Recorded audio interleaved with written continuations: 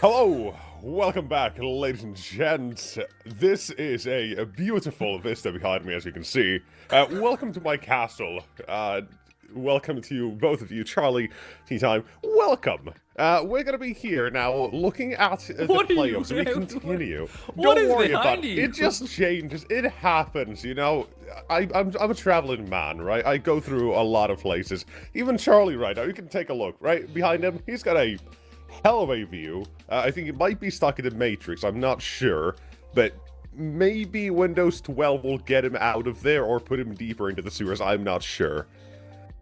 I mean, we'll figure have to it out. for that. I mean, hopefully, yeah. I think to be fair, with this series that we've got coming up, I think we're going to be in the Matrix for a little bit during this as well. Maybe we can try to break out of it and resume some normality. I think these teams that we'll kick off with, yeah, they're going to certainly drag us down a bit.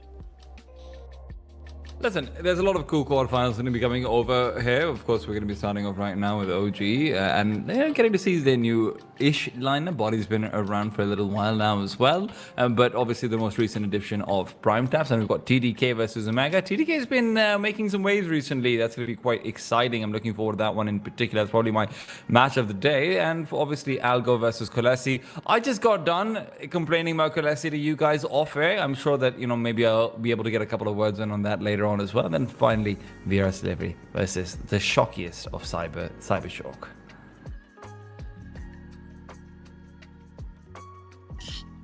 I mean, should we have a look at this initial best of three? This OG versus Just Players. Are they Just Players in this, or are they 2007? No, they are 2007. Okay, yeah, it's sort of been flipping a little bit, but yeah. I mean, boys, I haven't actually watched this OG side in a little while, so I'm not actually majorly sure as to where this lineup's been in recent times. I've liked what I've seen a little while ago, but it's been a little bit of time, to be fair, since KD and Body have been on the roster. Obviously, we've had Prime Taps being added in.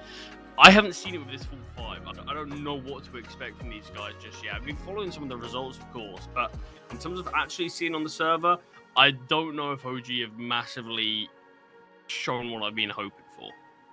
Well, I can actually answer to both of you where OG have been. I don't ask, Nexu. Oh, wow, okay, okay. Ooh, you're firing me up here, okay. But for the last 2 months almost, they took a break. They played and lost against ALGO on April 1st. Took a 7-week break, didn't play a single game. And now they're kind of back. But this was a point yesterday as well I made, in the sense that they've barely played Counter-Strike. They've got like 30 maps played for any of them in recent times, like 34 now. And they're also itching to get some VRS points. Right now, currently sitting at the 55th is certainly not ideal. This break better have been something insane, because there's another break coming up now as well with the major, you know, player break. Obviously, some tournaments are going to be trying to schedule into there as well. But OG got to start playing games. That is not a good position to be in right now. And it's interesting moves that they've brought to their lineup, because arguably speaking, obviously letting go of Flamus was a big deal. Body coming in provides a lot of veterans here, the secondary IGL, but what's Caden's point supposed to be if he's not being just, you know, sort of the primary dominating voice in this team? Prime Taps as well coming in, and Prime Taps is one of those players who I was initially very impressed by. I thought that, oh, this guy's going to be really good. I think he was on Bleed when he initially broke out, or wherever it was. And ever since then, it feels like he's just not been able to live up to the billing. The reason why I was excited about him was because I was like, oh, I see him coming out from Big Academy. He's doing pretty well, just in terms of making the right decisions. Actually, it was a BC game. Making the right decisions a lot of the times. But now I'm just like, he's not been able to shoot in recent times, unfortunately, because I've been watching and following him along a little bit as well. Adam B and Spook are fine. They're pretty decent. But overall, what you have now is 3 low-fragging players that will be very heavily reliant on the idea that, hey, A, Cadian can stand up and actually perform. B, Spook and Adam B, the Swedish duo, are going to be genuinely good at a top 40 level, because that's what OG is striving for at the time being. Those are some pretty big win conditions that you're trying to meet in a world full of firepower. Charlie, your best rebuttal to this. for OG, I mean, to be honest, I don't actually know if I can disagree with it at all. It does feel like that is, at least where this team's being at right now. I do think we can see more from some of the OG boys individually, and I don't know if it is just a dip in form, like you were pointing out, in terms of they haven't played a huge amount of Counter-Strike, and maybe that is plaguing some of these guys recently. I do think they have a lot of good pieces to work around, but I think when you look at players like KD and Body, I mean, you can have games where these two aren't necessarily playing as well as they have been. I mean, Body's rating's a little disappointed in recent times. I mean, you look at sort of what we've seen from him on 3D Max, what you've seen from him even a couple of years ago on other lineups as well, where we can see a lot more out of him. But obviously, a bit more of a seasoned player now. Obviously, going to be more of a space-taking guy, so maybe he isn't exactly going to put up some of the numbers that he did on some of those previous French lineups that he was a part of. And yeah, I'm not sold on the OG dream. I'm not quite there yet. I'm honestly a bit more sold on the 2007 dream right now. I mean, this is a strange spot for these boys. We're obviously having height and Smet perform with the other three, the core of previous sides. And it feels like, to be fair, coming in, when I've watched these guys play, I have been a little bit more awe-inspired by just the actual individual firepower that this team does have. I agree, but it's also, to me, been something where I've been cautiously looking at this team, where I know what they can do, and I have been impressed at the best of times. But I don't know if we actually achieve that sort of level as often as I would like. And then I'm immediately as well, in a way, proven wrong by just looking at the record these guys do have, which is really good. But I still hold a fair bit of a hesitation either way for this roster. And I don't know if that's a good thing or a bad thing right now, or if they're sort of about to break out and, you know, get to the sort of level where you will start to know these individuals even more than you already do. I'm not sure how I look at this team. They're in a bit of a odd limbo for me at the moment. Yeah, 2007 is in a place where right now the ranking doesn't reflect how good they are, but that's not to say that they're going to be coming out over here and just really busting heads consistently, right? Because ranking-wise, this team's, early 100s in VRS, which is very far away from what you want to have in terms of seeding, but you're going to consistently see them making like quarterfinals, semifinals at your Thunderpicks, your CCTs, things like that, because again, individual skill is good enough for that. And also, let's be frank about it, sometimes, the ranked 30 to 40 teams are too worried about playing online because of the idea of losing VRS points, right? So you should have a decent chance over here. But the reason why I think this matchup in particular is really exciting is because on one end, we have the OG that have sort of hyperbolic time chambered themselves down for 2 months, and what they're gambling on is, hey, we're going to make the next major as long as we start playing tournaments now. When the player break is starting, maybe we can find tournaments and lands where a few of the top teams are skipping and whatnot. Just players, they could ruin them just by firepower. They certainly could. Now, I'm sure we'll talk a bit more about as well the potential implication of those VRS points and all that, because there's a couple of things. But right now, this is what they're focusing on, and as you said, a game where just players or 2007 here absolutely could ruin OG. This is what's on the line here. A couple of VRS points, and these are the maps we're going to do it on, decide how we're going to play. And we're apparently exploring the map pool for OG a bit. Mirage is it's the second time they played it. Interesting. Well, they've not played in 2 months, to be fair. So, second time they've played it doesn't feel like it's the most relevant. Also, they've got pretty new lineup. Third time this year. That's it. It's an interesting one for sure to try to let through and slip in, because we don't know anything about OG, and despite the sort of notoriety that this team actually has in public perception and how much you actually recognize this team, they've been hiding from the world, just not playing, cooking up their secret little strategies and whatnot. And they're taking a bit of a risk here, in a way, just going into these unknowns, if that makes sense. To be fair, I think it does. I mean, it was like what both of you were saying in terms of, how relevant is it going to be, but equally, how much of a change of their map pool are we going to see during those 2 months? We don't quite know what they're going to have done in that break, how much work have they put on some of these other maps, even a map like Dust 2, where, it looks like, these guys have played it. Yeah, they played it 6 times. We're going to end up seeing that as a third and final. They have, again, only played it once in coming up sort of two and a bit months now. So, yeah, time's going on.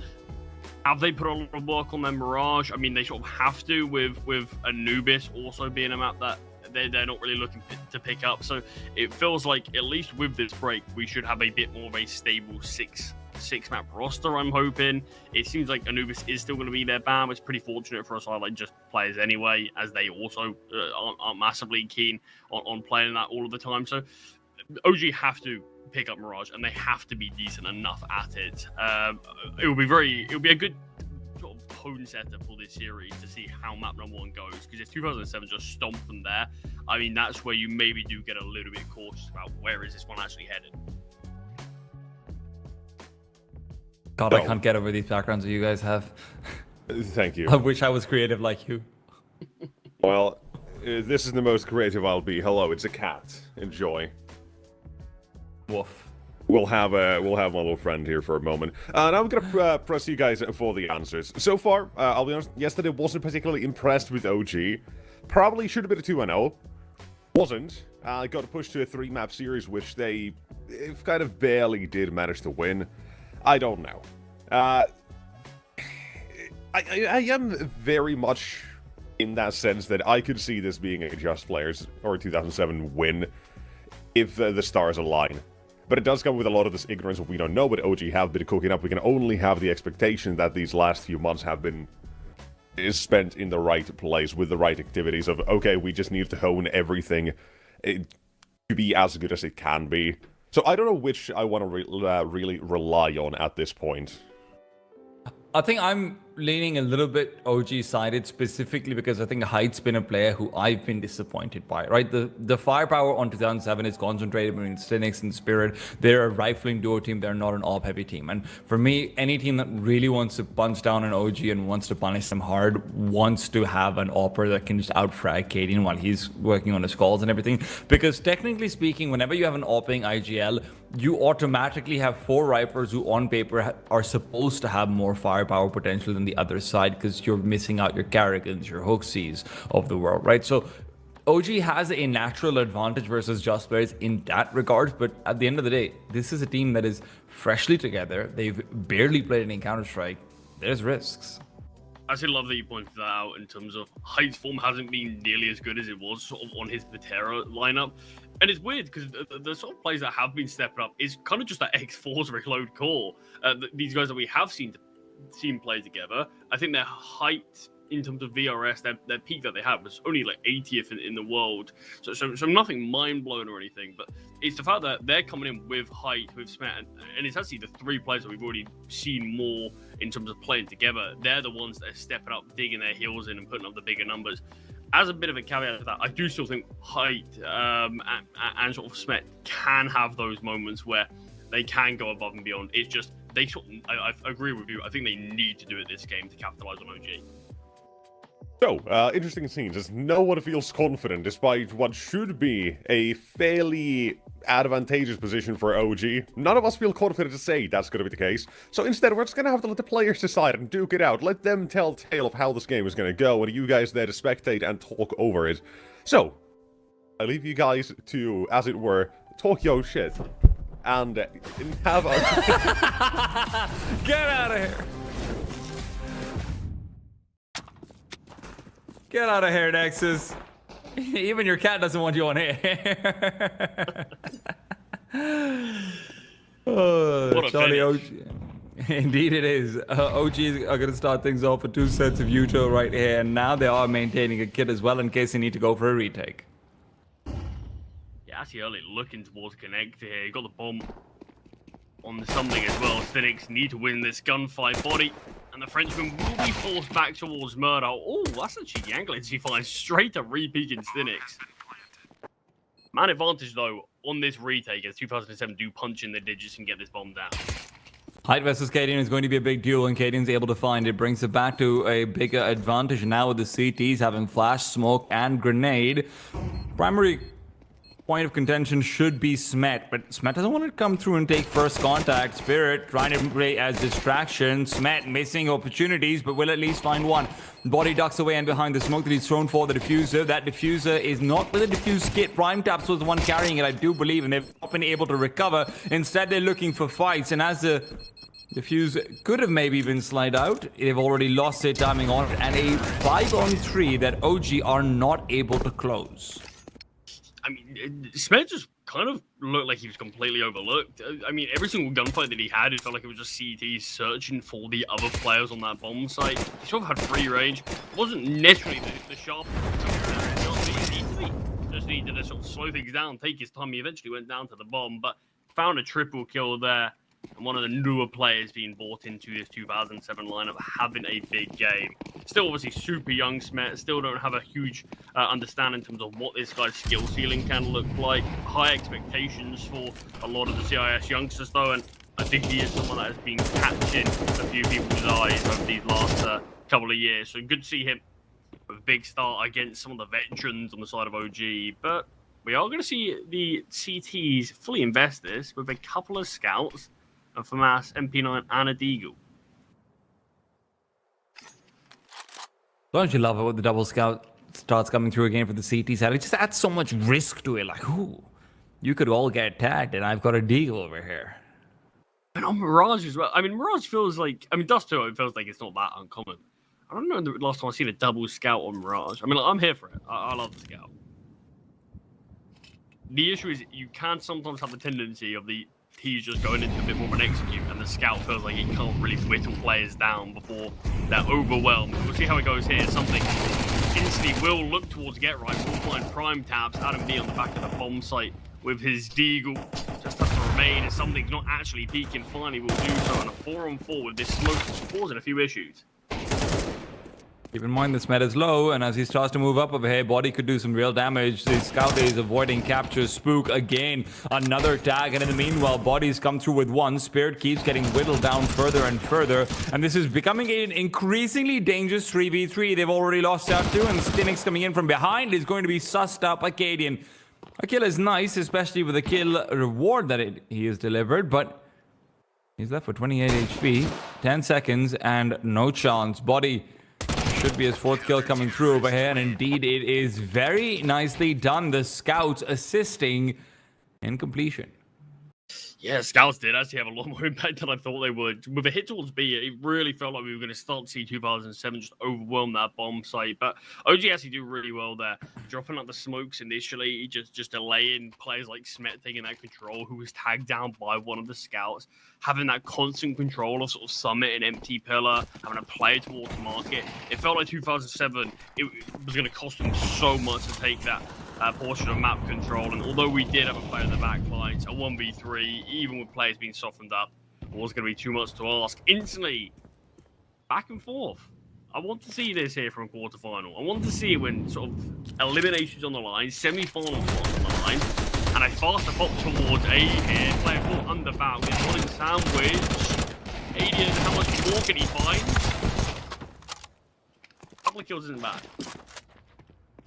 3 versus 3 over here, though. There's still definitely real risks that are going to be here for the CT side, but that smoke being misthrown and leaving a gap inside, it means Body's got full information on what's coming over. Spirit trying to peer from over the smoke will take a couple of body shots, be brought down to just 30 HP. Now, the B-bomb site is empty, and with the Tech 9 position as it is, Smet could find the better of prime taps if there's a mistaken push for information. A 1-for-1 is more than worthwhile for this T side, especially if they make it clean. But Smet, my god, he's going to be regretting that one for sure. Bomb found over in middle as well, and Spirit will just ask for his demise, and he will receive. Yeah, I looked very good initially, actually, in that 3 versus 3. Kelly does well to find a double, but it's the fact that the CTs go for that really aggressive towards mid. They actually pick a perfect time before you got height. I think it was a top mid who could have supported Smet there. They would have surely at least been able to get a trade, but yeah, good due diligence there from OG. Just make sure they're clearing out absolutely everything in that 3 versus 3, and they will be the side that can start to calm the nerves down. We should return to a little bit more normality, in theory. It feels like my Counter-Strike recently, I don't know what you've been getting to watch, it has been some of the messiest CS I've watched in a long time, which I'm here for. At least there's some entertaining Counter-Strike, but yeah, it feels like expect the unexpected is probably the tagline that I'll give to these last few weeks of Counter-Strike I've watched. Hey, that's a nice thing about the modern day of Counter-Strike. There's always something new to find, isn't there? Right, so I'm going through the Just Players team one by one, rather than 2017 one by one, and I'm trying to figure out why they would be called 2007. This is an anti-eco, guys, so I will talk over this. Because I'm looking at every player, and they're all more than 20 years old, so they can't be born in 2007 either.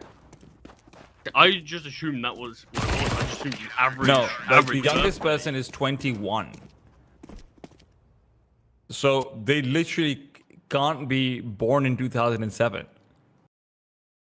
Yeah, that makes it even more interesting. Because I just assumed that was what it always was. It made me feel ridiculously old. You're 25, Charlie. Don't remind me. Just turned 25. I still look at myself. I'm still pretending I'm 24. Don't tell me that. I'm almost 30. Charlie, I'm 30. Oh, I pity you. I'll be there. I'll join you there soon enough. I'm getting Nexus back in here. Yes, sub me out.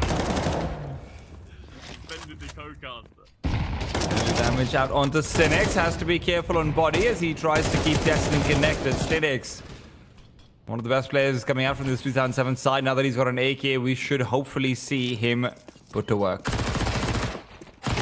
This is an interesting position to stay with the MP9. We'll at least find one that's tons of damage onto something, as well as confirms that the bomb was making its way over towards A. So the T's now have to reevaluate where is the best place to go. They've spotted us over towards A. Have they rotated the extra man over?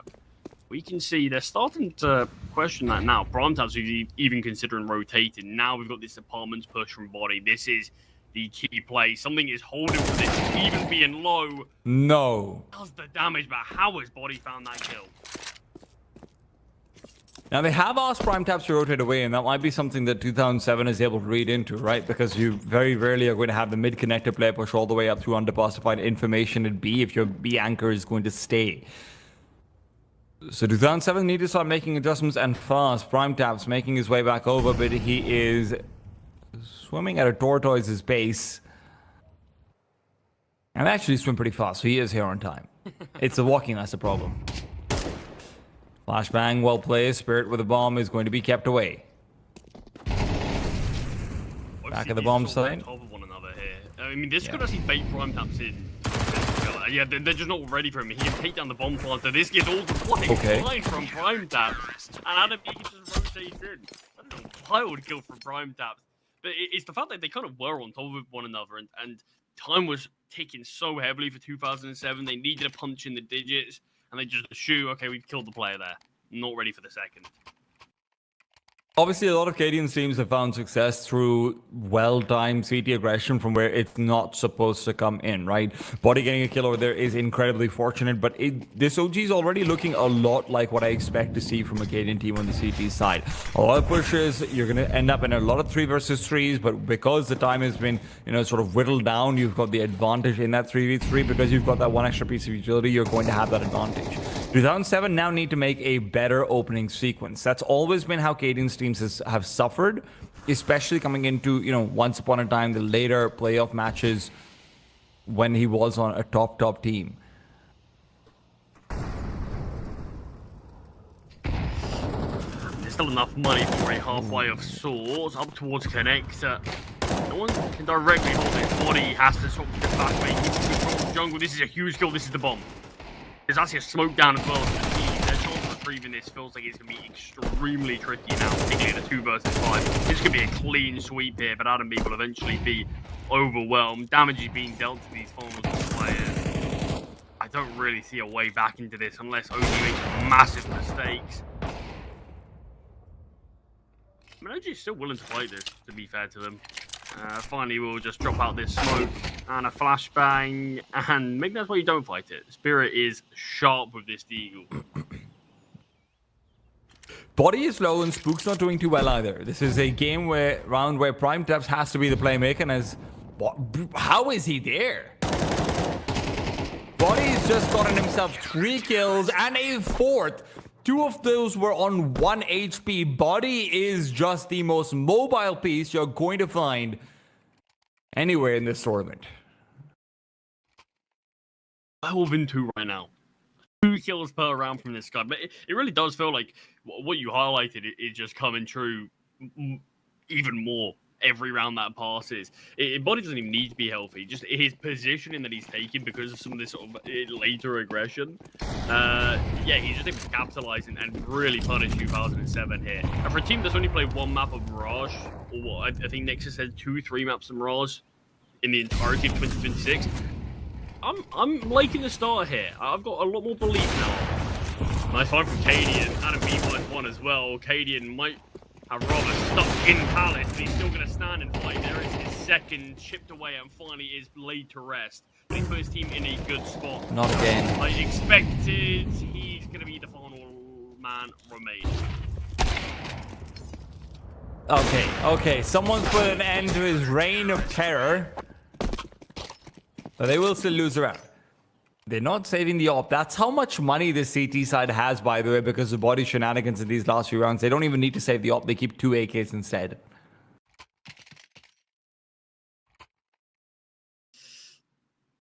I mean, don't forget, this game did kick off from 2007 going on to win the pistol. Since that point, it's been 6 in a row from OG, and most of these rounds haven't even got all too close. This is a great start from OG. Maybe Sense will miss his mark, spams through the smoke, really deal anything either. This is really pacey, but like you said, it feels like they just got to read this. Having the extra amount already, and sure, there's a lot of speed for 2007, but the round is over just as quickly. I mean, bombs on height. He's got a 1v4 to play out, an MTA bomb site that Adam B can quickly rotate into, but there could be a quick plant for height if he just makes his way out. I still don't see a world which he wins this, particularly with the Galil. No utility. Finally will punch in these digits. Haven't quite been heard from Adam B, but eventually they are going to recognize this. But what a B-side hold from that short aggression. Dismantled them. The problem is right now is that OG have Body and Cadian, who both have IGLing experience. And on a pretty high level, right? Even if Body, sure, maybe not quite as high as Cadian, but Body's been up there with 3D Max once upon a time, and he was the IGL as well. Consistent top 20 team during his tenure. And Charlie, what do you do when there's 2 IGLs in front of you? They're just going to get this stack. They're just going to get everything right every single time. There's just more brain power. It does feel like that brain power is being put on full display right now. They're just entering the cranial dimension. They're in the Matrix. There you go. There you go. I hate your circus. Well, round number 9 in 2007 do need something to start to get on the board now. This is their map selection. AD kicks things off with an opener. I mean, this is great to see. It feels like we're being flashed back into like 5-6 years. Body and Cadian just playing out of their mind. Cadian wants his second of the round through the smoke. Smet head towards underpass. We'll find one. Adam B with an important trade. Still do have Spook in under. Player in Palace. Adam B retrieving his fallen teammates. All will miss his mark, but something. He's got this deep space. Adam B, the information will be relayed. He'll still go down, but Body's able to get a double. And OG, man, we've already been on this map for about 15 minutes, and OG is sort of roaring towards that finish line. I think we've seen 5 different openers from OG so far in Mirage. That's really, really cool in 9 rounds, especially because 2007 has been getting bomb plants more often than not. So you're actually seeing them pulling out buys in most of these early rounds. So we've now seen Body obviously start off in Connector, get a couple of kills over there, have some good openers with Cadian as well, have Body then, being able to push up through underpass. Now this is where it can backfire, but you've already found yourself an 8-1 lead. Is it too little too late? Stinix and company start to move forward. It is something who's taken down. Stinix is still kept away, behind that smoke, and as that Cadian is invisible, that HE is going to be what provides visibility.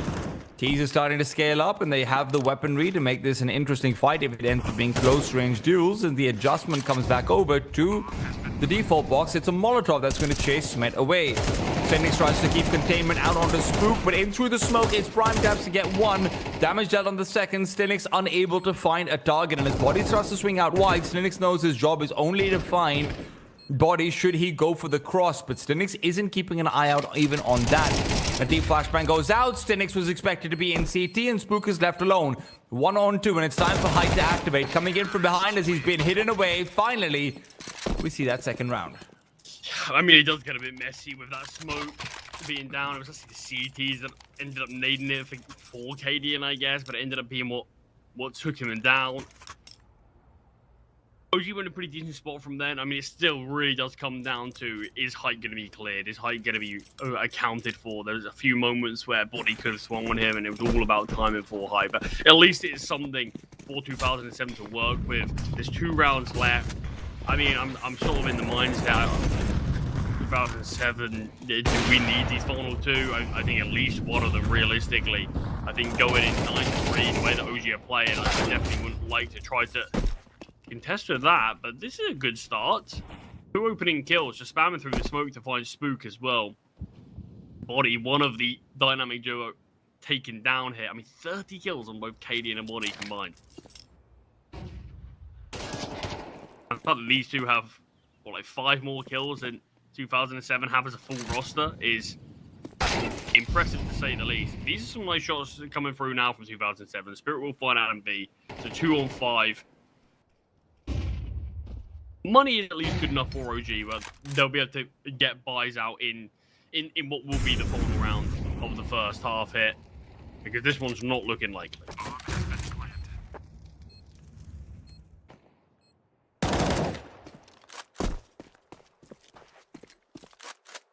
Cadian, you have a kit. Prime Tabs, he's playing this. Listen, there's a world here. Never mind. There isn't a world here. I think he did look for it. What there is here, though, Charlie, is the fact that you can go out and check out our journalistic partners over at hotspawn.com, who are going to be bringing you all the news from the Thunderpick World Championship, European Series, and beyond. That is hotspawn.com. That is hot, H-O-T, and you already knew how to spell that. You're on the internet. Spawn, S-P-A-W-N, as in Spawn camping, hotspawn.com. Final round here, though, 2007. It's good to see that they've got a bit of life still left in them from what was an OG-dominated game early doors. It's just going to be a basic AXQ for this final round. There are 2 players nearby. We've seen Cadian advance towards Palace beforehand, and once again, he will find the kill into the Palace player. Underbound this time, Cadian peeked on out. He is looking to play in his prime right now. This is so good to see. Peeking down into ramp, he will get a tag one towards high. Look at Cadian, he's not even stopping. That's a tag. Let me press the issue. He fully jumped down. And he's left met in a 1 versus 5. We'll find Adam B. Cadian, can he find his 4th of the round? We'll respect the Molotov for now, but flashbang in, it's good enough. And Cadian with a 19-kill first half to help propel OG to a 9-3 scoreline on their opponent's map pick. A map, just to point out again, we've only seen OG play it once in recent times, and that was against Inner Circle. They ended up losing it 13-6. So at the very least, they will lose it 13-9. But right now, this feels like it is a map that is theirs to lose.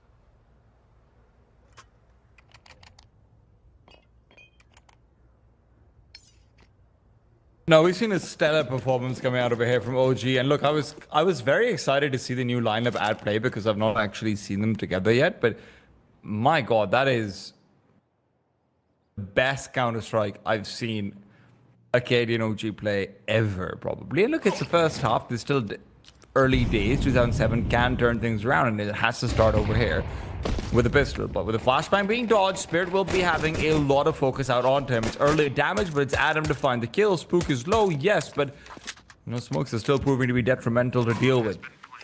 Another deep smoke as well out towards CT spawn, and it'll have to be a funnel in through jungle. Now, they do have a kit on something, as well as a smoke. But moving past this into Spook is not easy. Oh, good dodge out on the dualies as well. Spook hears them swinging out wide. He's anticipating that early pre-fire. Comes in from behind. Can't decide between targets. And it's Adam B who's left to clean up. And he's happy to do so. 3 kills for him in this pistol. He's been without a doubt the most valuable player, at least in this round. Yeah, even had a flashbang for prime taps just in case to help out Adam B slightly, but that's double digits. This should be a bit of a coast now towards the closer. Force buy expected. 2007 are going to go for it. They're a team that will like force buy more often than not. And when you're 10-3 down in your map selection and you need something to go your way, not much of a surprise that this is what's coming through. A couple of Galil still for OG, but they've got the rifles. They've got more firepower. It's the severe lack of utility that's a little concerning for the 2007 roster. Height, though, doesn't have Scout will connect the headshot. That's he just lures Luke's attention and allows Stinnix to get a freebie on a back-turn T. Now, this bomb's dropped in a pretty uncomfortable position towards short. This is how things started for OG as well. Lose out the pistol, win the force bomb. And 2007 would really like to find their own 9-3. Half at least in the second. Prime Taps and Body is still finding a reclaim. They know that as long as they can find a kill or two, that would be big. With Stinnix still hidden away inside ladder room, is able to strike through. And be put down away, and it is some damage dealt, but damage is immaterial when it's a force buy on the other side. Prime Taps making this competitive 1-on-2. Yeah, Prime Taps actually finds that kill into the rifle and Smet really easily. So he's still 100 HP. Could just see essentially these CTs look for it. I mean, a double peek, I don't even know if it's worth it because all we need is a quick headshot from Prime Taps and one of them to be found. 30 seconds remaining. Prime Taps is still cautious about all of these other angles. Surely he's got to piece together that they could both be towards short soon enough. Height on the angle, something close by will be tagged, but still finds Height. Do you dare re-peek into this? He will. Wow. Height Scout finds a grip. What a round for him. Yeah, very nicely done. We've already seen scouts coming into effect in the first half as well. The fact that Hyde is then doing it all with just straight headshots and kills directly without any assistance, that's great. Prime Taps as well attempted in that situation, finding as much damage as he did, bringing him back to 1-on-1. But at the end of the day, like I said, damage doesn't matter. CTs are coming back out with 5 rifles and a whole lot of utility. Now, they do not have a kit, mind you. And this is going to be an execute on the A side. That could be troublesome. Let's hope it doesn't come out to cost them, because Smet could fly one without any issues. Deep nade. Oh, it's a good nade. Spook chipped below half HP, a little bit more on Adam B as well. You see this progression out towards A. Spirit's done even more damage to these T. Spook in a smoke. We'll find nothing, but will be removed. And at least has drawn this attention away, so bomb can go down for Cadian. But away to win this round now feels pretty damn unlikely for OG. Somehow these pistols can connect everything, which won't happen. Prime Taps, if he really wants, you can just honestly save this. Keep the Deagle and armor alive. 1 kill, a bomb plant, force buy from OG. It's not going to work out, so they're going to have to wait a couple of rounds longer before they can get these guns back in play. But 2007, they're at least starting to bridge this gap towards their opponents. It's still 5 rounds in it, with what should just be an eco. With a hero AK, I guess. Maybe not much of an eco, and actually we'll drop the Deagle over towards Cadian. Well, the buy could still be competitive. You've got upgraded pistols and that hero AK of Prime Taps. I mean, I suppose the main goal is going to be chip away that economy of 2007, so that when you win your first weapon round, hopefully you can turn it into more than just one.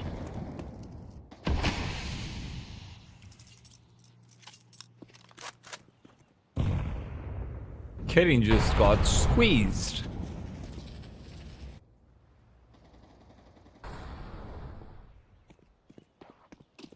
Spirit here towards A. I mean, we've got players obviously that are rotating from mid very quickly. OG are certainly looking for a pop here. I wouldn't even mind it through this smoke, but the bomb being alone towards ramp on body. OG might just play the clock here. Slow things down. No need to rush anything. Still got over a minute. Obviously, what matters in this round is trying to set up prime tabs for a 1-for-1. Like you said, objective is damage more than an actual round win.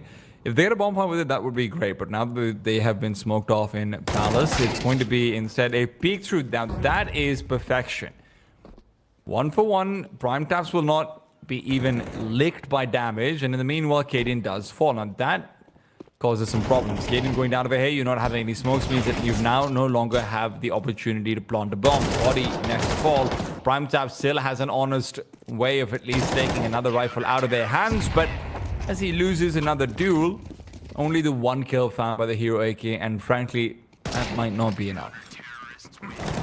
Yeah, for how heavy the investment was from an AK, I agree. I don't know if it's like quite what you would have liked. He technically can bring out an AWP. I don't know if he will gloss cannon it. I mean, being someone like Cadian, you want a full belt of utility.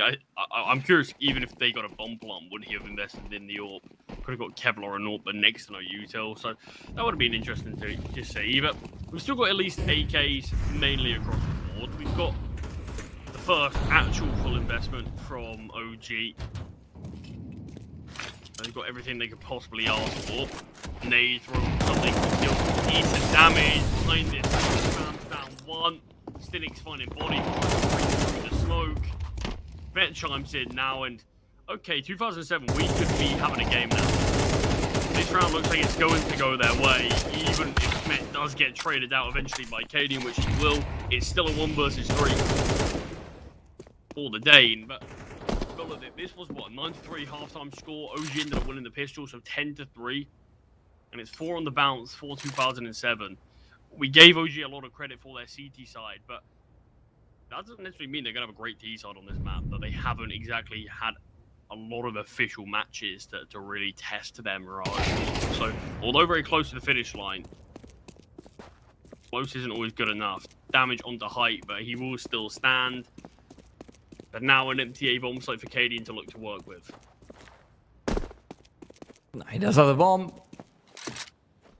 As long as he doesn't lollygag too much, we'll be able to get a bomb plant. Tries to look forward for the fight. Height will realize he's nearby, and Height has been lightning quick on the CT side.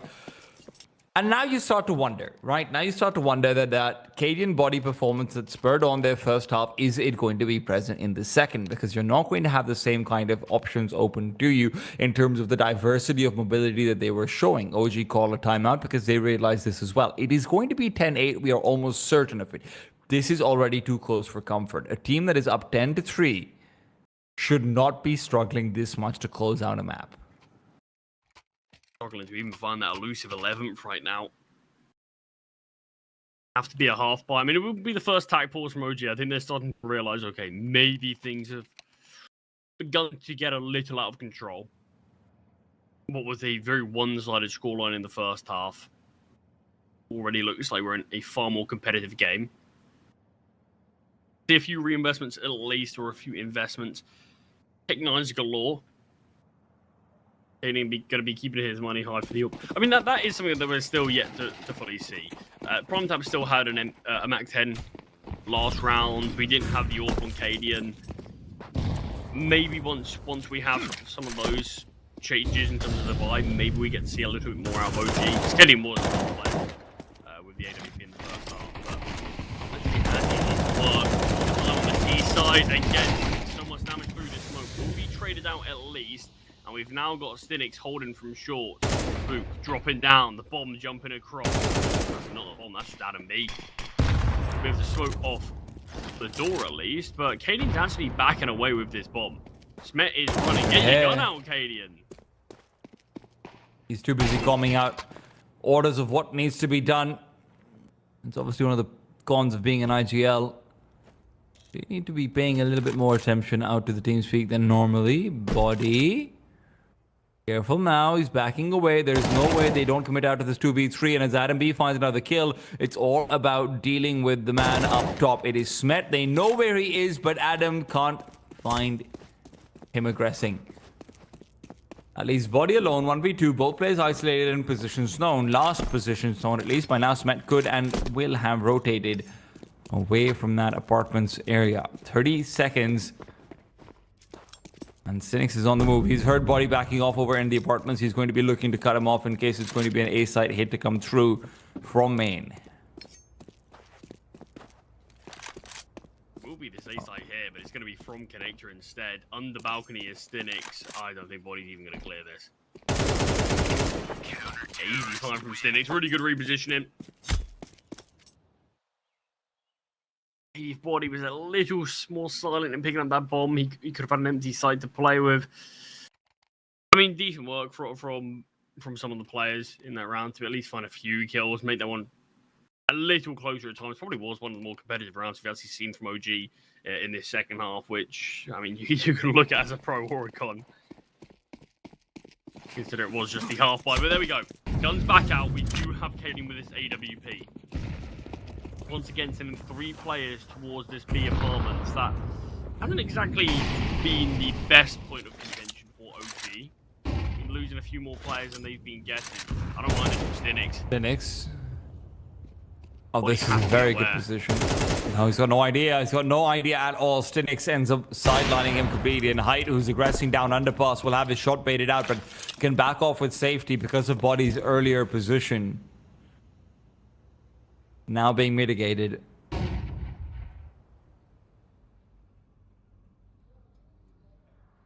God, you really wish that Prime Taps would be able to do a little bit more over here in these situations, but it's so tough. And with Kaden missing out kill onto the jump spotting player, that smoke is not going to be very useful with actually coming out. Stinix is still playing at the back of bench. If you want to drop down into the bomb site, there's still so many people ready to defend. Smet as well, position is impeccable. Spook should not be able to pre-fire him. No, actually, Spook wins the duel. Honestly, the HE is going to chase him past into the afterlife. And with Hyde finding 2, it's something to put them to bed with another double of his own. It is now 10-9 and realistically should be a 10-all scoreline. OG look lost. Yeah, I mean, it's really rough to see games like this because we've given OG a lot of credit, and they deserved a lot of credit in the first half for how they played. And it's just all unraveled here as soon as they got onto this T side. They've fallen apart. They've won the pistol. I mean, the fact that they failed to best that force buy of 2007 could actually be what comes back to haunt them here, because that could have been what them potentially going on to find, I mean, at least 11, likely 12. And then maybe all it takes is one mistake from 2007, one moment of brilliance from Body or Cadian again. Cadian had 19 kill first half. He's just had 2 kills since that point. It's a similar story for Body.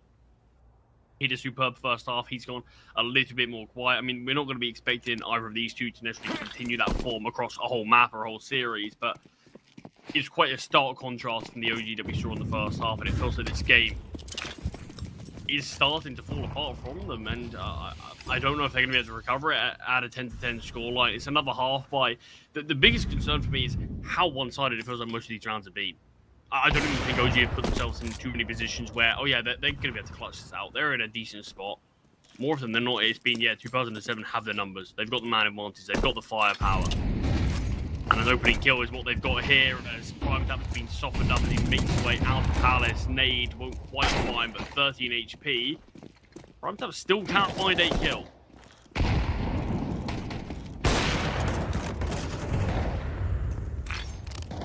They're just going to be punched in from Body in this 4 versus 4. Molotov to be extinguished instantly. It's going to be a fight in towards CT, and this is exactly what the CT wants.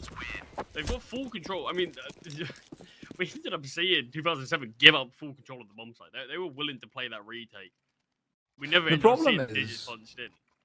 The problem is that OG, to be honest, they just rely too heavily on their read there. Their read is, okay, there is going to be rifers who are close to CT spawn. We're going to swing them out with Tech 9s.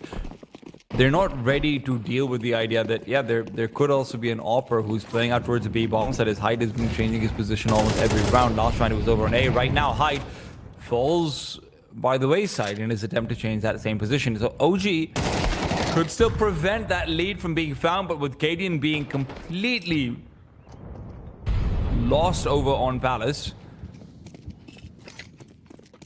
It's still a 4 versus 4 with Spirit being low. That's not terrible at all, but look at how fast these rotations out to be are coming through. And OG, meanwhile, are moving at a snail's pace. Something backs off, re-peeking out was a mistake, but it does set up Stinix for success. Stinix with 2, and Body's not aware that there's even more players still coming over. Spirit is low, so he can't be the primary player taking contact. And Body is setting up for Spook to come in from behind and stop rotations back to A. Body will be allowed to plant the bomb over here as long as he's not taken down by Smet, who does some damage, credit out to him, but the real kill is to be between Smook and Smet. Spook finds him, elevating himself over up on top of the boosting leaderboard.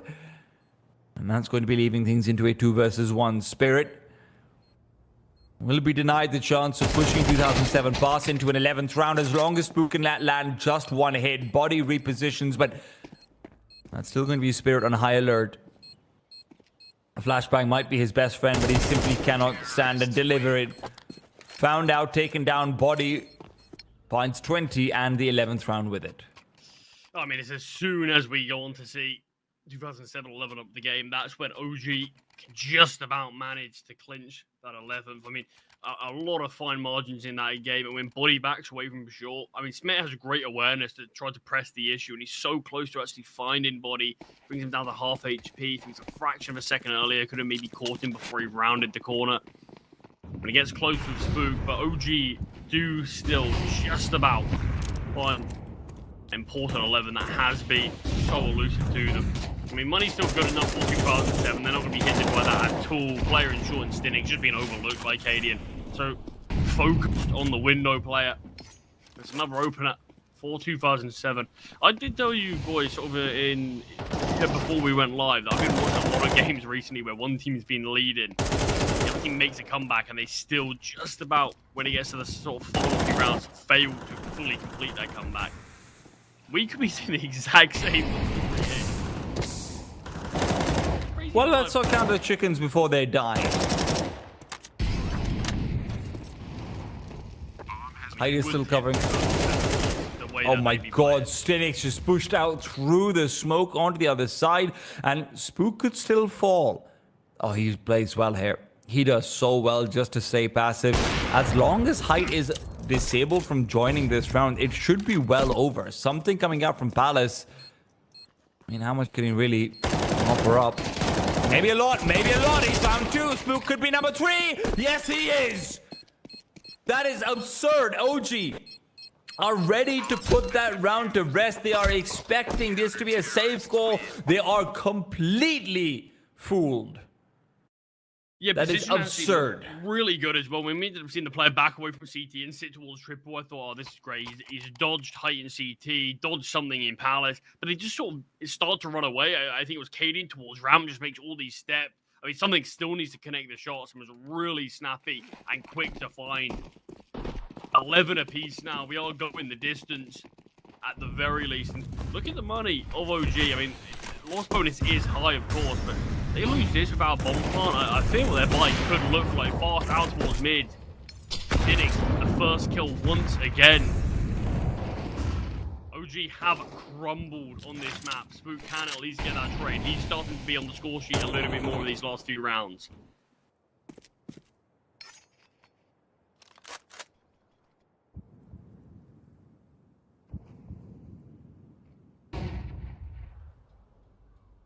Slightly surprised we're seeing OG go for a lot of these faster mid plays, considering it always feels like they're the side that come out a bit worse for wear. But they are very much sticking to their game plan. Something aggressive through. Prime taps is posted up. Something peeked straight into him. Patience rewarded for the German.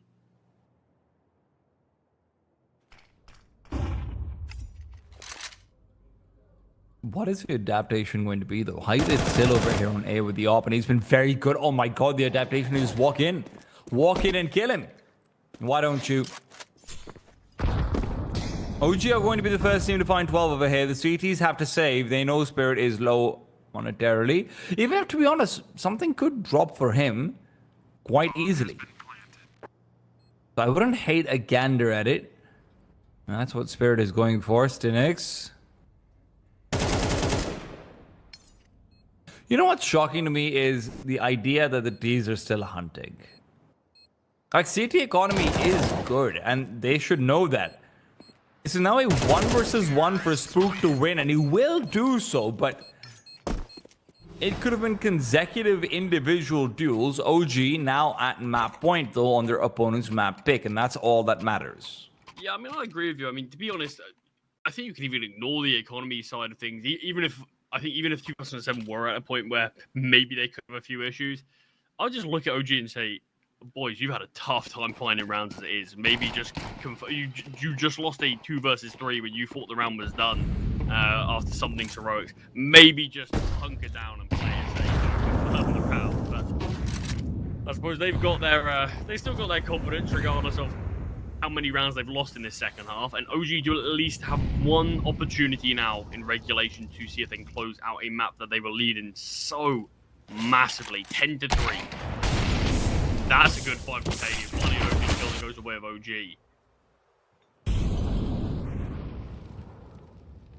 Double push-up too short is being programmed out for the CT side. Smet will not be able to assist them because of that smoke and the Molotov. No, Smet has an HE. This could be a triple swing through if done right. Smet finds one, and now Stinix is lining up for the swing himself. Something gets another, and it is a full mid-crunch. OG get absolutely rocked and rolled. They know where Anthony is as well. Will finally be found by Smet. We are going the distance. We are going to overtime in this one now. 24 rounds, not quite enough. I mean, a lot of credit has to go towards 2007 to make this comeback against the more experienced side in OG, when we still have a few question marks around this this CIS team as to what this full 5 is going to be like, adding Smet, adding something to the mix, whether this is going to be permanent. Has some very decent results, though. I mean, obviously, the fact that they're here in the quarterfinals already is a positive. And pushing OG to their limits on their own map selection. But momentum, you definitely do think has to favor 2007. We'll see if it does translate here into OT. And this is where you probably are going to have to rely on and look at how deep is our Mirage playbook here. Particularly for OG, when we already mentioned this kind of was their 6th map, but they've been forced to play it. Well, clearly they've not had a very deep Mirage playbook on the T side so far. That much I think we can very easily say. Meanwhile, you can see the odds up top from people who make it all possible. Thunderpick, the ultimate esports betting arena. Or as we call them, the boys. The boys. Well, the boys are favouring OG, and I don't think that's a surprise. I think even if this map doesn't go the way of OG, I think that probably will still be the expectations for a lot of people. We'll move on to OG's map pick of Overpass, and this is a side with so much more experience. That doesn't always come true. Something will remove Spook from this round. Molotov damage. Katie gets a kill from Spirit. Adam B waiting for Smet, ready for that angle. That's why the opening kill from 2007 very quickly is flipped, and the A-bomb site's being taken. Primetap's punching in the digits. Cadian is watching. And Primetaps can sneak away in towards safety. So man advantage post-plant as Cadian piles on the pressure. He's starting to come alive here a little bit more now. Yeah, this round really came down to 2 different 1v1s, and where Stinix tries to avoid one of them versus Adam B, and Cadian wins the other. This should just be 2007 keeling over and dying. Stinix is going to move back and save the AWP. The only objective that he could find on the map right now. Very nicely done from Adam B. I have to say, just the extra patience added in to be able to find the player going out for the refrags as well. 2007 has been giving us a little bit of what OG did as well on the CT side, where they've been very reactive. They've been very quick to try and fight again and again and again. And those fights, they've been winning them more often than not. But now where OG have had Adam and Spook adjust down to say, okay, we're just going to turret in a lot of situations, that's paying off. I mean, I think OG will be more than pleased if they can manage to at least find 2 on this CT side.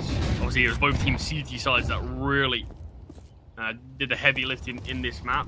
Spook has an early look over towards A. He has eaten an HE grenade, so he's been softened up already. It doesn't mean he's going to be shying away. Adam B progressing up towards mid. We need to see a smoking connector, otherwise Hype will surely find him. Wow, timing is unfortunate there, to say the least. Post on the angle for so long. As soon as the peak, I mean, it's just what happens, isn't it? It's just how it goes, unfortunately.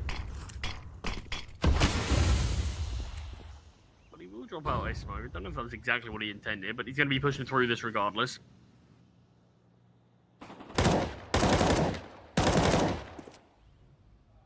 Forced off of mid though, 2007. They've been pretty good at finding some picks back there, some early kills there. This time they're going to have to set their sights elsewhere. So aggression down towards ramp, at least a look in and now a jiggle from Spirit. As OG have just gone silent across this map. They're starting to go back over to B, and the problem with this silence is that unless Buddy finds a kill on a rotating player, they're going to be punished for it. But there's 35 seconds left. We're officially in CD territory where they don't feel comfortable making calls like this. The only way Buddy gets a kill is if Spirit shows himself now, but something's already having the bomb side executed one. They know what's coming over. There are no flashes available for the P side. It is going to be dry peaks, and meanwhile, something finds another. Cynics continues to try and keep them away. Something's double, and OG will fall apart. They are relying so heavily on a reaction that never came. They're going to lose the round outright. An easy pickup from there on out. There's one apiece here on OT. I mean, I think one is technically enough for you on this T side. I mean, the way that if regulation's anything to go by, really. I mean, overtime can be a different beast entirely, so you definitely can't put all your stock into that. To me, at least, a game like this, I wouldn't be surprised if whoever goes on to win 2 T-side rounds can claim map victory once they move on to that CT side, but very much easier said than done. Early look towards apartments. 3 players, a bit more speed here, just clearing out this initial portion. I will find Body, and this feels like it has to be the commitment for me now. Spook's being softened up, can find Smet still, but still can't actually see these teams even make their way out of the apartments. I mean, OG have been leaning towards B a fair bit this game, and it's just not being given anything to them. They've just been picked apart by the 2-man defense. A lot of pace early, never even get out of the apartments. 2007 will lead heading on to the second half of overtime. Most of the times when teams try and go for B-side hits a lot, it's going to be either just, hey, we believe in our early fraggers to open things up much more effectively, or we're doing a very good job of showing positions out towards A where they will start to rotate over, or at least play their second player in market or deep short, one or the other. That's where you can catch off that solo B player. Primetimes hasn't been bad, and numbers-wise, he's been one of the better performers on that D side, but he's done nothing to help try and keep the A side anchors nervous or worried or asking for help. And maybe that's because he's been told not to. I won't put the blame on him, but I will diagnose that as a symptom of why OG will never get the B-bomb site the way they're trying to do so.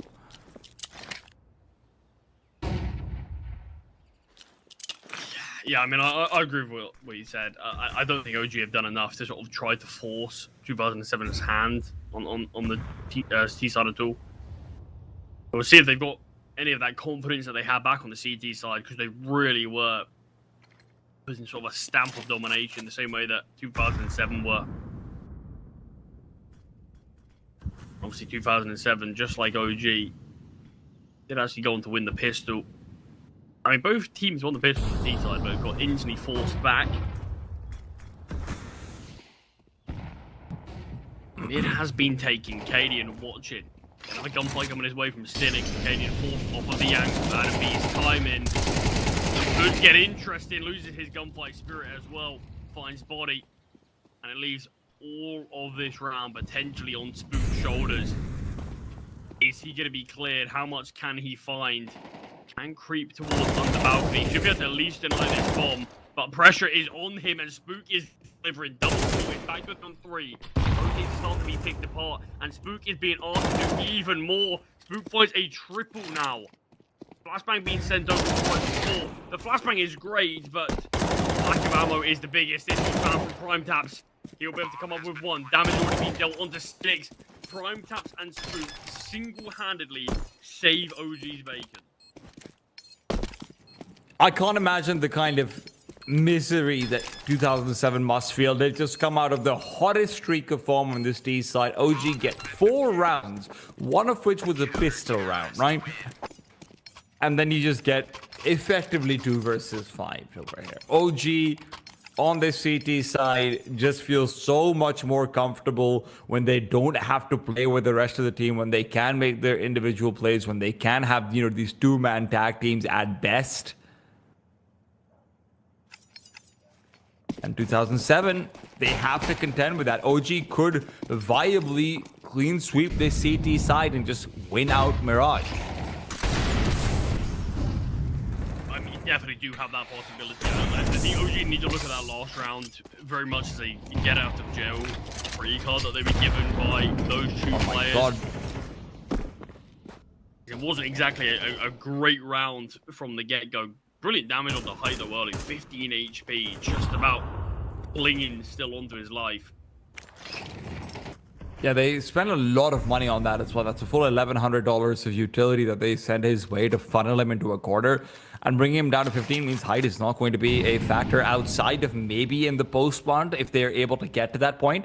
But look at where, once again, these A-side players are. Adam and Body, very well positioned, but Adam has not been having the greatest game in the world. Something swinging out wide over here, could just be getting the kill. Adam, he misses his aim, and that's why height is dead. He doesn't feel too happy about it. Body reveals 3 kills over in main, and it is 2007 who have fallen apart. Spirit forced to back away. No reason for the CTs to aggress over here, but Body takes a peek regardless. He's back on the CT side where he had all of his different performances. And OG will be back on map point. Biggest difference here is that they've got the map point on this CT side. And it was the side where KDN had 19 kills. It was the side where Body was sitting on about 15 kills as well. I have to say, Prime Taps, the fact he's been able to put himself up there in terms of sort of firepower with Body and KDN, who are just playing out of their minds, is super impressive. But Spook really could be the MVP just for that 1 round alone. Stinix just saving this AK. I mean, the round's done. Nothing he can really do. I mean, there's no massive need to save the AK. He might just be looking at it, trying to deny AKs being saved from OG.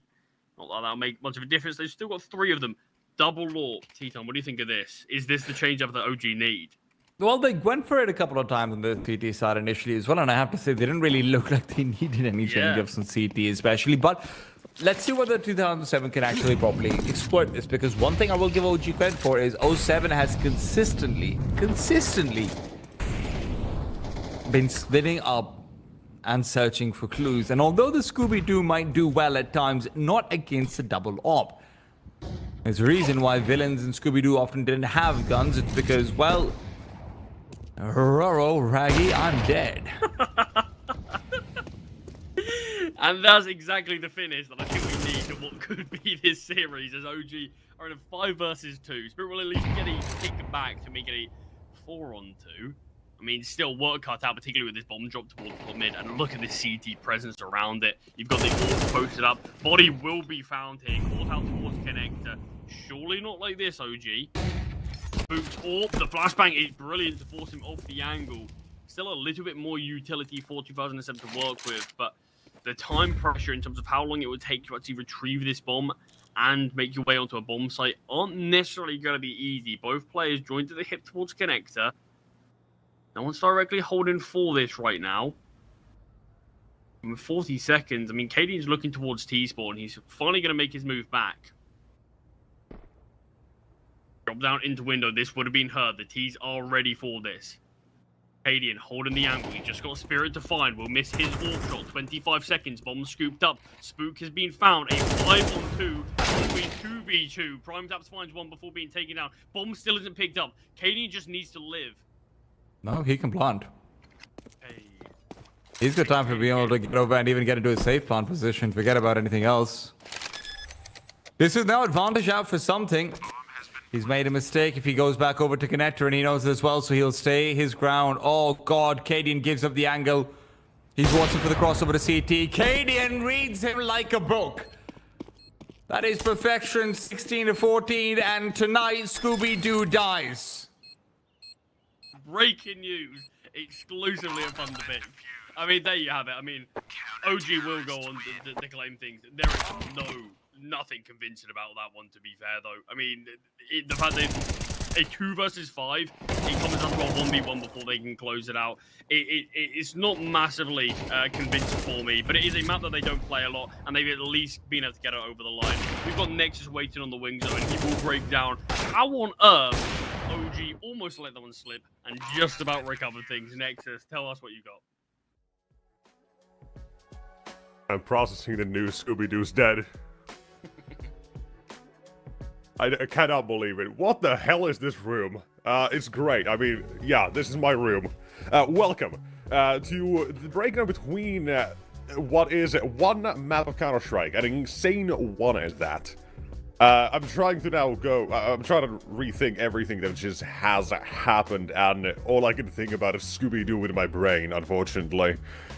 I have been ruined by this game. We've got a fairly interesting one, overall, I do think. Because you have this incredible start for OG that is carried by an insane half of individuals of Cadian and Body. First half, incredible. And it was mentioned as well at the moment, no matter where 2007 actually tried to go, they were being read by the IGLs on this OG side, and they were meeting a stone wall with zero chance to get anything done. Incredible first half of Counter-Strike coming in for OG. But then you do actually run into the problem that was also replicated by 2007. So it really didn't matter. But overall, what did end up mattering here is the fact that we got to see an insane start, right? It was as well talked about as well in the moment, where you had so many rounds where Body was just wrecking them at the start. OG had built up a really solid sort of game plan, where 2007 were actually unable to get anything on the board until that very tail end. And it was due to changes that OG were going about, where they started then giving away a bit more of that control, because initially it was OG and this whole very scrappy, in-your-face attitude of they will fight for a bit of map control, they will set the line here, they will set it there, and that was more the rifles jobs. Then you have Cadian out of the AWP as well, hitting his own shots wherever he needed to be. So you had a very dynamic, moving side for OG, which was really nice to see. But you're not going to believe me when I tell you, 2007 were on that same BS, and even then some more. Because it starts off on that second half with a Height and a Scout, delivering 3 kills to take OG down a notch, and without that round, there's no comeback, there's nothing to be talked about. And while it maybe ends this map a little bit lower in terms of kills than everybody else on his team, this was a Heights map. He's still finding so much goddamn impact in this one that was absolutely necessary for his team, which then enables them to get this confidence to focus on their game, and for 2007 to deliver that exact same sort of treatment to OG we saw, where it was an insane mid-hold for so many rounds out of 2007. They were pretty much giving it for free at that point, where you had Something in Stinix never given up control. They played some of the best sort of mid control I've seen in a good while. And it does, by the way, they played a very basic sort of mid-control. It's not like they were doing anything innovative. They were going for the very normal default 3 mid sort of set. That was 1 flash in, Stinix go kill, something go kill. And they were getting entry round after round after round, just simply stopping OG into their tracks. To the point that whenever it was put OG 4v5 and without that sort of mid-control, they had no answer. It led to a streak of 7 rounds in a row. Which, ridiculous. Then we start to get to the funky part of the game, where you have these rounds where, okay, OG, they managed to get 1 on the board, they score 1, fantastic. Then you think, okay, maybe this is it, and it looks like, yeah, that should be 12. Nope, you have one small moment, OG getting comfortable, finally celebrating. They let a sigh of relief out of them, thinking, okay, that's 12. Nope, something out of Palace, 3 kills, round is done, 11 all, we tied up. These actual small moments that build up this entire game, this pressure that OG have, the expectation as well that they should be the ones winning this game. And it starts off that way, right? 10-3 lead. You're thinking, you know what, this one's in the bag. Don't stress it. Suddenly you blink, it's 10-10. You've been caught up to, you get 1. And you're thinking, okay, we're back. We're so back, boys. We're good. Let's go, go, go. And then you think, okay, that's 12. We're walking out of the bomb site, and you're left wondering what the hell just happened. The rug pull from 2007 and able to get it into overtime as well. Absolutely goddamn ridiculous. It is genuinely one of the most impressive games I've seen going back and forth on individuals to make the difference. And at the same time, a bit disappointing. As said, OG, they should have expectations upon them. This is a team with a lot of history, and even the players as well having a fair bit of experience. We talk about Cadian, and I think T-Time as well talked about the fact that he is sort of known for having this well-placed aggression on his CT side specifically throughout history. So to have the surprise that he was unable to call around what was 2007 and what is definitely a experience lacking on their side, and just getting out-called on that second half is truly shocking to me. But in the end, I suppose, however it goes, you're still testing the waters on Mirage. You're just treading through it one game at a time and seeing how well does actually go.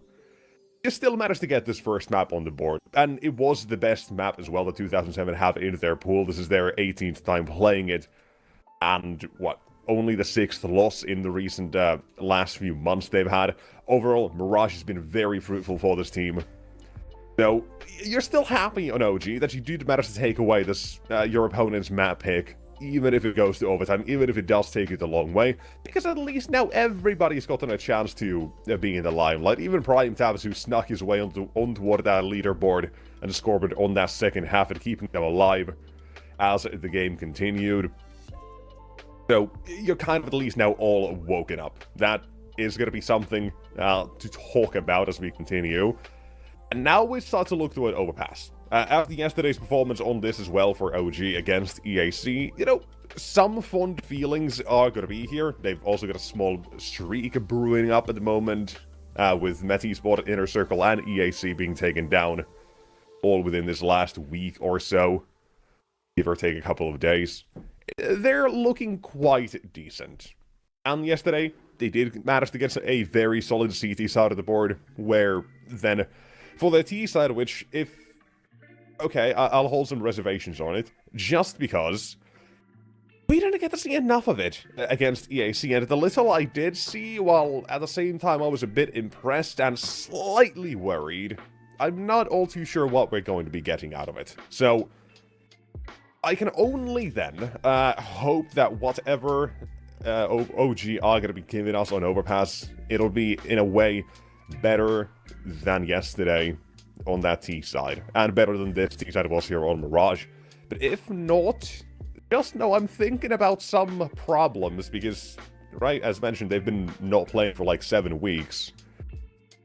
What have they been doing then, right? If not working on these CT and T sides, I don't know. We'll find out, I think, eventually. But for right now, we got a small break. Just keep these things in mind as we continue. Maybe some T-side problems might be building a pattern, or might just be an easy sweep for OG on map number 2. We are gonna find out in a couple of moments. So, don't go too far. We'll see you in Overpass.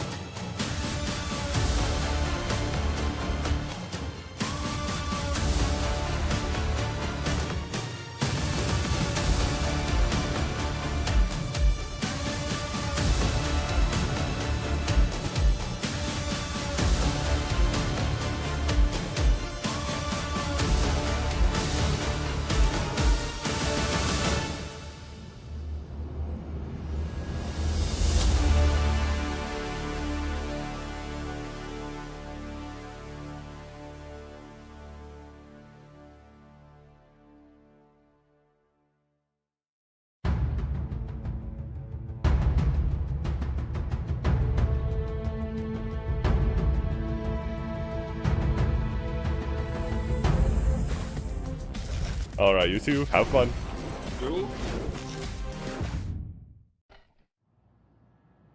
Welcome back. It's time for Overpass and time to see if OG can look a little bit more clean on their own map pick. 2007 feeling robbed, but maybe they can pull off a little bit of counter thievery. I'm Tita, I'm joined by CMD64, or as his friends call him, Charlie. Which is why I say CMD64. That's why everyone says CMD64. Yeah, still lacking that other part. But in towards the say bomb site, yeah, I agree with you. I mean, 2007 probably are going to feel a bit hard done by. They couldn't quite get Mirage over the line after a really valiant attempt at a comeback. But early bomb plant here from OG, body punching the digits. Something not going to be the first to find the kill. Instead, it's going to be Stinning finding prime taps on this lurk. It's almost as if the teams have swapped positions. CTs have a lot of T territory and vice versa. Two players pushing down low. This is going to be massive for the CT side. KD needs to find something. Goes down too cheaply.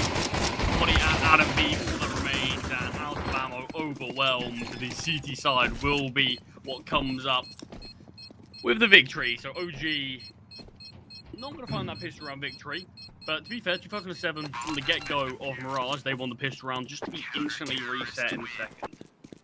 Look, I'm just kind of worried, right? Because OG, they had a very good CT side on Mirage. And they had a very bad T side. And Overpass is the kind of map where it's pretty hard to have a good T side. So, you know, there is the entire point of OG, Mirage being this sixth map where they haven't played it, this, that, the other, which is all fair and well, but also, I just really hope they have a T side on Mirage, or rather on Overpass, because 2007 looked like they were really heating up. Hyde had hit some great op shots, like Nexus was saying over when they were on that CT side, and now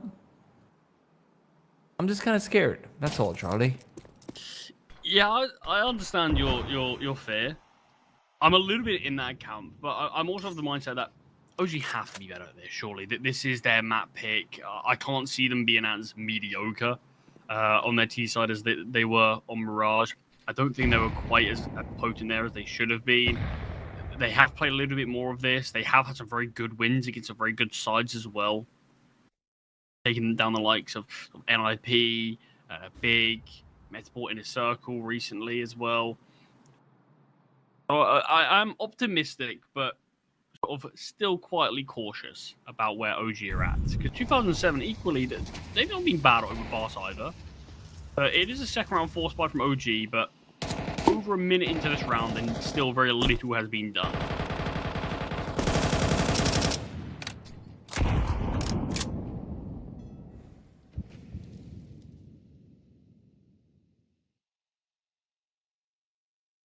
This is where things can get scary generally. 2007 have got 3 players who are playing very far back towards the back of the B bomb site. So if you find yourself blocked off by a smoke, that would be a good place. But flashes will not connect, and neither will the smokes be effective. It's a smoke on top of the bomb site. Adam B will do it old school with the deagle, not once but twice. And now with an MP9 picked up, tries to switch back up for the sidearm, but it's a 2 versus 3. CT suffering, and it might be a repeat of Mirage in that regards. It is OG who are lining themselves up for a force by win. Still, Stinix and Spirit, the 2 S's, the firepower duo, the rifling stars, are going to make a show of it, but a show is not enough. Curtains call, and Cadian wins it all.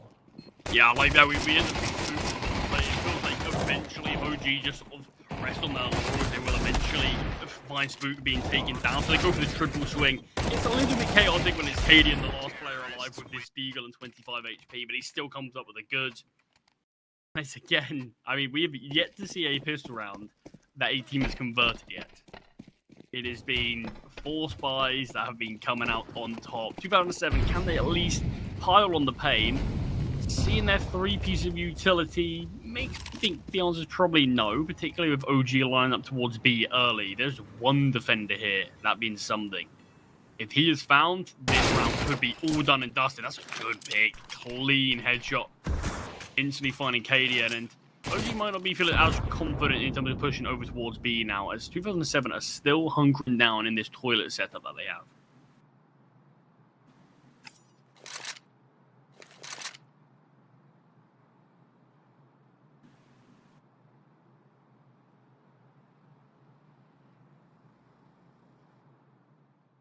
something or the other.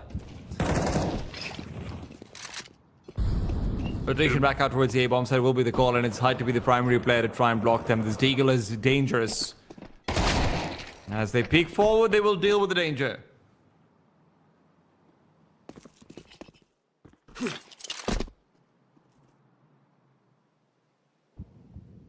Eventually got that kill back to a 4-4. Around OG are not afraid to use the clock.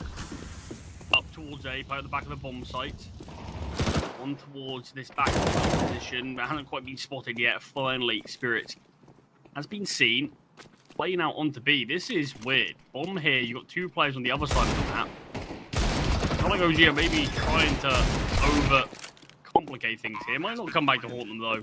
You've got Stinix who should be swarmed upon soon enough. Eventually will be found. And Spirit last man standing. Yeah, I think OG maybe did leave that one in the oven for a little too long. It doesn't matter. 4 survivors, 3 survivors, I mean. Out through the wall looks near enough spot on. Spook will be what finds, and OG can convert this force by victory. That's going to be their lead-in, potentially 3-1. And you pointed out, T-Tom, that these sides weren't great for OG. And I think having a 3-1 start for them could be a nice buffer in what's not been the greatest of series for their offensive call-in right now. Yeah. But I'm optimistic, right? I'm someone who looks forward to being proven wrong, Charlie. That's a lie. I hate it. Or at least told that I am. It's a real problem in married life. But as the ecos push forward, Cadian is happy to deliver back a quick HE. Adam will continue to farm away, and the rest of the CTs, well, CTs, it's really just one. And yes. Yeah, expectations revealed. Coming true. 3-1. 2007, I mean, obviously we spoke about some of the games that OG have gone on to win on this. For 2007, they played it a little less. 6 times instead. Took down Acend recently, actually, just a couple of days ago. That was a big part of 2007 actually making it to this quarterfinals, but they won Dust 2 and Overpass. Both went the full distance, but still needing to get it over the line. Took down AM as well over in CCT this week. So they've got a bit of evidence recently. Most of their actual Overpass games have come in May, winning 3 out of their last 4. In this month alone. So, yeah, there certainly are going to be some valiant and some valiant competitors for this one. So, OG, I mean, it's never going to be any freebies. And I think Mirage proves that. Even when they led, 10-3, it still goes to overtime. OG, against this side, if they want to make it to the semis, have to work for it.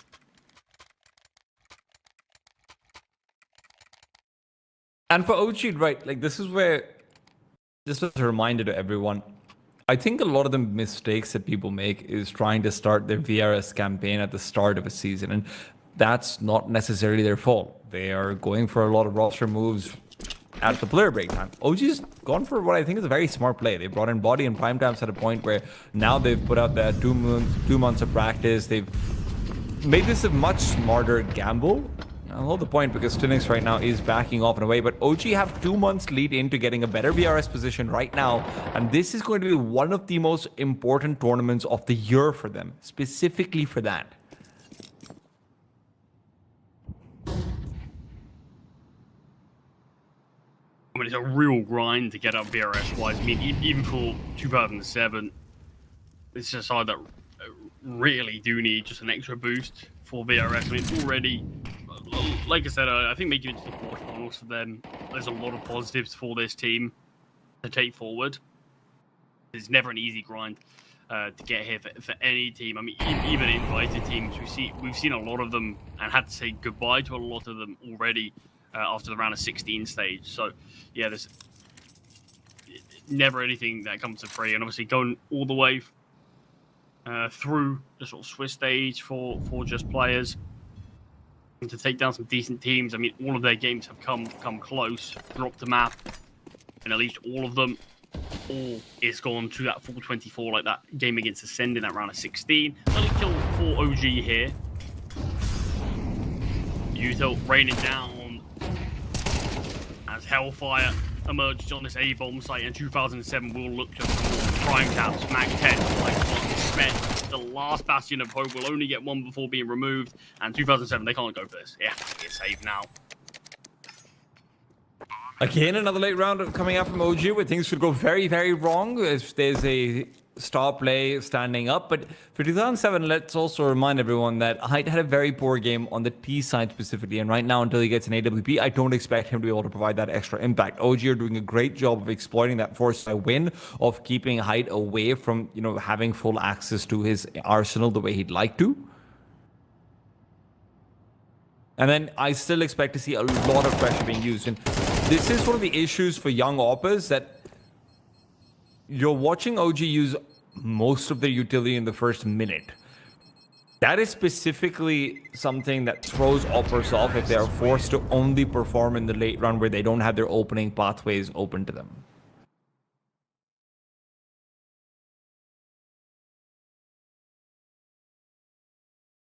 I mean, this is far better from OG. T side, again, they win the pistol. They lose the pistol, but win the force by find 3 rounds from that first weapon round as well. Start to assert their dominance. Gonna be a half bar around the weapons that were bought in. Still have Spirit on that M4, of course. I mean, Overpass is a map where you can get much more proactive on the CT side than you can on others, and already we are actually seeing height very close towards long. There's only one player actually towards the A side of the map for OG, so that's a big kill for Spook. If he loses his life, this is so much control and real estate that 2007 can get without too much resistance. But you can sometimes watch teams, and I actually really hate this overpass playstyle where you end up seeing teams just sort of sit on the bomb sites near enough from the get-go, throw a bit of utility out, and then they're too scared to hold towards toilets deep. They're too scared to have players posted in long. And it feels like when you get height on the orb, when you get him that weapon in hand, you can have so much more stability on this CT side.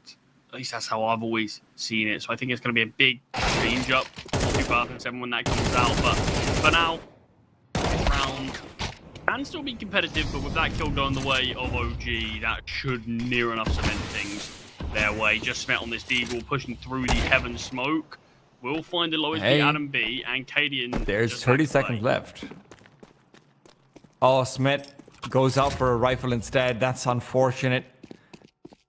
He's looking to come through on the flank in from behind, so at the very least, he might have the element of surprise. Cadian is likely going to be planting over in default, so if he's backing off of here and dies, remember, Spook is low. This is not undoable or anything of the sort. The problem is going to be the distance that Smet has to cross, and he realizes it as well. Now should be where he starts to shift walk forward, but Spook has already heard him. He's been given the call that you would have been audible. Spook gets a triple, 11 for 2. OG continue to stomp away on the dreams of 07. 5 on the bounce. We do finally have height on that orb. Second actual weapon round for the CTs. Do need to start to put pen to paper and actually come up with something. It's Adam B that's sort of stealing the show alongside Spook here, but obviously on Mirage early doors it was Cadian and Body. You can see those odds. Wow, they are not putting much weight into 07. Being able to make this reverse sweep, this comeback happen on this map. How was Blunt understand that? Something looked that felt guaranteed to go his way. Cadian now on the angle. Another opening kill for this G side.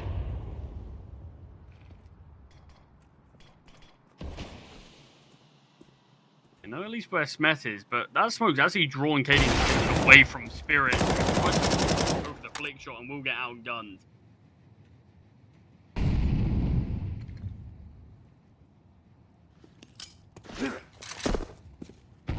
Back to a 4-4 with this double monster setup from 07 that might not be tested out.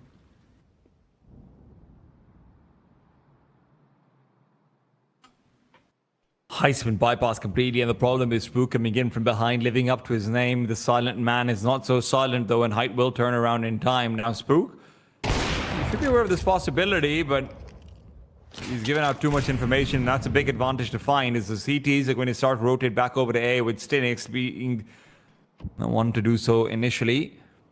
Primetaps is also in such an awkward position. His advantage is that his low HP doesn't really matter, but that feels like a pretty terrible advantage to have. This is basically a 2 versus 3. And the bomb will be planted. It comes down to Adam B to try and make a move and find a kill. Stinix will expose himself soon. And now that Hyde has found his initial kill on the body, Primetaps needs to bring this back in their favor, but Hyde is untouchable right now. OG are also going to be really heavily relying on Adam to at least deal damage, if nothing else. Make sure that the CT side is going to still be breakable, because 4 alive is far too many for 07's first outing with the op. We did speak about the change-up that we're expecting from the CTs once Height is on the AWP. What a change-up he had. I mean, don't get me wrong, it was just sort of 3 1v1s that he needed to find, but came good on his promise. 1 kill before that round, he's instantly joining the pack in terms of that sort of kill distribution, but massive round from Height and OG. And they might need to figure out a way to try to silence this guy. If he warms up into this map, he can be a player that can take over games. I mean, he did so on Batera on the previous roster that he was on. Don't get me wrong, definitely did have games where he was absent and maybe a little more consistent than you'd probably like him to be, but still a player with such a high skill ceiling. A round like that, perfectly showing that off. X. Good for the first. Bomb can be recovered by Body, but he's more worried about what's coming in from behind. Adam is missing every shot of what is happening for this T side. They are completely whiffing on their duels. But they'll still have money to be able to buy in the next round through with a salvage difficult, maybe Mac 10 or so.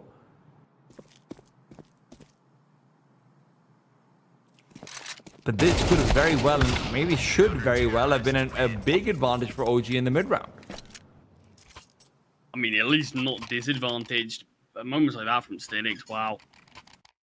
I mean, just, yeah, no one really able to contain him, it seems. So 2007 can at least bring this scoreline to a bit more of a competitive state. Obviously, OG are still on this T side. So for them, I mean, they probably wouldn't mind just a competitive first half. I mean, they've had a very good T side when they have played this map recently. You do imagine, obviously, picking Overpass, which is what they tend to do. They will be starting on this T side, so they have a lot of reps on it. And that is why we probably have seen some very decent results. But they still have a very good chance to find themselves 6, 7 at this halftime score. Shouldn't really come from this one. Actually, they've got a bit more money than I thought. Their economy must have been unbelievable, because that's 2 rounds in a row. It's still money to buy here, so they'll be able to buy 3 rounds back to back to back. Same won't be said if they lose this one, though, and that's where 07 can start to really bring themselves back into the conversation of maybe there is a third map on the cards. Because I think our expectations, probably a lot of people's expectations at home now, are with OG winning Mirage. This is where 2-0 probably should be seen.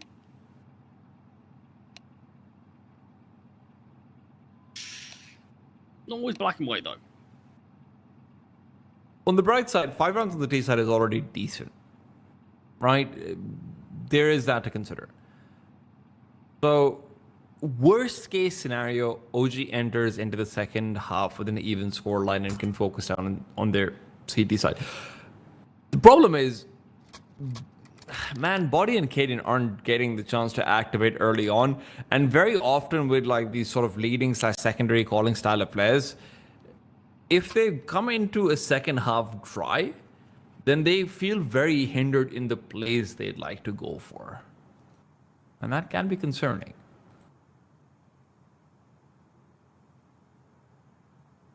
I suppose at least in their absence, we do have a few other players delivering some solid performances. I mean, Spook primarily. But it is quite the change up from how Body and Kaden started the first half, of course, Mirage. I mean, it really was just every gunfight. It felt like they were coming out on top of. KDN's back in the server.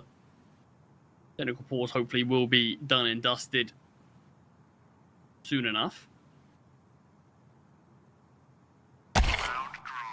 And there you go, with the round restart. That should confirm things. Players now going to be buying up. Adam B, the only one who's probably going to be forced onto a weaker weapon. We've got the AWP on Cadian to try to contain height. He could have invested in one in the last.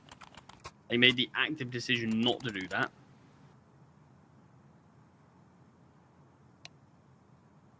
It'll be a Mac 10 on Adam B with full weaponry, full utility on everybody else. This is the round for 2007 if they want to get back into the game. This is how they do it. I mean, they will still have money to invest in the next, but it's more so that you can break OG's economy, that you can level it up 5 apiece. I agree with you. 5's already a pretty decent scoreline for OG, but when there's still 4 rounds up for grabs, and there's still so much more damage that could be dealt to 2007 before we even move on to that second half, these are opportunities for a side like OG where they probably have squandered them in a fair few of their recent games, and I don't think they can afford to do that. This is not bad from 2007. Aggressing towards mid with 3 is just Spook here holding the lines. He has been spotted. He will find one, though. And the CTs are actually going to back away from this position, losing the man. I can't believe nothing was found there. I mean, 2007, it looked like... I mean, we had Hype back away very early. And I think it was Stinix just didn't really commit with Smet to that gunfight. I can't believe Spook against 3 players is the one who walks away victorious. That's not a great flashbang, and something is going to realize that in the worst possible way. 4 versus 3 as a result of it. And the T's still have plenty of time to reset away if they'd like to.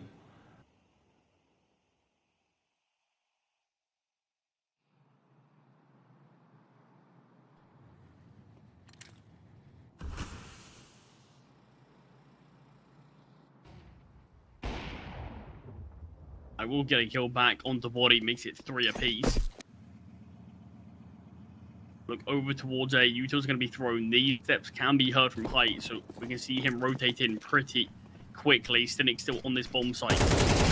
Wings wide. Good The timing. orb of Cadian will be found. Cadian going to get a second lease of life as Hype misses the orb shot. Through the smoke he goes. Missed shot from everybody with this orb. It's the nose scope that does it. I mean, it gets a bit chaotic there with both orbers fluffing their lines. But it is Turns out 6 the best kind of aiming is not aiming at all when everyone is missing. Exactly. Bit of randomness thrown in. Maybe that's what you need. Take the wheel and just And hope it hope. goes well. Look, OG, very important win for them over here because it also keeps 2007 in reset territory. Should OG win this one, that gives them the chance to make a streak for 9, and realistically, I might even go as far as saying they should make the streak for 9. That's a lot of pressure on 2007's shoulders, and we've already seen them having some mess-ups, but equally, OG are left without money themselves, and this push coming through a monstrous 12 with something on the other side with an M4A4 is just not going well. Somehow, Adam at least makes it salvageable in a 2 versus 3. But now the T's are ready and waiting. Cadian had to hit that shot, but he turned away to throw out a flashbang, and Stinix is able to keep his life because of it, although with the fact that he's as many shots as he has, maybe Cadian would have been too much of a threat anyhow. Right now, I can guarantee you, he's not. This is an op that needs to be saved. Yeah, 1 minute, 10 seconds on the clock. It's going to be a long save. But with 3 rounds off grabs, OG finding 6 already. I don't know what this investment is going to look like around Cadian's AWP. Can't imagine a huge amount. I think Body can buy. The rest of the team, I don't believe they can. So maybe it is just worth taking a hit. I mean, Katie's got a little bit of a bankroll. So I think give this up. It will be 6-4. Probably eco and hope Cadian can somehow pull off some heroics. And then look to get a full buyout in round number 12. Just see if you can give yourself the lead moving on to the second half. And I think that would be a good first half from OG. But that 1 minute, 10 seconds has ticked down to 20. 2007 aren't making a move. They're going to respect this save, it seems. I mean, they themselves don't want to cripple themselves financially. There's not a huge amount of money on the CT side.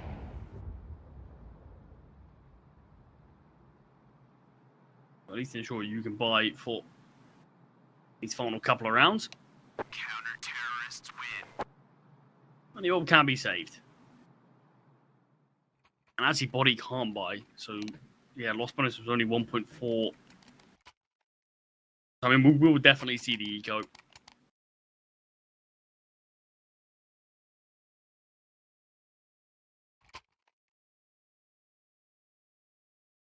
Hero up on Cadian, who's been a little quieter this game.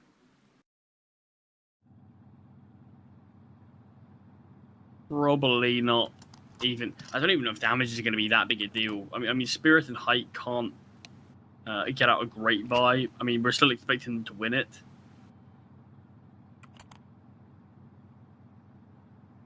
I mean, we'll see how things pan out. Cadian, maybe this is a round. Try to build some confidence, get a few kills at least. A bomb plant would be brilliant for OG if they can manage to pull that off. I think confidence is the key over here, right? And I know that sounds really like I'm a motivational speaker. I'm not, I promise, or a pickup artist. But I do think Aiden needs to find some kills right now because he has had a diabolically bad T side so far. Be it in the realms of just missing some timings, missing some shots where he's in place to get them, or just not being in position at all. A kill or two would go a long way into a transition to the CT side.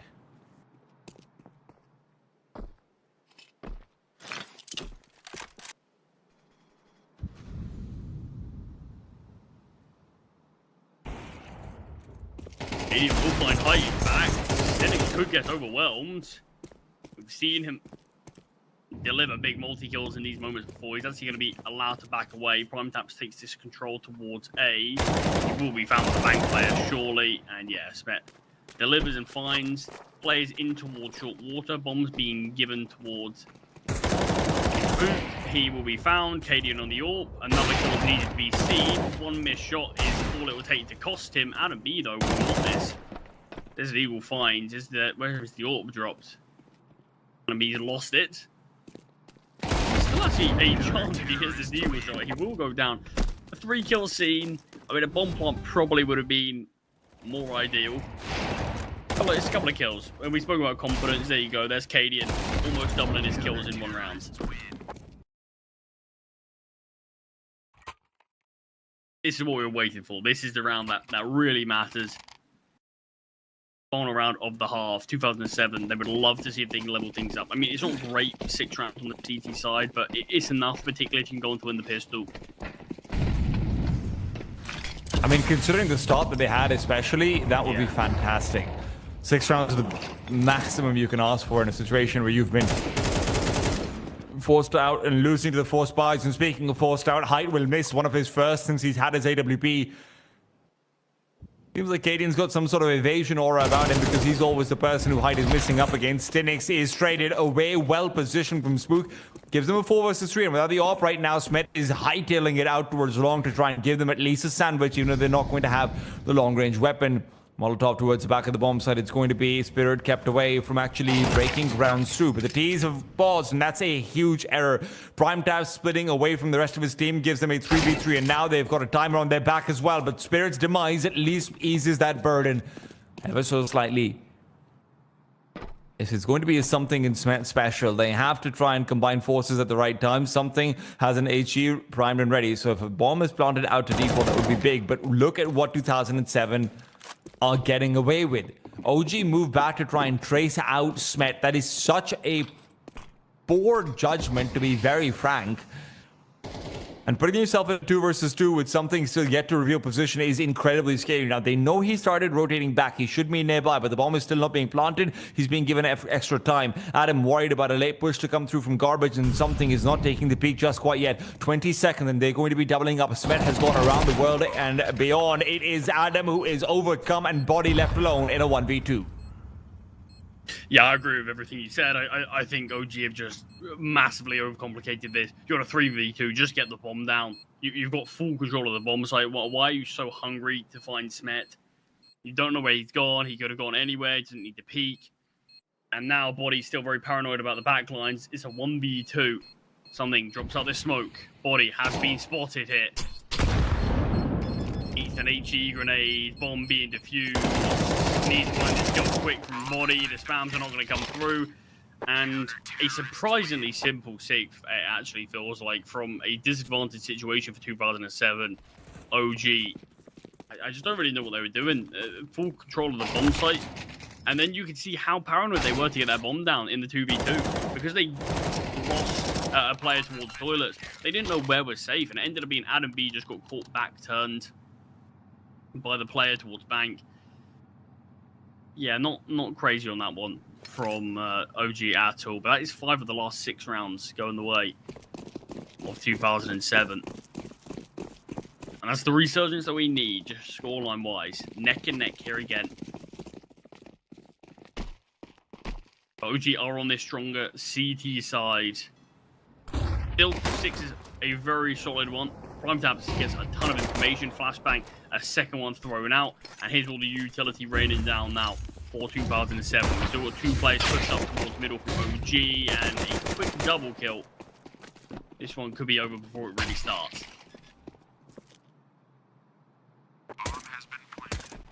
Adam hunting for more. He needed to get a fast kill over here, but Kaden might be able to do that as well, and that brings OG right back into contention. Not over yet, CMD. Alright, taken out and over. CTs are now going to start their crunch. It's going to be Body to lead the charge to move up soon. He's the one who's going to... what? Kaden just gets another kill for free. Body finds Stinix as well. And now Spirit is being zoned in on. Kaden has done it all. Oh my god.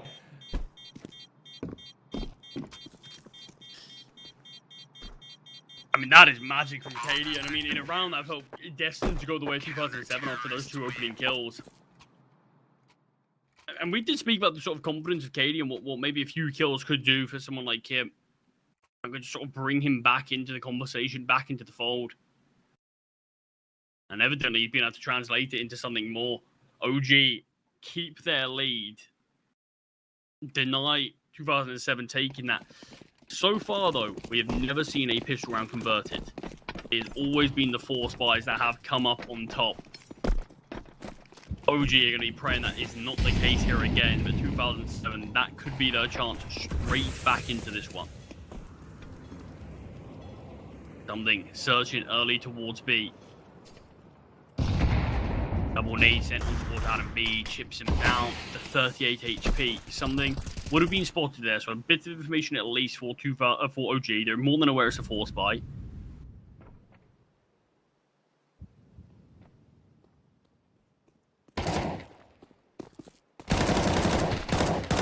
Body under so much pressure, won't be able to find anything.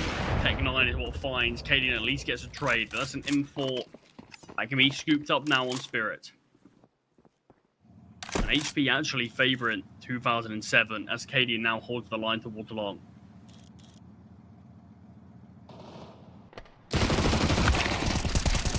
How is Smeb enough to find one? There's 3 players pushing towards him and he still actually gets a kill. He's had some very good moments so far. He might be just 10 and 10 right now, but it does feel like he's found a lot of those kills against the odds. And now the odds might be against OG instead. They're boxed in. They need to find a kill before the T's actually swarm this bomb. Because of that one smoke that something has. That's the game changer. In a world without utility, even a $300 addition will prove to be daunting to take care of.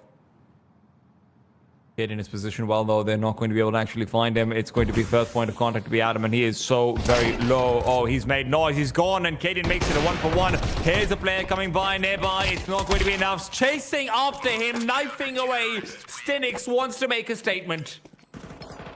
And what a statement it is with a triple kill. But OG win it on time. I thought the bomb was getting planted at the same moment.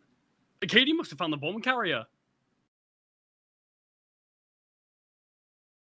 I thought we were still in around there. I thought we were in a 1 versus 2. I mean, a knife kill is a consolation at least. You've got height on the AWP now.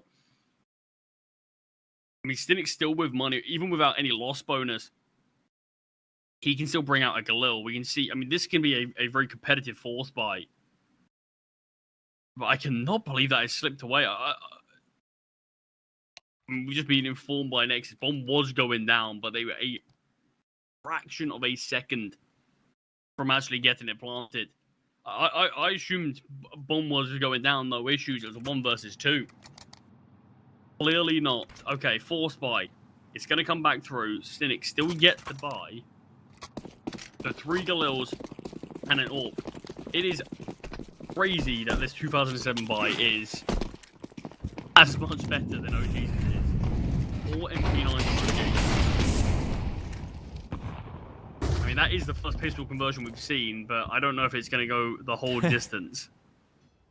Didn't feel like it was the most comfortable, did it? Oh, and it goes from bad to worse. I mean, that was the weakest weapon. That was the Tech 9 up against one of the many MP9s in this round. And the Tech still finds body.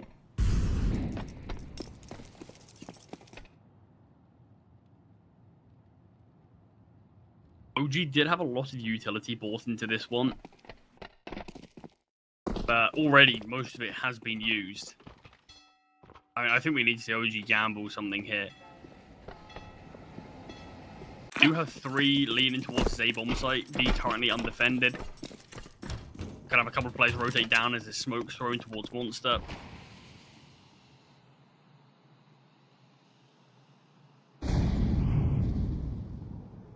I'm watching out for what Spook wants to do right now, because as long as he goes by unnoticed, he could come through with a backstab at a very bad time for this T side. There is going to be height to try and cover it off, though, so maybe not. Spook goes back over into connector, and this is once again going to be a 2-man defense. Prime taps at the very least is not going to be Molotov off, and that's significant. But in the meanwhile, Caden has lost his life, and Prime Taps is losing most of his as well. He needs the swing to come through from Adam B right now, and by the time it does, Adam, well, he'll get 2 kills, and that's nice, but it's consolation thanks in a place where he's being circled in on from behind. That is pretty damn good consolation, though. 1 versus 2. Time is low. Once again, going to be their main enemy. Swinging back out. Spook will get it done. That is absurd. Spook and Adam B, the MP9 duo, will reign supreme. How does this keep happening? I mean, Adam B is how it keeps happening here. It's like he triple kill and drops this bomb. That is the biggest difference. The time is really the biggest enemy of this T side for now. It just allows... Basically, Adam B puts his teammate Spook in a 1 versus 1. Because the bomb has to go down. He just needs to find 1 player. Spook does so quickly. OG are hanging onto these rounds. This is the 3rd force fight in a row now from 2007. And it's unsurprising as to why. The money is so poor from OG, but it very much could come to a point where if OG win one of these rounds comfortably, 2007 have given up a lot of rounds. They can't go for another force buy, and they'll find this game in OG's hands. Orcadian, that is poor timing, just exposes himself towards long, and Smet will deliver. Spook can find a kill back. It's an acceleration from 2007 up towards A. Orcadian was the only player defending this, and this is an AWP that can be retrieved from somebody. Smet wielding it currently. Drops it across the height, as the bomb will start to get planted now. Bomb has been planted. 2007 have been putting themselves in winning positions consistently. It's this damn bomb that's been working out against them. And now that it's down, they can heave a sigh of relief and hopefully force the CTs into saving territory. Tough to be too critical of OG when both their deaths came from players getting time in. Yeah. Spook holding that angle that whole time, pulls out Molotov, 2 players swing. Kaden holding towards long the whole time. As soon as he unscopes and looks towards mid, he gets time in. To be fair, Charlie, their only rounds have also been kind of timing in a lot of ways. Terrorists win. Yeah, I mean, that is fair enough. I mean, look, you take what you get, but equally, when it goes against you, it never feels good. But finally, 2007 can win a force buy. They really needed something to stick before this game was too far gone. With the 3 saved weapons, I mean, we've got a buy, 2 M4s, a Mag 7 on Cadian. I'm here for it. And a full stack towards A. And it's going to be a B. Boost an MP9 at range. Just tucked towards ABC. He's got to hope that somebody just pushes in towards his angle and doesn't even clear him. But this could just be OG looking for another save, to be honest. Unless Spook comes out with a big one, and he's already started off the right way. And OG, they're thinking about it. Charlie, they're really having a couple of seconds of figuring out whether this is worth it or not. The problem is obviously Kaden is going to be absolutely useless in this round. So you're looking at a 4 versus 4. In from behind his body. Tech-9's not the best weapon for the job, but when you're trying to run down an AWP, it can be better than not. This is going to be containment. They're not playing for the round, but at least they're seeing if they can deal any damage or force anyone to go down with the bomb. It's unlikely, and especially with Adam B dying, he was the only person who could really fight for contact. Body just spammed the smoke. Doesn't connect a few shots, but nothing close to actually finding anybody. 1 round game now, with this being those few players saving. 2007 have a real chance to make it 9 apiece.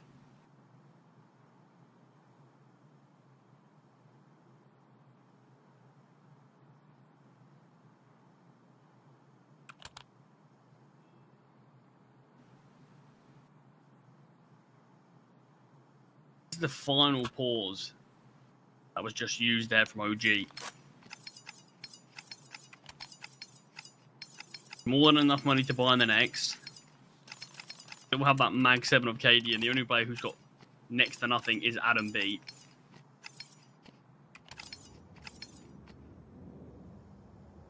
I don't mind that OG go for a bit of a gamble. They unfortunately just choose the wrong bomb site. I think when you do have the weak weapons like they had, particularly on the CT side, sometimes you do just need to take a risk. And this time they're going to gamble towards B. 4 plays there early. You have Cadian once again with this Mag 7 in con.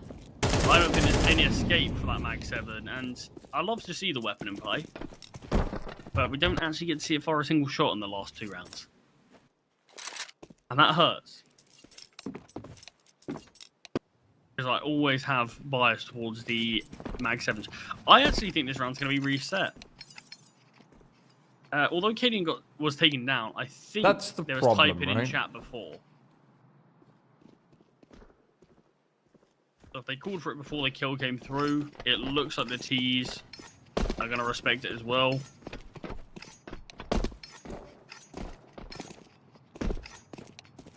So we at least do get to see that Mag 7, a second lease of life.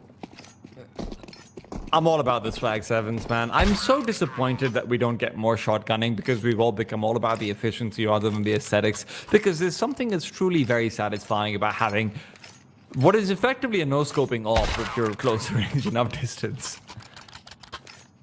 I mean, it is basically a slightly more ranged Zeus. But to be fair, I say that. The amount of times you sort of hit a headshot and you're like, yeah, he's got to be low. Look at the end of the round, hit them for 20. One of the bullets from the spread is all that connects. And you're like, oh, okay, maybe not. But Cadian still gets to have this weapon in play. I wonder if OG are going to go for the same setup where it is 4 towards B. I mean, it feels a bit like Final Destination. Cadian seeing how he dies. And he's going to go for it. It's going to be the exact same play.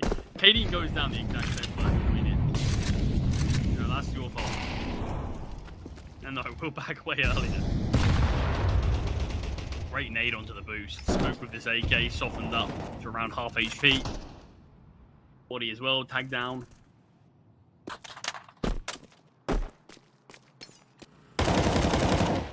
All B players are looking for something towards com. Prime Taps will find with his M4. Opening kill for OG as Smet is flashed quickly in towards short.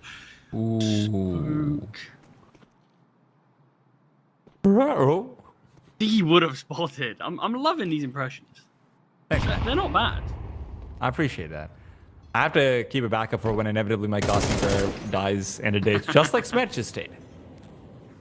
This is a decent position for OG, but they can't get out of hands. 4 of their players are very weakened. And look, at least they've got armor to work with.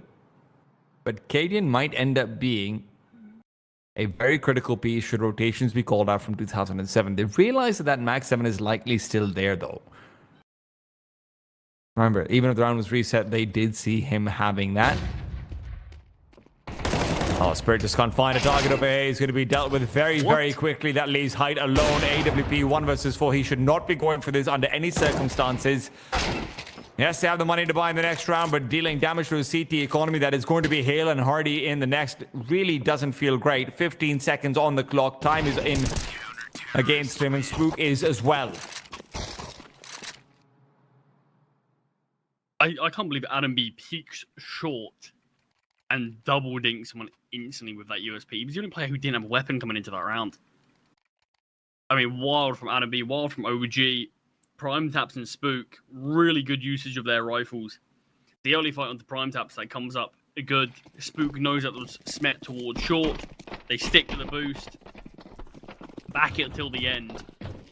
This has not been a particularly solid second half from either team. There's been a lot of moments, a lot of weaker invested rounds, and in this one for 2007, they did some great util damage onto both Body and Spook early. It's going to be OG that did good util damage. Simple kill for Kadian and his AWP. He's dropped the Mag 7. My disappointment is immeasurable.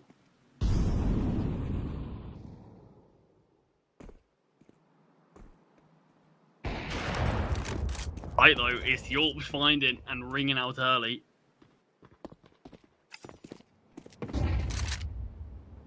You still have another player here towards A to support Kadian, as he's sending up another player in the form of Adam B, leaving Prime Taps alone towards this lower site. And 2007 are not going to commit towards A at all. Starts back down now. Flashbang sent in just to allow Spook to peek. Kadian on the lines. If you dare go forward any further, Height could find, but timing's actually pretty good for the CTs. With all this space being taken from Spook, OG can rotate down towards this lower site before 2007 make their way out.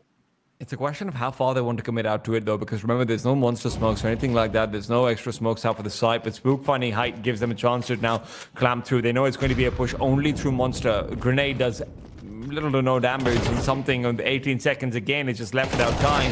The clock has been their biggest enemy, but Prime Taps at least cannot be called 1-2 versus 2. Bomb taking its time, and Spook can actually push forward because of it. If he'd sprayed it down, that would have been disastrous. Stinix has his best Matrix impression as he dodges out bullets and now dodges out attention from Kadian. Spook is coming in from the side, and meanwhile a backstab from something is planned as well. This bomb is planted for heaven, and Kadian's got no idea what's going to hit him. This will be the second time he can get knifed over here, but something decides to try and play it safe, and for good reason. Makes his way back over. Spook got in a crossfire. This should never have been around that 2007 could have won. But what a recovery to find 9. There was a 3 versus 4 pushed onto that B bomb site with OG fully positioned for it. It's the fact that the riflers find nothing. What was it? Prime Taps and Adam B, I think. Both of them just getting taken down so easily. Elim, the only player to find a kill to at least make it a 2v2 once again. But yeah, that's around that OG have everything that they could possibly ask for. All the information. They found the kill on the Height in the back lines. All the players emerging from Monster. And if that round doesn't work, you start to, fear a little bit what is going to work for OG. I mean, the CT side hasn't been great so far. They obviously won the pistol, and then that weird, messy, constant force buys from 2007. There's a couple of saved rifles and that Mag 7 that ended up giving OG 10. Still a real chance we do go on to see map number 3 and Dust 2 in this series. Which after the start OG had, I mean, wasn't too long ago that they found themselves 5-1 up.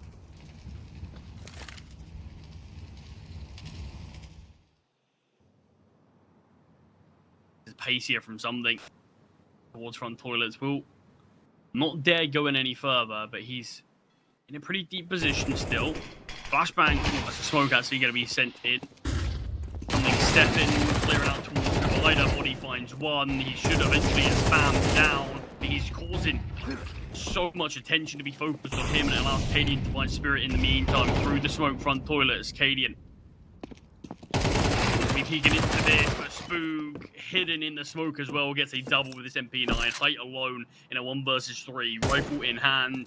Bomb dropped. 19 seconds. Spook on the angle, and Spook can complete the triple. 24 kills for this man. This is what we were really missing out from 2007 in terms of just having one dominating rifler on this A-bomb site. Spook has continually been doing so much in terms of rotations, finding positions. Spook is fulfilling the body role from the previous game. And yes, he doesn't have Kaden fighting in full force right there next to him, but on the CT side, Kaden's been at least not a complete liability in contrast to what he was doing on the offensive side. And now with the T's having money broken, Spook still being well in form, this does feel like the death blow is coming. The guillotine is primed. Can 2007 move their heads out of the way in time?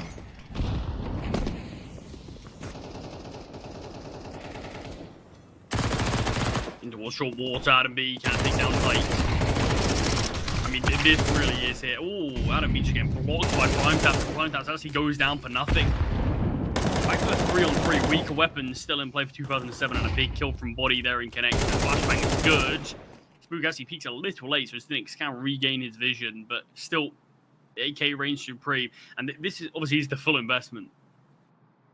There is not going to be a lot in the tank for 2007 losing this one. Body peeking into Spirit. That's information given up, and Body can back away, dropping out this Molotov as well to deny the chase. Well-placed nade can find Spook. It's not going to land anywhere near anybody, though. And with Kaden just posted up on this angle with Spook having all this control towards Monster, Spirit needs to be lightning fast. And Kaden comes out on top. That's his 15th kill of the game, but more importantly, that's OG's 12th round. One away from closing out this series. Certainly not in one-sided fashion.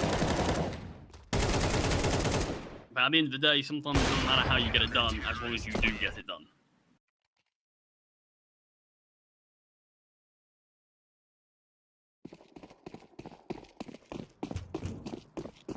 This is it. Pistols accompanied by a scout of height. Utility is very light, a faster play. Probably to be expected, as it's just not really the utility for 2007 to slowly and methodically clear out all this control that you tend to do on overpass. This gets strange now as the CTs are advancing. Pistol is continuing to push through. Flashbang is good, but Body can fire off a few shots and get out of dodge. This round could be done here. It should be. OG have tripped over themselves a couple of times in this series. It is unlikely this will be the wire that crosses their neck in the end. 2007, well fought, but they will be eliminated. Height. It's stunning to see that he's only 11 and 15, considering he was the superpower behind their CT side success. But I suppose when you lose your superpower, you really needed a replacement. It is very sweaty though, and don't let this scoreline fool you if you're watching. OG, had it not been for those initial 2 rounds that they won basically because of the clock, this could have been a very different situation. 2007, again, it felt like every time they were executing, it was in the last 30 seconds, but that's why we've got Nexus to tell us how they could have maybe done it right. No, it was just doubted luck, doubted sheer luck, the timing of it all. But there were still things that OG were doing right, even towards it. There was one thing I wanted to highlight. I was kind of thinking, should I pop in a message? But I wanted to highlight OG's economy control of those string of rounds that, or 2 or 3 of those that 2007 were able to get. I think it was round 16, 17, and 18, because they were keeping themselves alive. Saving, it was during that time we paused for a moment as well. We had that Mag 7 for Charlie as well that then got ripped away as well when the T side got their hands on it, right? We had moments, but that was the big part of the game where OG were actually doing something really right. Because even if the rounds after had gone awry, if Spooky hadn't saved him with a 3k and then a 2k on B as well afterward, they were still going to be fine to continue this game for a bit longer. So overall, I do think the second half for OG was really nicely played in that sense. If we were to take away just the sheer BS of 0.001 seconds on the bomb plan and how it otherwise could have unfolded. Yeah. I mean, that could have been diabolical for them, right, Charlie? Yeah, I mean, without a doubt. I mean, look, this is an OG side that, sure, we've always got high expectations for them, despite form not always backing that up. These guys haven't played a crazy amount of Counter-Strike recently, but the name value on this team, OG have to be held accountable for rough losses and defeats they have to, I say lesser teams, but teams that haven't necessarily been at tier 1, like a lot of these guys, or tier 1.5, or on a lot of teams like this for a longer period. So OG, you're always going to look at them through a microscope and be very critical of what they are. But the reason why is because everyone expects them to do so much better, because we've seen them do so much better on different rosters. Look, it wasn't necessarily the most convincing game I've ever seen from OG, but like I said towards the end of that one, it doesn't always matter how you get it done, as long as you do get it done. And they are going to advance themselves towards the semi-finals. I think there we can have a much better gauge of what this side's going to look like. We already do have confirmation it will be TDK that will be playing against, which we can touch on a little bit later. Yeah, a bit of an early teaser there. But in terms of just players, sort of mentioning them before we sort of move on to that second series of the day, I think this is a good starting point for them. This is still a roster that sort of formed with Height and Smet relatively recently.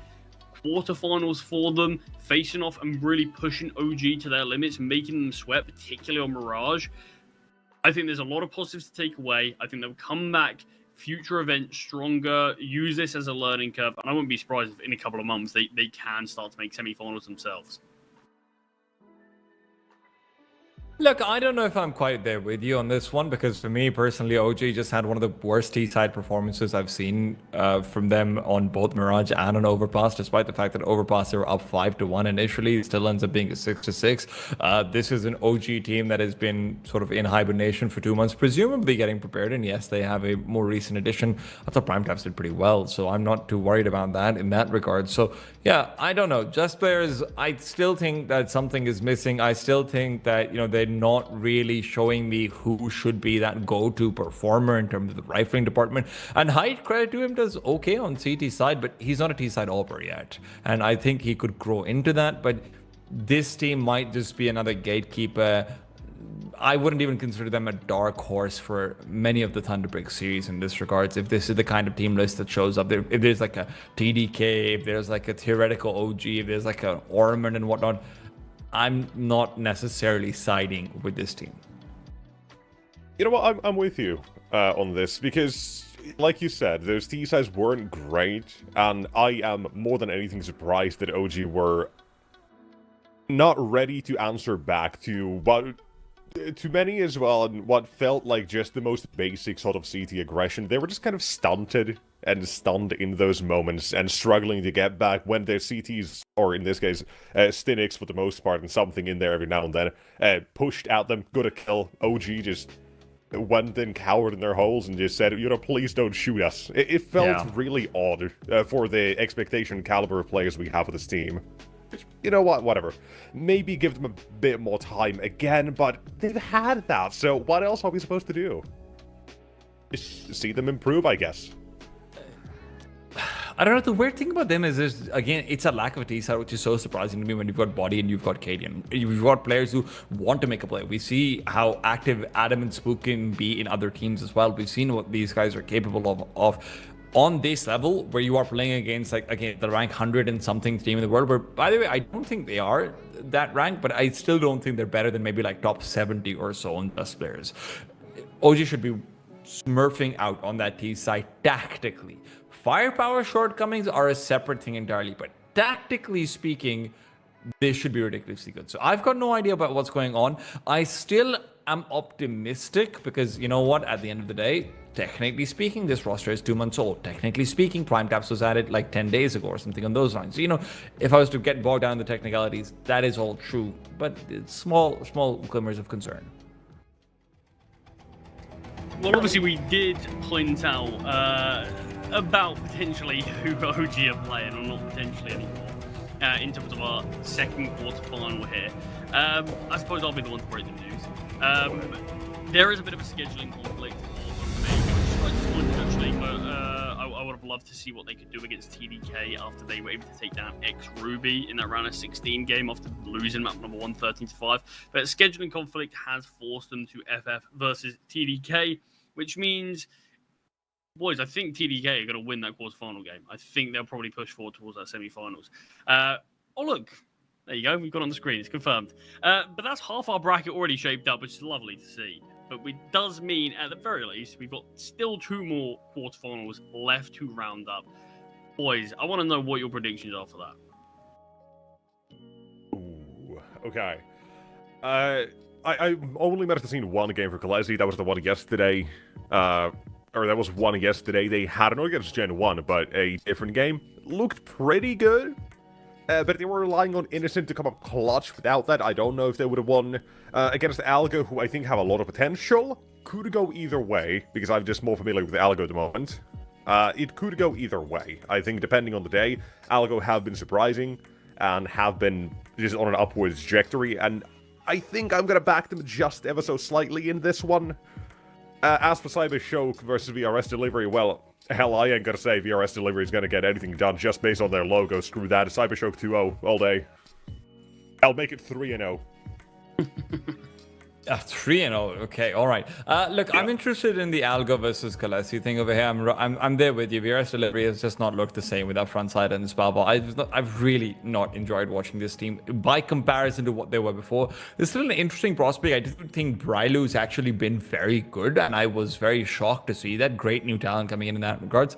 ALGO versus KOLESIE, it's a bit of a wash for me. I think KOLESIE has the ability to take every game to 3, and I don't mean in a good way. Even in series that they're supposed to when they will very often fumble out a map in between and then have it be very, very close. So ALGO definitely has a chance there. As far as the TDK versus the OG is concerned, mate, I've got a lot of love for Axel and Anthony. Okay, I'm a bit of a TDK diehard in that regards. To be fair, I do think that's actually a fair talking point in terms of that TDK Omega game. I would have been very, very impressed if Omega actually went on to win that one. I think they were probably... I don't want to say lucky. I felt like lucky's really harsh considering they ended up winning that round of 16. I do think they were fortunate that X-Ruby probably fell as short as they did after winning Nuke. I think X-Ruby, for me, I would have favored them in that game. Omega always can be a team that does upset rosters, though, and it feels like that was the case. If they did it back-to-back times, I mean, that would have been super impressive. So I think TDK, the fact that they were able to push through to that quarterfinals, I think there's semi between these two sides. It's been a while since I've actually seen TDK, though, at least while commentating them. So that semi is going to be super exciting, but we've still got our other semi to actually shape up before we can even sort of set our sights forward towards that. So, with that said, all of our first 2 matches gotta be done. It's a little bit unfortunate, but hey, it is what it is. And honestly, I don't blame Omega, right? When you do look at the sort of online versus LAN results, they do so much better on LAN, right? They do have this thing called a lot of ping, being from Kazakhstan and all that. It does impact their online performances. So, it makes sense they're prioritizing LAN events here, and it all just makes me want to see them if they had more consistency in terms of their ping situation and not being so far away, because they can play some incredible Counter-Strike. Like, when they're on their best, they could beat most teams. They could upset, like Charlie says, probably even TDK, right? Maybe it takes a little bit of luck, but hey, that's a bit of a hot take. I get it. You know, you're an Axel and Anthony fan. It's fine, right? But I'm telling you, if they're on a slightly bad day... They're rank 175, dude. And if TDK is on a slightly poor day and Omega are on their best, I think that could turn out to be a really interesting upset, but we don't get to see that, so hey, and the only way they upset them is if you could buy scissors in the buy menu and cut their RJ45 cables from their PC. Well, no updates coming, man. You never know. With the flashbang, you never know. Alright, well, that has been it for me. Charlie, middle name Drudge64. As always, it's been a pleasure, and not a Londers, is that right? I'm tier 1, baby! I'm coming to the major! He's been wanting this, so I hope you guys have enjoyed. We truly have had a blast here. It's been a pleasure. But we're going to be going away now for a few hours. We'll be back in about 3.5 for that next game of ALGO versus KOLESIE, and we'll continue our day then. Thank you so much for watching. Until then, peace out.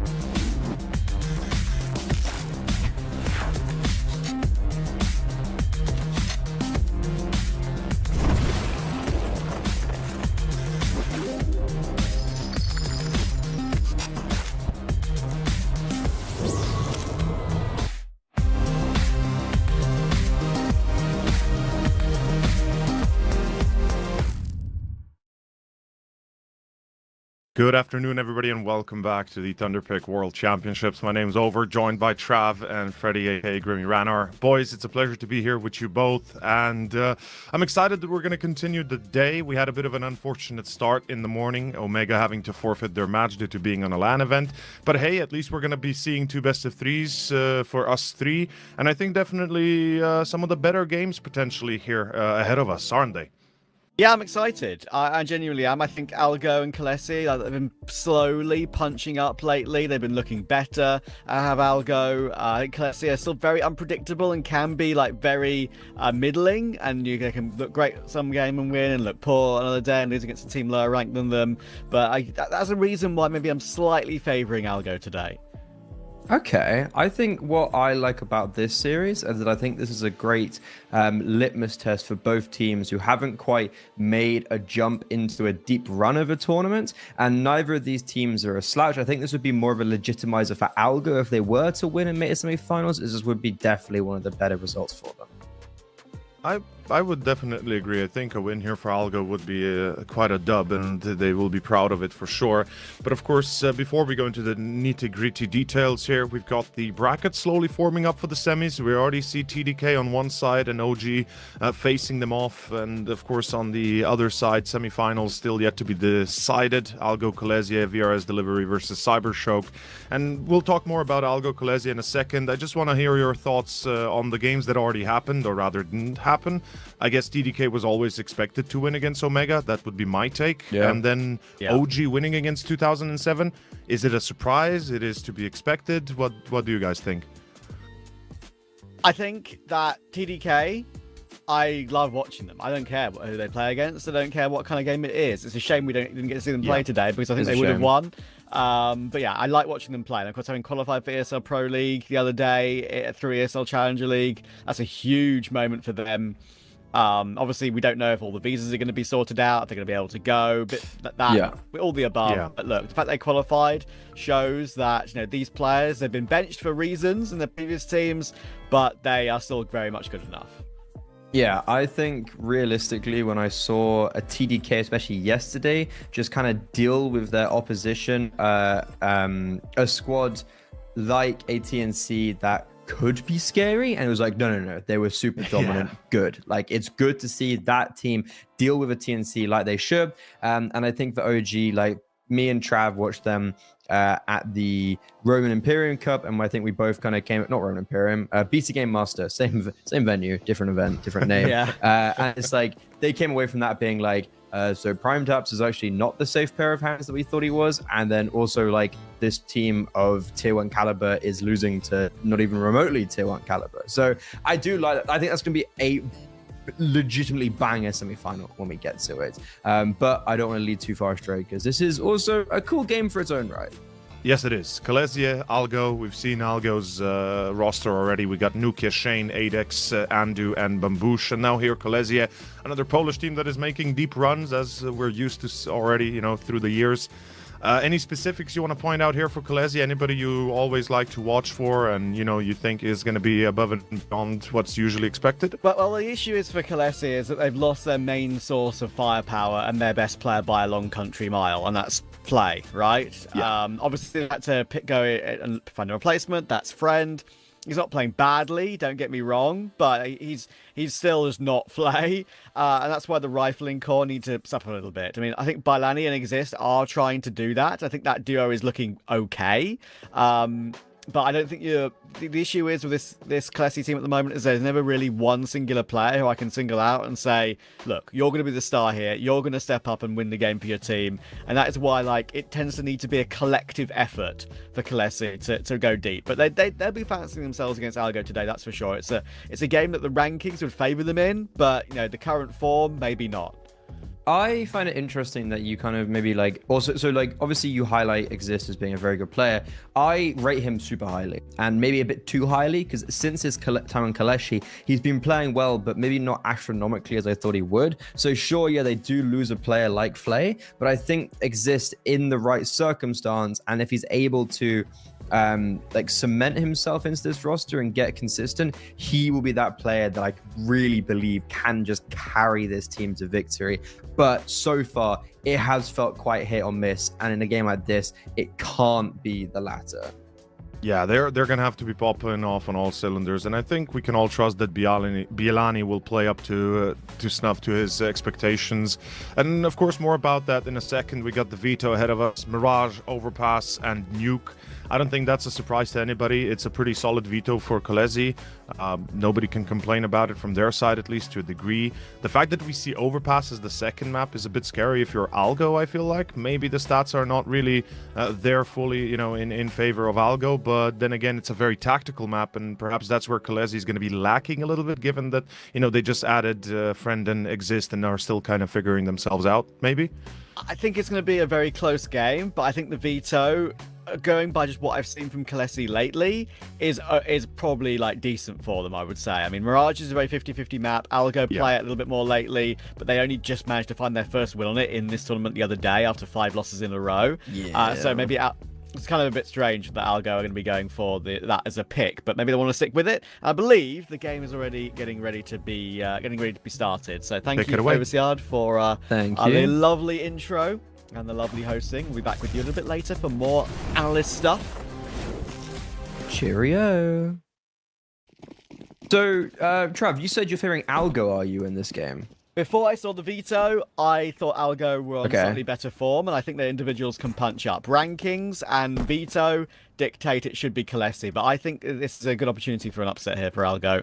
Yeah, I think for ALGO, we're just going to kind of need to see everyone step up. And what I'm going to be highlighting is a Bambosh, because, dude, he's been really bad. He really has been quite poor. He plays a lot of the hard anchor roles, and, he's really struggling. So we can't see that. Shane's been playing really good. His form's probably been one of the best in his careers. He did drop off against Betclic, but he was kind of saved by an overperforming Andu. And in this pistol round so far, it is that ex-Mouse NXT player to fall first. But the B bomb site is going to get engulfed, as ALGO now in a 4v4 can play a post plant, but they need to be careful of Exist smoking kit combo. Yeah, that is the main factor, isn't it? Andu playing close market. We've got a couple of players coming in from short. Let's say a couple of players. Actually, 3 of the 4 retaking CTs coming from this short position. Exist, Klotsu, trying to force their way back in now, but a big goosh on Klotsu. That'll make things very awkward for him, and the P250 of Alex will finally finish him off.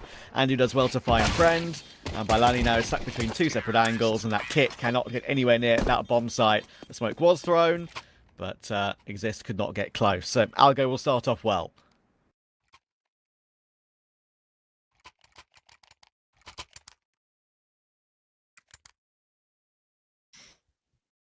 Opening kill for Innocent kind of goes in vain there, so that's maybe a little bit disappointing. A force buy, though, up from the Polish squad. They were also at that BC Game Master, and they were pretty disappointing. Got 13-2 by Infinite, and then had a kind of respectable 13-10 loss to Inner Circle, but it was a loss where they were down for the whole game, really. Here, though, this force buy, it's looking really good. There are some good trades in from ALGO after they lost the opening duels, but regardless, as the dust settles, it is Bambosh in a 1v2. And this is the player, I'm sorry to say it, not the guy you want in a 1v2. No, it's true. I mean, I can't disagree with what you said to me earlier, or said to us earlier. About Bambosh. Just the fact of the matter is, I don't care if he's playing really bad roles and tough roles to frag in. He just doesn't look that clean in his aim either, really, for me. So, yeah, and we need to see a bit of an improvement from him on this ALGO team if they're going to be in with a chance here today. And he's pretty much locked in here. Exist has got the murder hole flank. And the pincer toward middle from bottom con and short was pretty remarkable. How quick that was. Bambosh has to make noise, dropping off the window. That's when Exist is going to shadow him and catch him in the back. Galil and AK saved for KOLESIE. Immediate force by victory. And yeah, I do think ALGO are going to play this game close today. But I just think KOLESIE's map pool is not a nice one for ALGO to deal with, especially considering the fact that ALGO decided to go for their first pick. A map they've only won once in 6. And KOLESIE have always been a good overpass and a good nuke team. So even if ALGO do win Mirage, map 2 and 3, they'll be up against it, I think.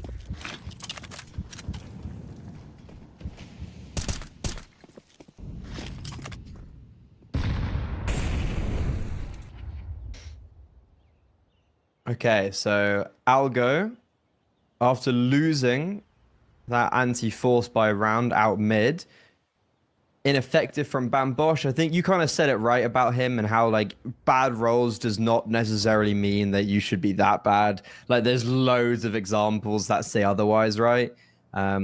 And now it's just a force for ALGO. They're very split up. You kind of got like they're really actually all over the place. Like Ramp, Palace, Apps, 2 mid. Like they're spread very thin, just seeing if they can isolate a jewel somewhere. And the bomb's still in T spawn. So right now there's a big clear like lack of direction. And they're just trying to hope to see if they can open up a part of the map and then go back and get the bomb. But it looks like they're gonna kind of end up pivoting A in some regard, but again, the bomb's in T-spawn, so even if they did get the kills, it's gonna take a while for it to get over, and those kills didn't come in. Anyways, Nookie gets a solitary kill. That's gonna be it in the round, unless he can get maybe one more, but yeah, nothing. Yeah, nothing doing. I think there's a couple of positives that even if ALGO do struggle today, I kind of want to talk about with their team. Firstly, I think Adex is an upgrade. Rendy came from the Navi Junior, Navi Youth setup for like 4 years ago when he was 16. Unfortunately, in those 4 years, he's not really improved that much at this level, I don't think. So I think Adex is a good pickup to be using for now. And Nuki, obviously spending his time over in the V-word game, otherwise known as Valorant. I don't like to say its full name because it doesn't deserve to be said on a Counter-Strike broadcast. It's a slur. It's a slur on a Counter-Strike broadcast. But look, he's come back and he's actually playing quite well, in my opinion. So yeah, honestly, I'm going to take it a step further. I actually think his individual level has been quite astonishing, and it almost is like showing shades of 2018. 2019 Nookie on like Imperial, like I can actually see that. Yeah, I don't think he's lost that much. I think you're right. I think he's playing pretty well, even after all this time. I had a chance to interview him for one of the Nodwin Cups. And... Oh, that's really cool. That's a cool guy to chat to, actually. Yeah, absolutely. And we had a little chat about 5 minutes or so, and just mentioning about how like just trying to play bit by bit, grow into the scene. Obviously, they're ranked in like the 140th in the VRS at the moment, so it's taking them a while to really build, but. Tournaments like this will help you build. For example, if they win to get today, I'm fully aware that in the over 100s in the VRS, the rankings are spread a bit more thin, but they'd go up 11 places. So that's a big W for them if they're able to pull it off. But so far, KOLESIE have started well. 3-1 start for them. Bambosh just can't catch a break, can he? Yeah. Okay, he does actually get the opener there by Laney. He's going to get mollowed out, but Bambosh wasn't holding for the mollow swing. Tut, tut, tut, tut, tut. And, ooh, Shane just jumps into his mollow. Adex is trading everyone he possibly can. Bomb will get planted. Andy's got a lot of space. Kloku, though, is Friend is closing down that space, but he makes a lot of noise with the AWP rotating in from CT. It's sharp from Andu, and now Kloku, I got it right this time, he's over towards stairs. They know where he is, and the only way ALGO lose a round like this is if they just solo and give him these 1v1s, which they kind of were. But Adex connects the shot, and ALGO, they will win their first since the pistol. It was looking very hard for ALGO to break in at any point, really, throughout that round. But they've done really well in the end to even get onto the bottom side and get it planted, and then force the second round over the line. That was always a very difficult clutch for Klotz, so you had to hope that you just get a wall bang through the triple box and then have a chance at a 1v1. He did hit a few bullets, but no more than that, unfortunately. Now the rebuy will come through. Both teams at full strength now, both with their AWPs out, Adex and Friend on the snipers. And Adex could be about to have a lot on his plate come his way. It's a good flick on Klotzu close range. As they try and take her up a bit closer. Klotzu picking that kind of dry is the issue there. And that loses KOLESIE their first man.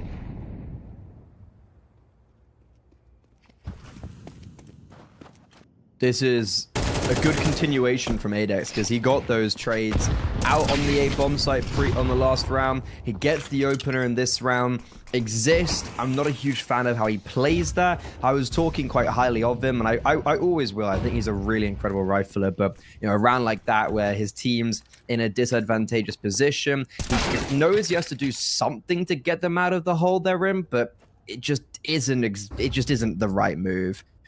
Innocent fools trying to get aggressive in abundance. As a Bianca, I understand the feeling. You're like, you know what? I think I've got space here. Oh, no, someone's just still holding for me.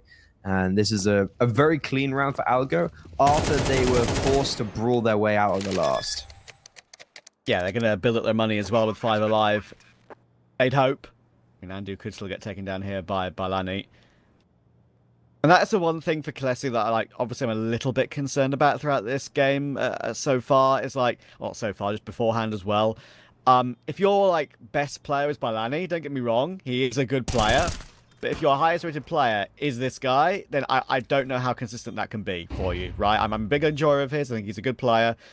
But you need to see a collective effort. If you look at all the numbers, 1.16 for Balani, 1.11 for Exist.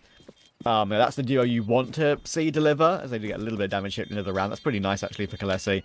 But if you look at Balani's numbers and try and see where the 1.16 has come from, he's playing pretty well. But he doesn't get high ratings with huge kill games, if that makes any sense. 17 to 16, 14 to 13, 17 to 17, 15 14. He's always got green ratings, but it's not like he's gone above and beyond at you are any, missing any the point. 22 and 13, 23 and 17. You have missed a few of the games. There's three of those in the last 12. But it's not that many. If you get what I'm trying to I get do at. get what you mean. Because I think on the face of it, it's Bailani is an individual who has been playing a lot better in the last 6 months or so. I think he's one of the more surprising players to come out of the Polish scene. Obviously played on the Copenhagen Wolves roster, with Jane and Andu, right? Andu was there for a little while. Yeah, I'm not sure if they were together, but I think they were. Yeah, and he was all right, but he's definitely been playing very good CS since he joined KOLESIE. And yeah, you are right. You kind of look at the stats, you're like, where's this 116 come from? Exist is someone who I think when he gets a 116, it's because he gets loads and loads and loads of kills. And speaking about loads and loads of kills, Nookie is just getting away with murder, and with a new lease on life, he just got information of everyone on the server. KOLESIE are 3-man strong towards this B-bomb site. Bambosh and Adex, they're still going to try and just commit here. They know Bambosh is somewhere on the bomb site. He's dropped him, and despite a few missed shots, it's good rotations from the Polish side, and they're not going to be swayed by a double from the Lithuanian. Look, I understand maybe that's the way it's pronounced, but I can't pronounce Nuki as Nookie. I just can't do it. I can't do it. Nuki? Yeah, I say Nuki. Nuki. I say Nuki because Nookie is a slang term for sexual intercourse. So what? Just saying, okay? Where's that from? Okay, right. Where's that from? Man, it's British, bro. I'm pretty sure. I don't know. I don't know about that one. Nookie is a popular slang term typically referring to sexual activity or intimacy. There you go. So you can't say that word. You have to say Nuki. We all know that me and names are... Yeah. It wouldn't be the first time. I mean, who knows? Maybe that's where he got it from, dude. Maybe that's what he wanted to call himself after. If so, based as hell. Wouldn't be the first time. There's been worse. No, you're right. That is true. But yeah, we'll have to see how the Deagles can do. Alex hasn't got a gun at all there. He was looking for something on the ground as he pushed aggressively around the apartments, but Innocent will take him down. Obviously, I think another thing it's important to mention with this KOLESIE team is Innocent. He's obviously been around for a very, very long time. I mean, this is the guy was playing really well in the Polish scene back in 2014, even prior to that. The new arc in his career to in-game lead began around about a year and a bit ago when Venom first took off, and of course they made the Thunderpick World Championship Finals in Malta with Venom. Yeah, they did.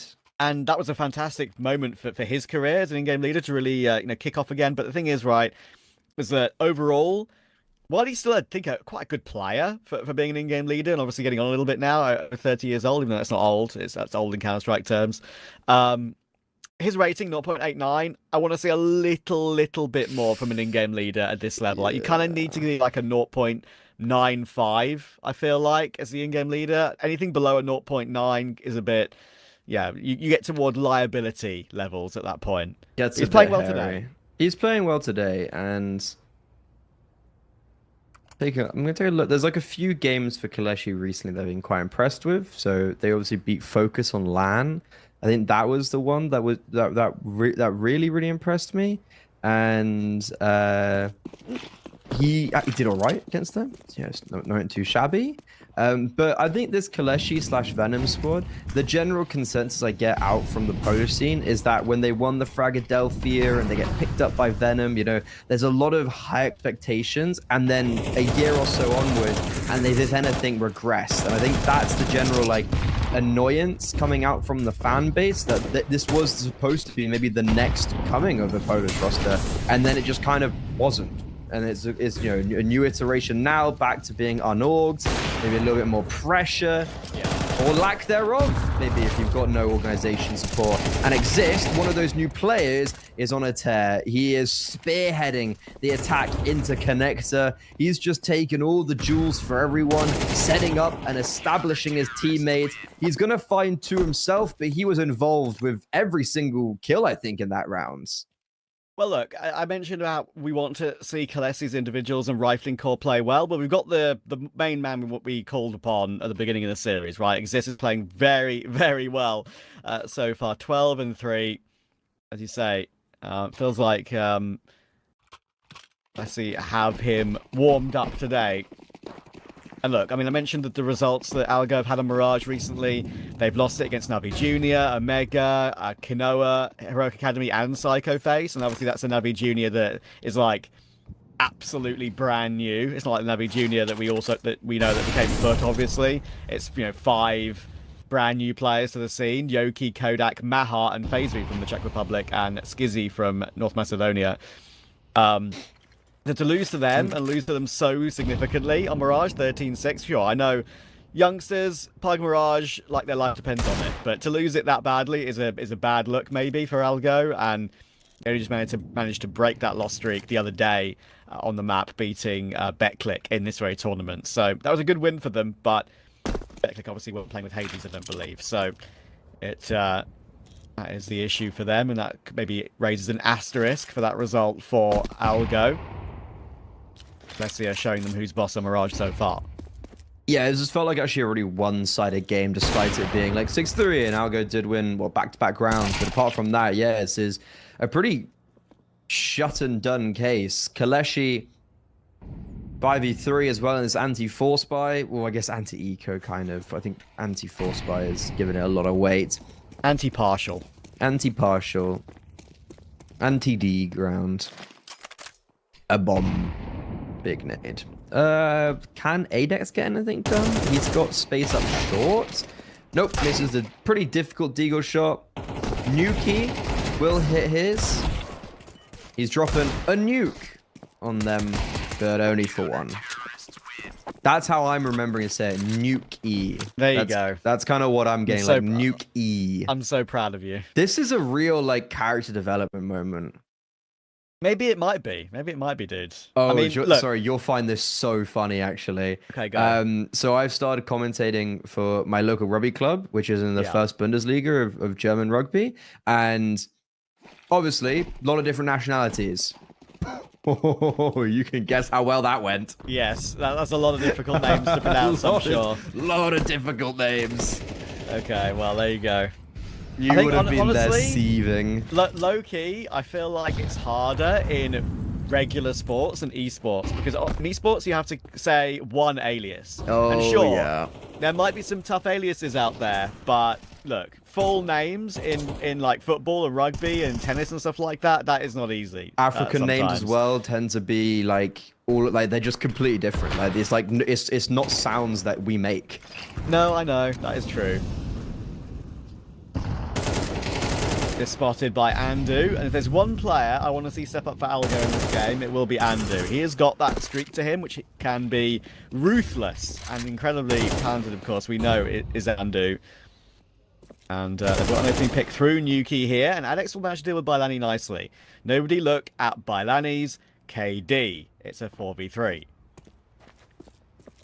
You know what? I wouldn't have noticed, and sometimes I feel like I'm the older one in these duos when I got my trolling, veteran caster making Calling me a 6-7 veteran? I'm jukes. 29, dude. Calm down. Comparisons. Oh, sorry, comparatively. You know, it's If you want to talk about veteran, then Nuki is the veteran. Of course, been around since those Innocent? Hellraiser's days back in the day. Very OG name that we will remember.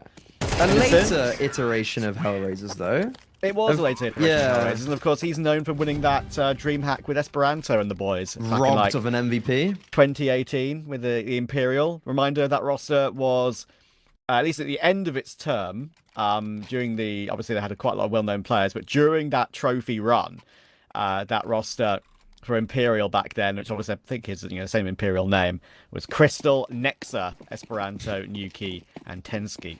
3 IGL meta. True, actually. I mean, they played Optic in the final, which was Snappy, Cajun B, Yugi, Gade, and Config. So, Also, I miss Optic. Low-key. kind of a double, like, Gade's now a coach, so, like, a lot of IGLs. A lot of IGLs that, maybe that's just how people get after a certain point in their career. Just like, screw it, time to IGL. And, ALGO right now, they did break through on the previous, and they've got a response back to Bambosh falling. That was a nice boost to get into window, but actually to isolate the short kill. So Exist Fools, he's had a great half. 14 and 5, and it looks like he's done enough, but Innocent, I love the idea, but if he had just kept out his rifle, he maybe would have been able to get a multi-clock who's got no bullets in his A1S. He's able to get a solitary kill, but now he's getting run down. Luckily, Friend's going to provide Overwatch from afar, and Andu, the longer he waits getting this bomb down, the better it is for Bailani, who's just shifting through apartments. So Andu, after a tap and a search, now will get that plant through. He's tunnel visioned on shorts, on market. Won't expect a Bailani push, but Andu has positioned himself well to not expose himself from apartments. So Bailani is like, dude, I can't see him. I don't know where he's gone. And Friend's a bit cautious then to start moving. Andu's playing this perfectly. Oh, nice. But that is a flashbang from Dreams. Andu does somewhat dodge it, but because he's dodged it, Friend then gets the kill. So despite a little bit of shakiness maybe towards the end, KOLESIE get 8.5. You're right that obviously they couldn't see Andu, so a little bit concerned, but they could also deduce there's no other place he could really be other than Empty Pillar or opposite Empty Pillar, watching market. So the flash from Bailani there is lovely. I'm talking about teams that, had IGLs on, IGL upon IGL back in the day. I mean, like, it's hard to look at a few teams that played, like, in the early majors in 2013 and just be like, oh my god, they're all, like, have been in-game leaders or are in-game leaders. I mean, one of the famous ones is in Faculty, Carrigan, Cajun, Rawls, Pimp, and Glaive. You've got 3 legendary in-game leaders on one team there. You even got, so the Hellraisers Nookie played on was with Crush and Angel. So that's like double IGL kind of as well, right? Was Crush and Angel?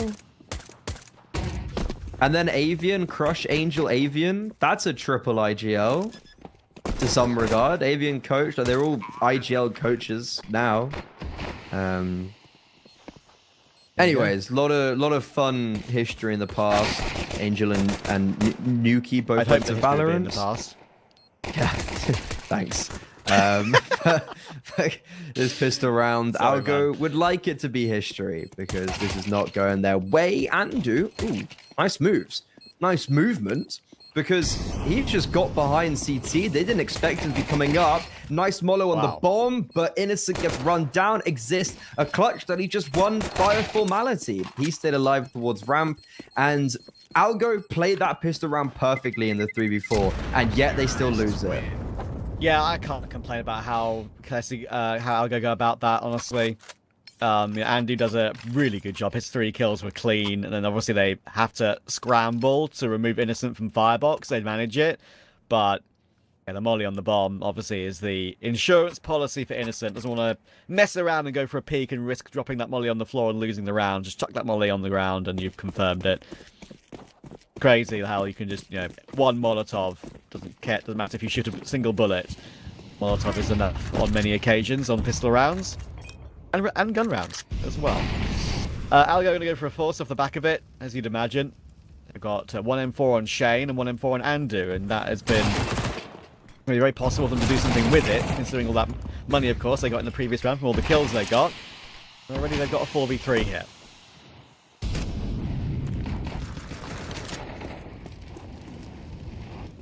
Nuki overextends out of market. Adex eliminated in the short, so it was a 4v3, and in a moment of bliss for ALGO, it all comes crashing down. Shane, a 1v3. He's been having a fantastic tournament so far. This is a very difficult one to handle. He knows that they both are, but with utility making his life very difficult, and Exist on the other end of the final blow, KOLESIE might have just booked their ticket onto Overpass as they are dominating their opponent's map pick. Yeah, complete domination at the moment. Unfortunately, as Overseer just pointed out to us, kind of an expected poor game from Bambosh so far. I understand he's like, he's not old or young. He's 20. He's 20. Okay, that still is young, but for CS, that's not young. Yeah, exactly. Yeah. That's what I'm saying. Like back in 2024, he trialed on 9, if you remember, during that period where super weird, where like they dropped Minio, I think it was. And yeah, obviously put on Basement Boy since then, but. Oh, hang on. The Alex Deagle is delivering, and Bambosh is managed to connect one as well. And just like that, you'd think this would be the round would be a bit more comfortable for KOLESIE, but maybe not.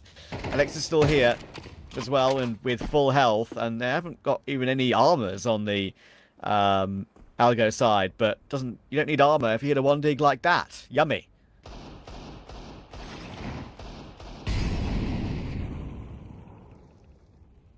Exist still alive though.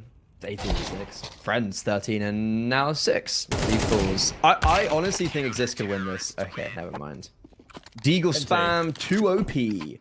No armor, no problem. Deagles is all we need.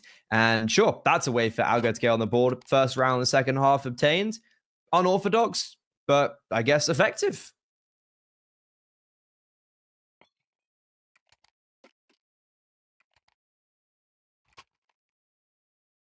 A lifeline.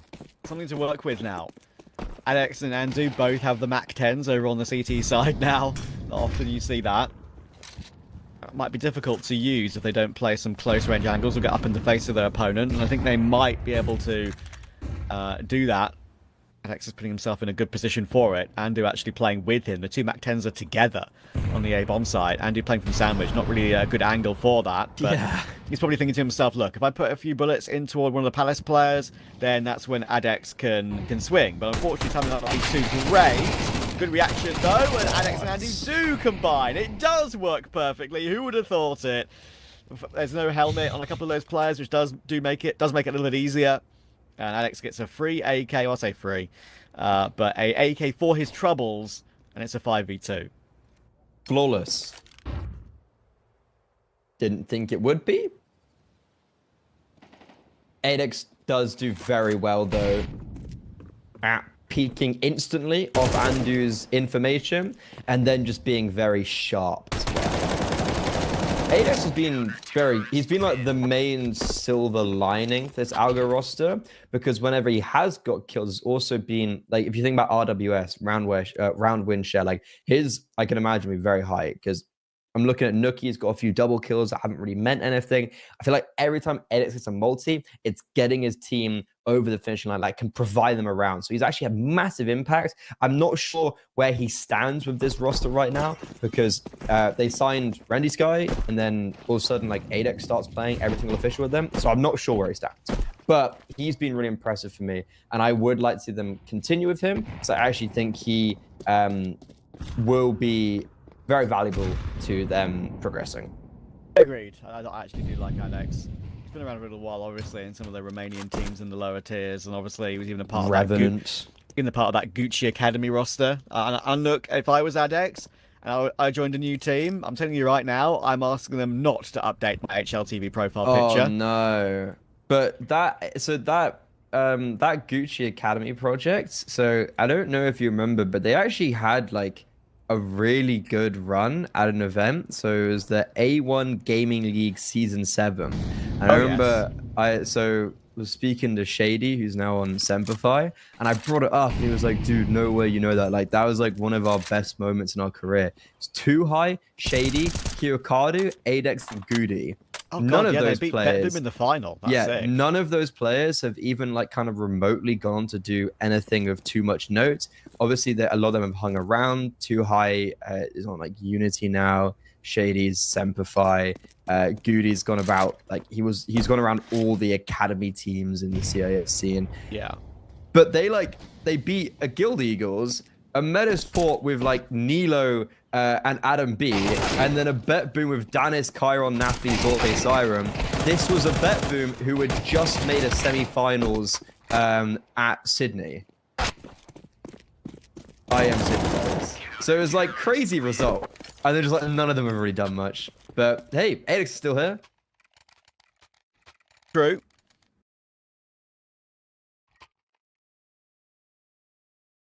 Damn, just looking back at that, the lineups that played that tournament, I kind of miss this era in a way. I mean, you had the Broken Into the Breach with Masuta, Crucial, Bemis, and Ralan. No one misses that. You had Bait, which were still like growing as a team with MPL, which was really exciting as well. And Wrinkle.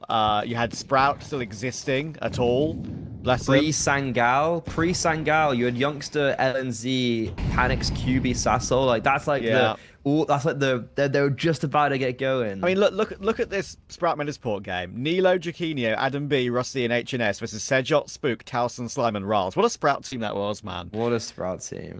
Also, you have Espionage, if you like the Quez, Lucky, Cabby, Iceberg, and Late team. Like that was one of, in my opinion, the more fun Danish teams kind of to watch actually in the last couple of years. They became Sashi, qualified for tier 1 events, and we haven't really seen maybe like a full 5 Danish team maybe like make those moves like they did back then. But this is 100%, by the way, grass is greener on the other side. Like, we're just back in the day, back in my day.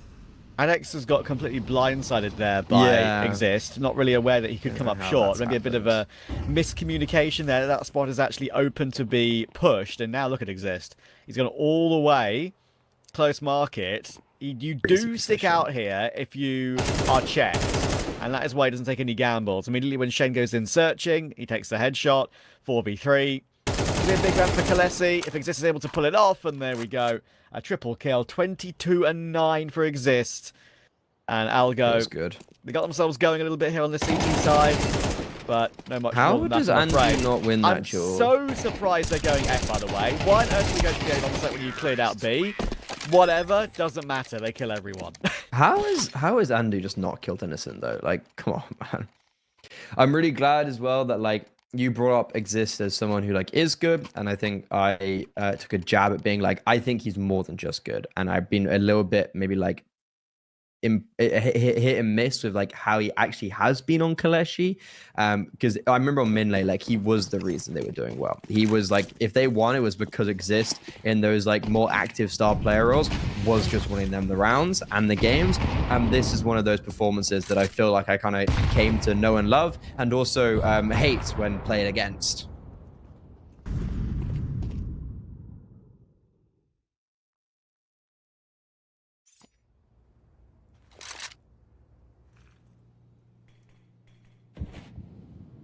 Yeah, 2 away now. 4 ahead and 2 away.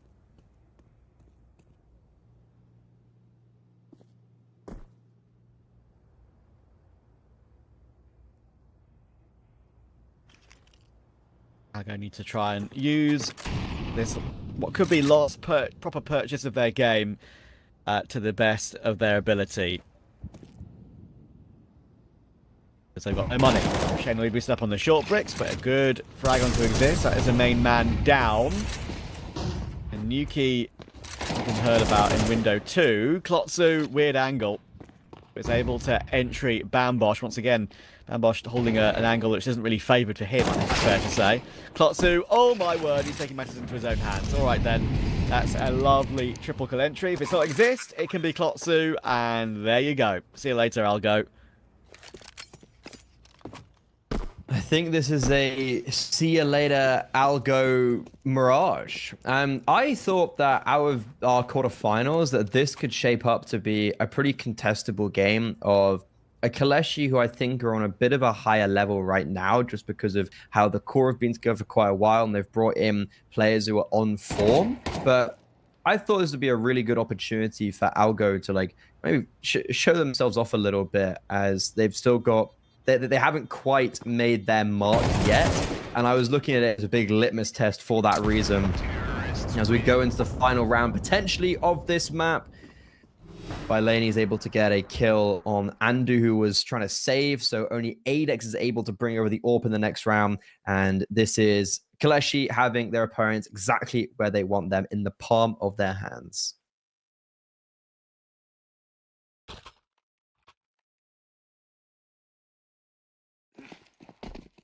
Yeah, it should be all good. This should be all good. Look at the buy that ALGO have to try and save the game. And unfortunately, this is what happens with ALGO lately. I feel like they are showing flashes of being able to compete really well at this level. Like top 80 VRS teams that are playing here. But it's a case of punching up with all their 5 and making their map pool a lot better. Because their map pool, I think, is a bit of an issue. If we're picking into Mirage and we barely win it, then there's an issue there. Never, like, provoking confidence whatsoever. But this has been a pretty one-sided game.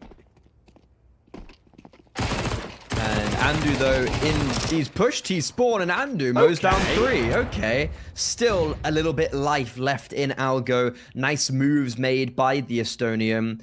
He's been heralded as a bit of a talent by yours truly at times, but I think it's unfortunate how his career trajectory has gone. Going back to this level of Counter-Strike after making his jump up.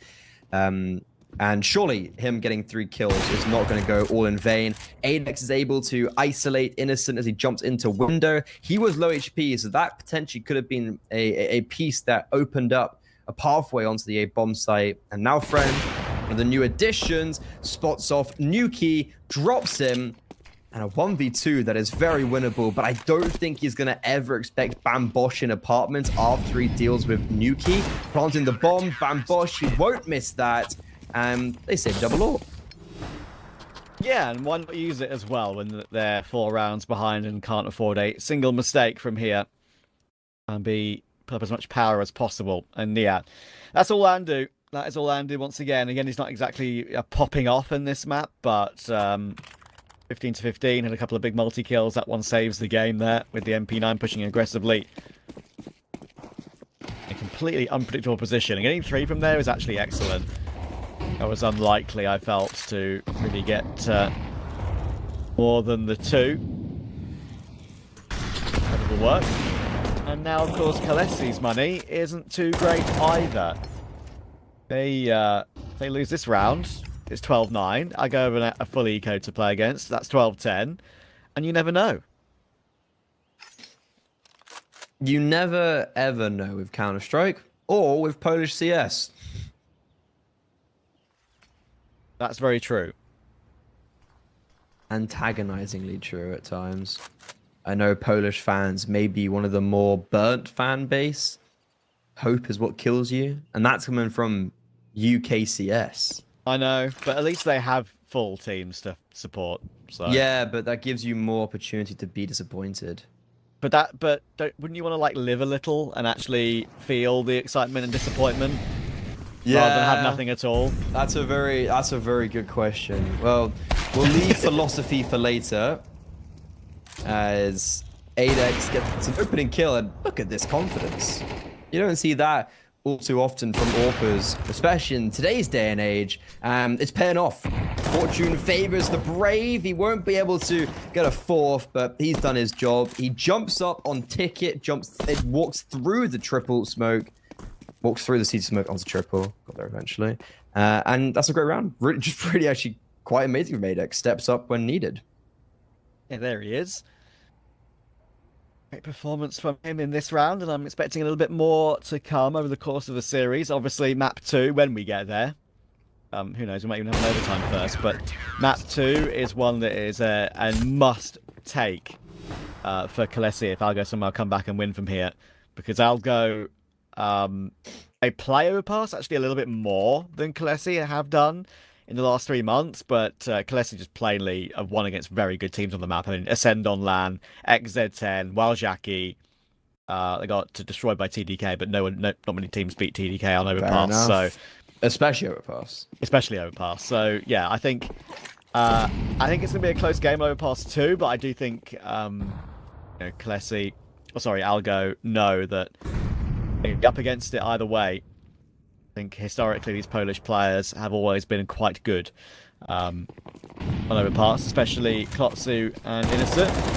It is KOLESIE, isn't it? But that's an annoying. I mean, it is annoying, but look, I prefer KOLESIE too. But I prefer KOLESIE. I was told KOLESIE at Thunderpick, so KOLESIE. It by sounds the like man, there's a by T the in man there. himself. KOLESIE. Sounds like there's a T somewhere in there. I know. But that's just like how you pronounce the Yeah. you know. I think the issue with something like that on the topic of names always comes up with us. It's just like from a viewer's perspective, they see that and they're just like, who is that? It's like that's not how you phonetically look at his name, I feel like. I know. All things said and done, ALGO may be coming back into this one. It's their map pick. It was 12-7. Never really thought that they'd ever be able to amuse the possibility of a comeback. And from one heroics to another, Andu, Adex, and it's another piece of aggression from Adex. The Romanian this time will not be fortuitous. He doesn't get away at all, even as Exist. That's the first kill, actually, I think, in the last 3 rounds for him. And what a time to get it. Yeah, pretty huge. Definitely a chance to get this one done and dusted now, and he's even going to survive that fight. Shane in window, doesn't get caught by Innocent. What a little hop-up kill that was. That's really frustrating for Innocent. 19 HP to spare. Bambosh now holding from short. That's a lovely little burst from that position. He now sees the bomb in department too, so Friend is going to have to be careful, but Shane in the end does go down to Bailani. So 2v3, vaguely doable, and Andu doesn't have his gun out. Bailani will take the frag, and all of a sudden... Big flash.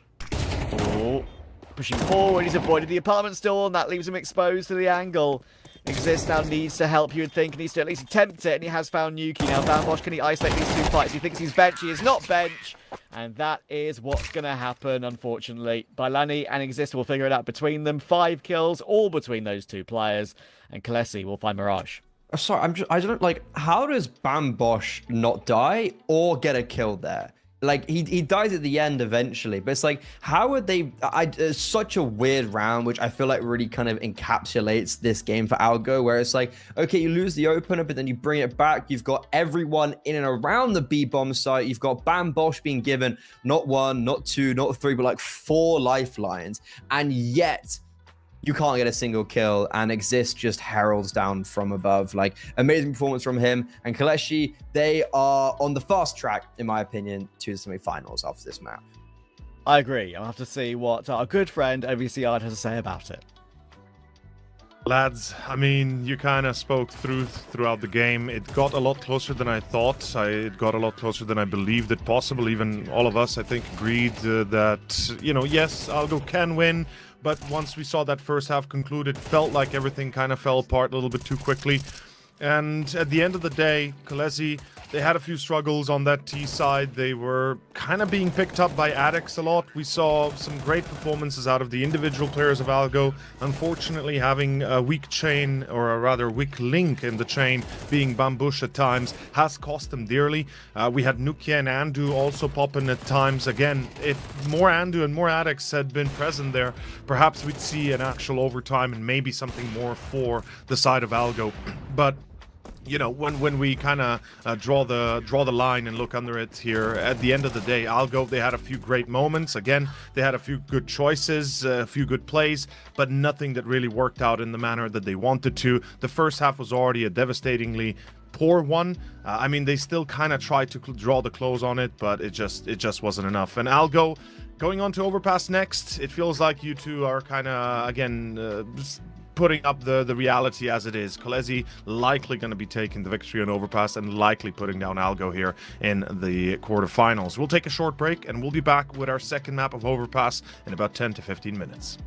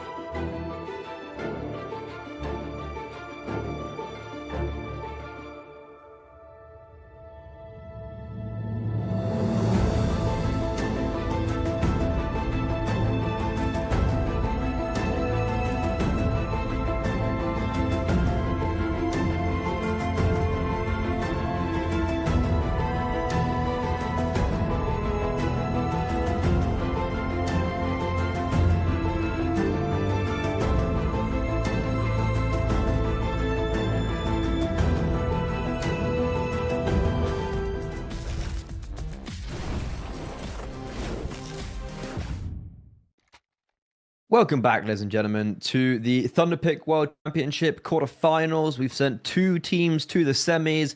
We've got 2 more to join them. And KOLESIE so far in this series have looked like a force to be reckoned with. That 13-10 scoreline feels very misleading on Mirage, as I felt like the Polish squad were a lot better than that. And now they go on to their map pick, where a lot of us would be having them pinned to go 2-0.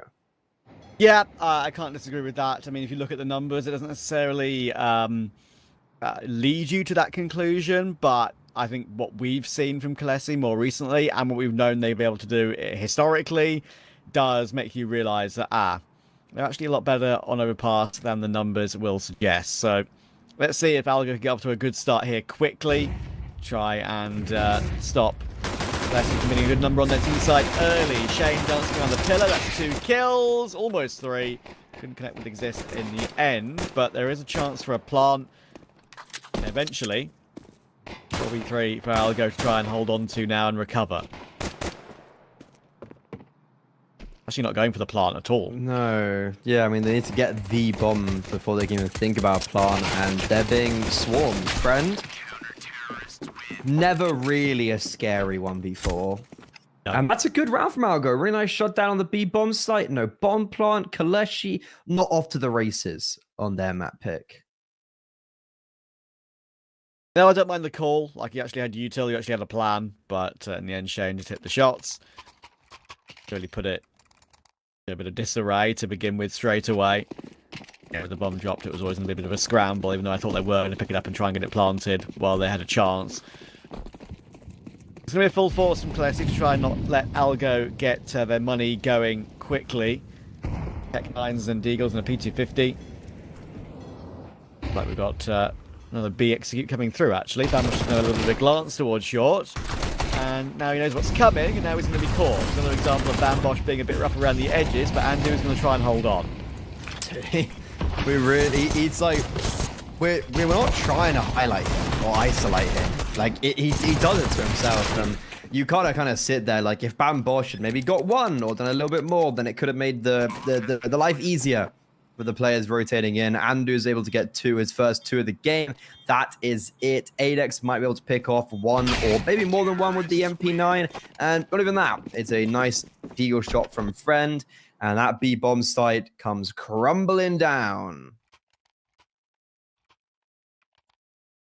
Yeah, very pacey again from KOLESIE. This was the map that I did so much good work on in the previous season. Yeah, they know all the little tips and tricks to be able to break into that B-bomb site. ALGO, of course, will reforce in. Alex has the M4, got pistols around that with a little bit of a mixture with Eagles and 5-7s.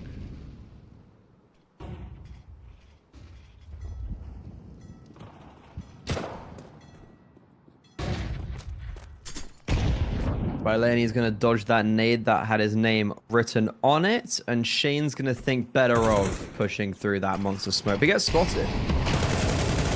He needs to make sure he doesn't take too much damage or lose his life, and he'll actually kind of get away in a clean enough manner. But that smoke that Shane dropped towards Monster was the final piece of utility, bar 1 flash on Bambosh for ALGO.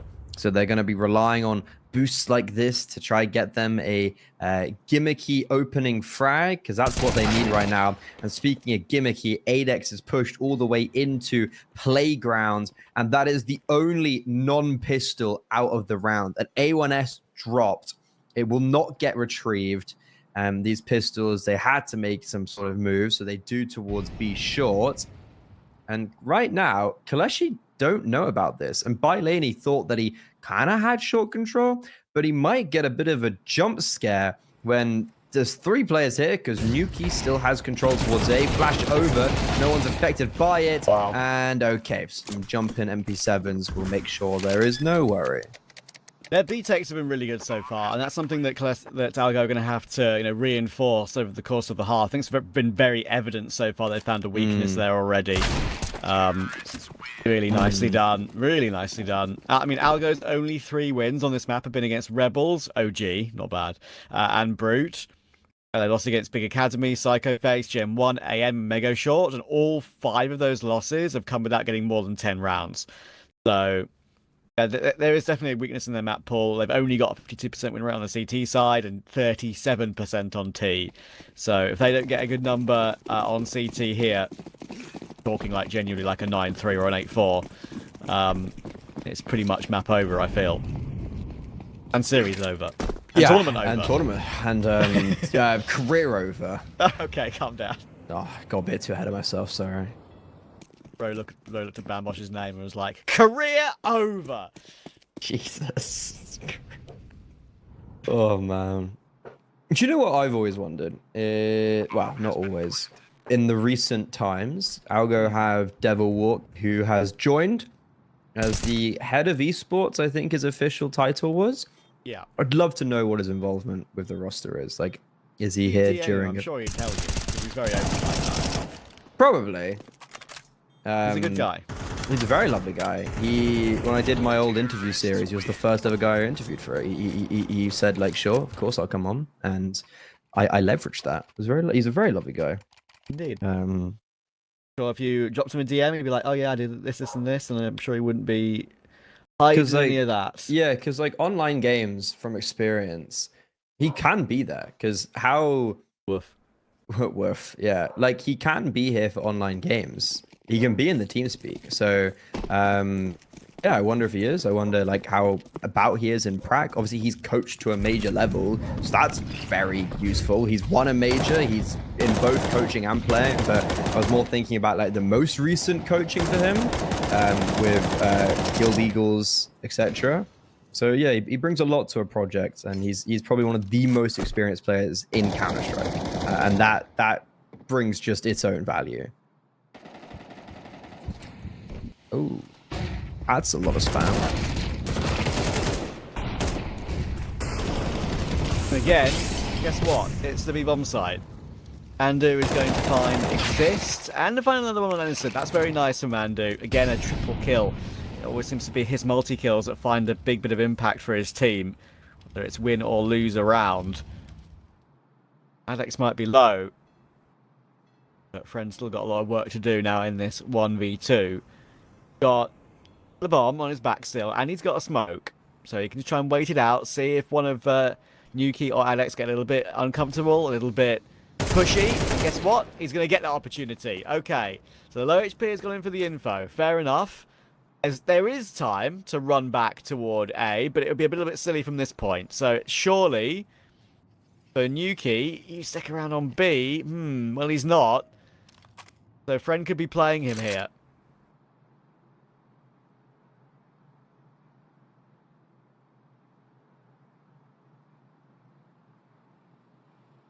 And he has. I think Nuki has made the right decision, though, to play Heaven Hicks. He's on a fast rotation, and he can try catch Friend off, but that smoke onto the bomb site should allow for the bomb to get planted. Nuki spots him as he comes off the bomb, and it's a round for ALGO that never should have been worrisome, especially with how Andu got so much damage from the spam of 3k. Like, this never should have been a 1v1, but it does get that close.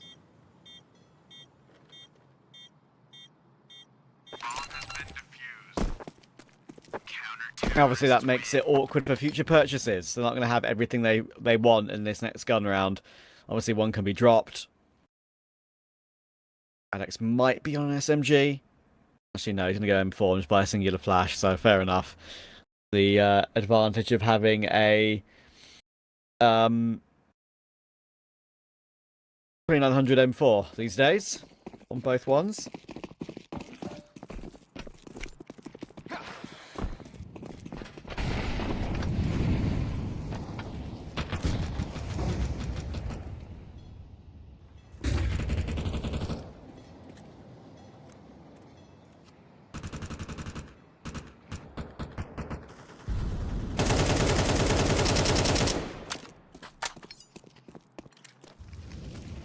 Okay, back to it then.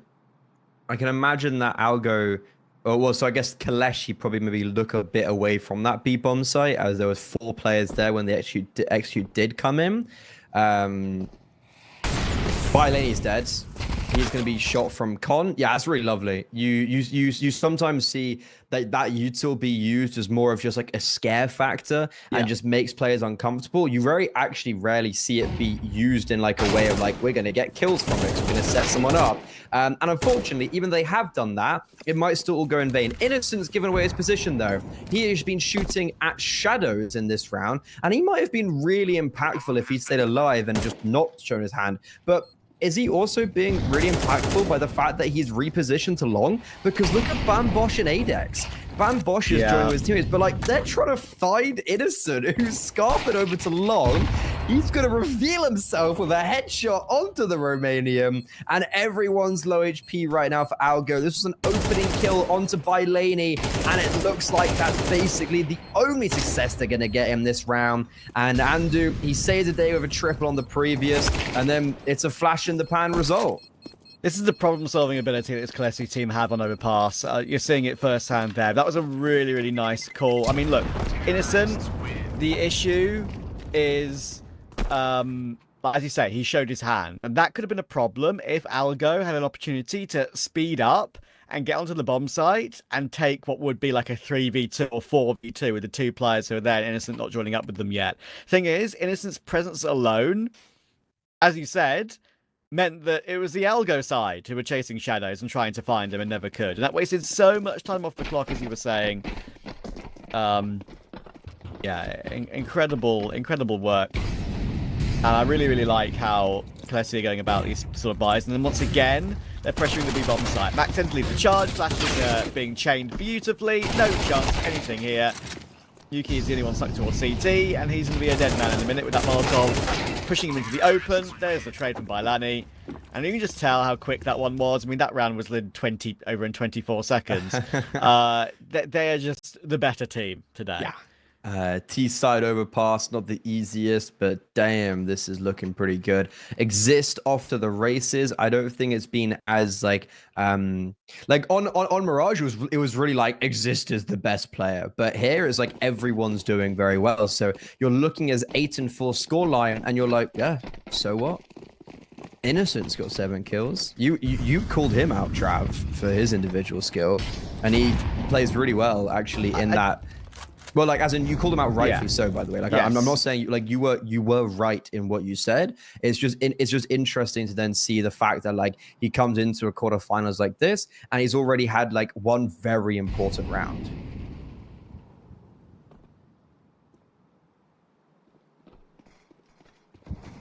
There we go.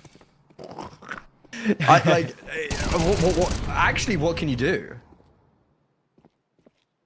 Kill him. Adex didn't even pull the trigger, did he? It was like, okay, yeah, sure, obviously, like, yeah, react faster, but like, Adex sees him, holds, and Exist just goes, boop. Yeah, well, there you go. Brendan's got some fake information there, maybe, on Connector. There is still a player pretty close in Shane, but he's not obviously making a move yet, and maybe the door needs to be opened, I'm not sure. So it would be a sound cue that would be given up. It is a 4v3 for ALGO, with Yuki managing to deal with Exist in the end. And more good damage, but Innocent swings wide and takes the kill. As I said, look, 0.89 rating doesn't read great, but that's usually in the losses. When they're all playing well as a group, he contributes. And, no, I'm not willing to say it actually means a whole lot in games like these. He's doing a very, very good job. Another kill on the entry as well. Really impactful stuff. That allows a bank plant to come through. Friend on the angle. Great reaction onto Andu pushing up. Shane now 1v2. Is there a kit on the ground near him? I'm not sure there is, but either way, he's got 2 players who are both very close to him. It doesn't matter. Friend's going to hold the line and continue to do so. 10-2 for Friend, 5 KD, and 6-2 KOLESIE on T side. What's also the more worrying part of something like this, Trav, is that that's not the first time that Bylani has been picked off first and quite early on into the round at that towards the B-bomb side, and KOLESIE have still then just won out the round regardless. So you're looking at ALGO, and I was even thinking in that previous round, like, I've seen them get a 5v4 like this before, and it didn't matter, and it doesn't again. Exist also only goes 1 for 1. Like they never Arena had an advantage. They literally were still into the 3v4 going onto the A bomb site, and someone like Friend stepped up massively with the AWP. Innocent as well with another 2K, but really coming big for the IGL. Not normally someone heralded for his individual ability. And it's also interesting by Laney being so highly rated, right? And he's like the B lurker overpass. Like, you know, it's the B mirage of overpass. Yeah, and I mentioned, of course, like we were saying, that ALGO not having a good T side. Their CT isn't great either. If they get 8, I'm hopeful, but they can only get 6 now. And even that seems unlikely from here. And to use these 5-7s to the best of their ability, I'm going to imagine it's going to be possible. But again, KOLESIE are walking B again. And they've just used variation with these tags really, really well. This is a slow walk this time. They've rushed it before. They've taken short and gone to B before. Like, sometimes, like, obviously lower ranked players in pugs and whatever just be thinking, okay, let's go B again. But they throw no... Excuse me. They throw no variation whatsoever. And it just doesn't keep the CTs guessing. Oh, well, B's not working. Oh, well, it's still not working. Yeah, because you've not tried different ways of going B. And that is what KOLESIE are doing here to a great level. Andu has got the AWP picked up. And he's got a smoke, but he missed the kit, I think, that was available in this round to be grabbed. And Clocksu is going to swing and find him with ease. It's also not only them going to be in a different manner there, but it's also them finding success continuously on the A bomb site and then pivoting. And you saw at the start of this half that ALGO were putting quite a lot of resources over towards B, and then in that round switched it up towards A because of how KOLESIE had seemingly changed their focus. Here though, KOLESIE 7-2 up. They're looking unbeatable as ALGO. Like, I don't really know what to say to get that they can have. Like, even the one round they've won on the rifles, Andu had a 3K and they barely won it. And it's like, I could see this game being 13-2. And by then dies for the 3rd time, first towards B, doesn't matter. They've won it from here before. Twice at that fact.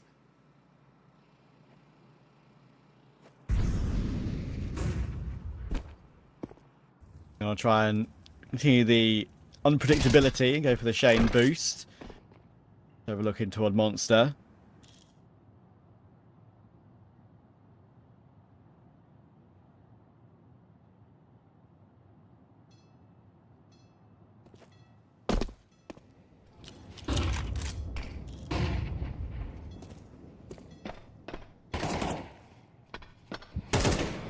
What's the plan here? Bombs? Trying to Not fight to die like that, Nuki. I'd imagine. Yeah. I think KOLESIE have overcooked the idea of trying to fight into connector there. Not the cleanest duel compared to last time from Exist.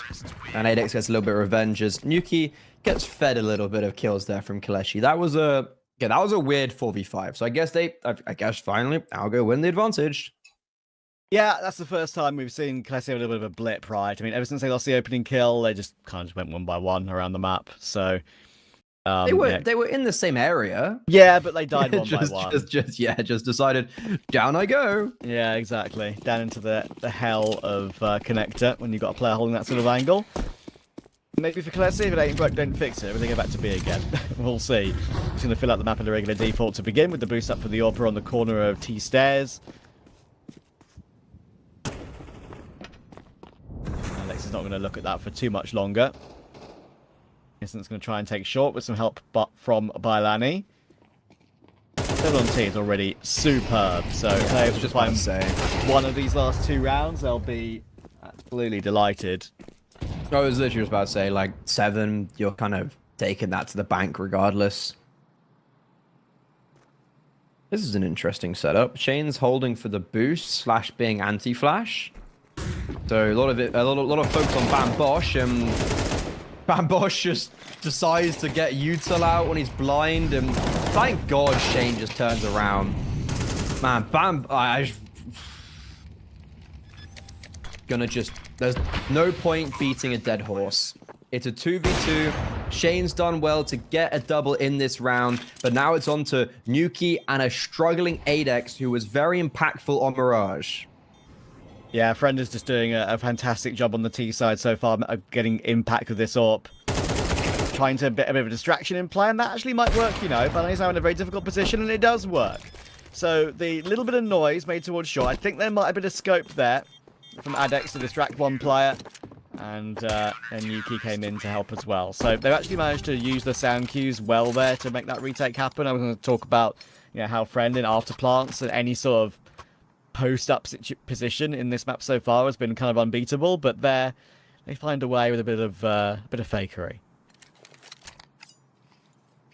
I do like how they play that. That's a really nice 2v2 after a disappointing site hold.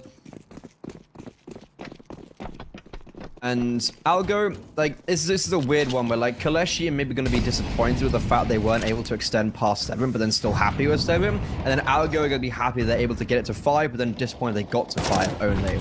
It's one of those weird catch-22s where you just have to try and be happy with what's in front of you. And for KOLESIE, it definitely favors them on the T side. Even if they do lose quite a few rounds in a row at the back end, it's all good. And this is a change of pace. Look how just they're contacting their way basically through the smokes and like with the smokes they've dropped. So Adex, he just has no idea. And now they speed up. What's the reaction that KOLESIE have and the protocol for when they need to speed up? And I'm not really sure what the protocol is. Like, they get spotted and then half are there, half aren't. And they kind of go into the meat grinder without the proper utility down. Look at Alex as well, being cheeky on the side of the smoke. Does give up his life to Bylani, though. Not like it's going to be an advantageous door, but with such a difficult crossfire to get by, he's not going to be able to do so. So Bambosh will get the final frag of the half. ALGO get 5 on CT. I mean, as we've been saying, we don't think it's enough, and maybe that is why, no, KOLESIE were a little bit lackadaisical there at the end of the half, not looking as clean as they were looking earlier on, but I can forgive them because it's still overall a very successful game so far. I mean, they lost a pretty unlucky 2v2 in round 11. Had that round 10 was obviously the one like major question mark, and that previous round just felt like, to me, it was a strat they haven't properly run before. Hasn't been fleshed out. Had the right idea, poor execution, and now for ALGO on the T side, all pressure's on them. They've got a smoke and they've got a mollo.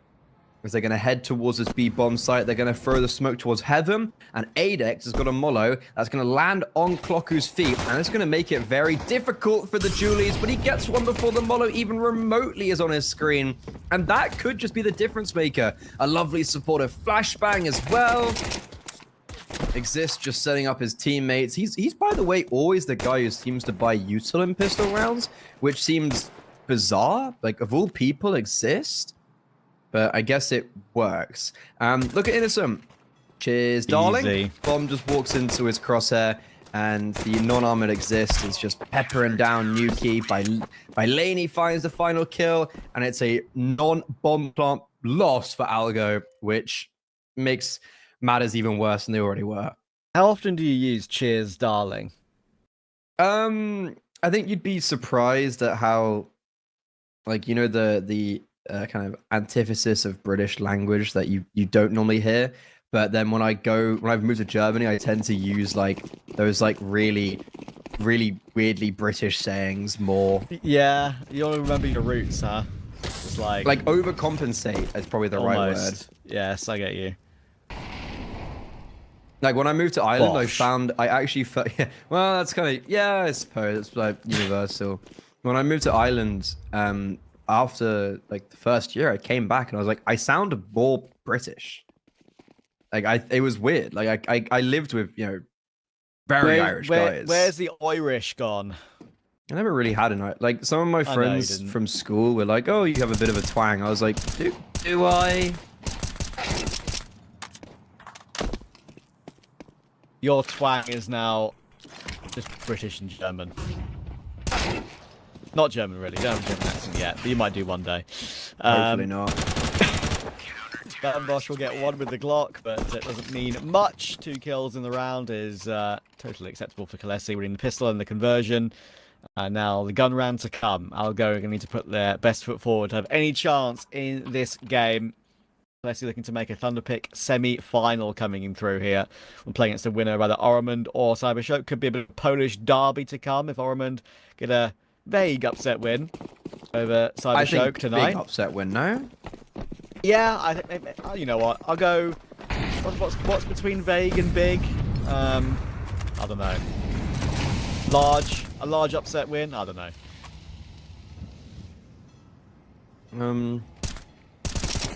I think just upset. If you take out the vague, that's the middle. Sure. Because vague Good point. decreases it. Yeah, an upset win. Yeah, I think. There we go. Oromund have been surprisingly Weirdly, acceptable right? lately. Yeah, even with all their roster changes and the fact they're not even called Oromund really anymore. And Petro is, or Peter as you dubbed him, is just so bad. I love Peter. He's He's trying his so best. bad. He's trying his best, man. Leave Peter alone. Oh, by Lanny. Oh my That god. is a crazy And then reaction. Shane almost actually dies to his teammate's Molo out of connector. But yeah, the crux of the matter is that Shane's gotten away with murder. Look at Cloku though. He's going to be in a very good position if they don't clear him. And Friend is... Oh, he wasn't holding for com. I would have thought that once they threw a Molo out of com, he maybe would have been a little bit more aware of it. But he gambled on the short play. Oh, it's so comedic, bro. I'm sorry. Yeah. Like, and Friend. Oh, Ooh. Kobe. touchdown for 3. Shane's also on very low HP. I wonder if Innocent he blinds himself. Nice Yeah, try. okay. That's a 32-year-old peak right there. Oh, Friend, 1v1. Where's this nade going? Oh my god, it might land. 3. Oh, he's on 3 HP. This is coming down to the wire. He's got another grenade and he pulls it out. And Shane, he gives them an opening and he closes it out. Oh, a round that was kind of just nades. Like that was all really the main quite thing that funky, came wasn't to it? it. Yeah, I can't believe that nade does 3 damage there on what could have been a round-ending touchdown. I said for 3 for the first one. If he hadn't... That would have been oh, even yeah. better, because that one did do 3 damage. If he hadn't middle clicked it, it would have killed him. Maybe. Yeah. As in like 100% would have killed him. Yeah, okay, not maybe, definitely. You're right. Okay, did very well to even find the entry to begin with. That round wouldn't have happened if Crazy. he didn't flick headshot by Lanny when he was playing barrel. And, you know, M4, he had the AK, that's a kill. M4, not good enough, obviously.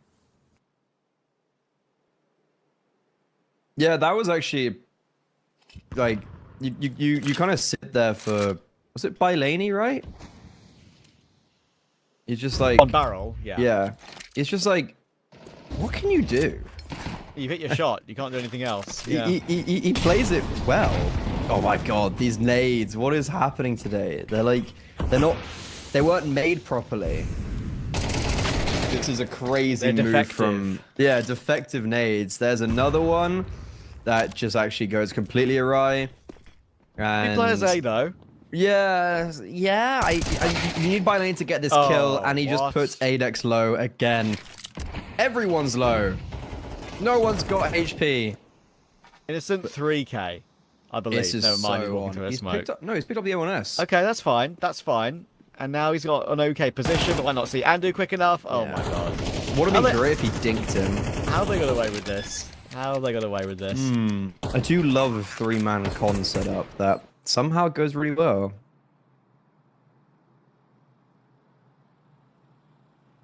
This game's gonna get quite close. It should be a one-round game after this when it's all said and done. We've kind of been writing Algo off, but they're grinding out these rounds, and it doesn't matter what your health is, you're going to be surviving this round with all 5 players alive if you get away from the bomb far enough. So, Big money. indeed. Yeah, it's kind of all of a sudden actually started to look pretty alright. I still, despite it being about to be a one-round game, like, I actually still don't favor Algo. Yeah. No, I know. I mean, they are on the T side after all. That's the side they really struggle on.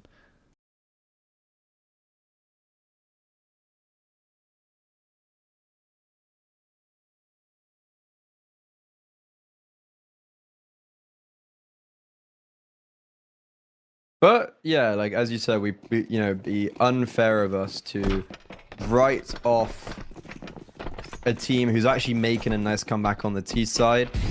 We have watched enough Counter-Strike in our lives to understand that, hey, map picks don't mean anything.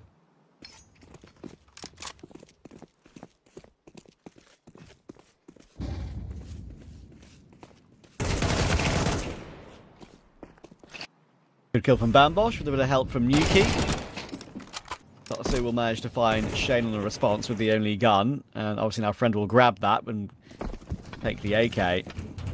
Bomber's not decided anything yet, and they are charging their way up toward the A-bomb side. Andu's going to be not ahead of it, but close to it, and they can go for a boost on toward Green Bin. Andu's not seen that yet, so that definitely could do something. All three CTs are here. That's worked really nicely. A bit of a gimmicky play, but that's what we want to see to try and recover rounds like this. TWC needs more, and he gets one more. Probably maximum he could possibly do. Now Innocent is 1v2 with only the USP. Ned is going to be good. Now down to 73. He's incredibly squishy, unfortunately. Is Innocent, and there's a headshot from Adex. So I'll go figure it out. And they're growing back into the game bit by bit. Another round where Bambosh gets a kill and survives. A bit more from him. He's his KD again. I think when I saw them the other day, I was looking at it and it was like 30 maps played, 1 positive rating or something like that. It was like, well, not positive rating, positive KD. And he had a good map against Betclic on Nuke, which they lost, which also hurts a little bit. Played well against ASTRAL. Actually quite well in that series. But yeah, he's been struggling today. Shane, though, is making up for it. That is another similarly crazy entry on the B-bomb site. This one so fast.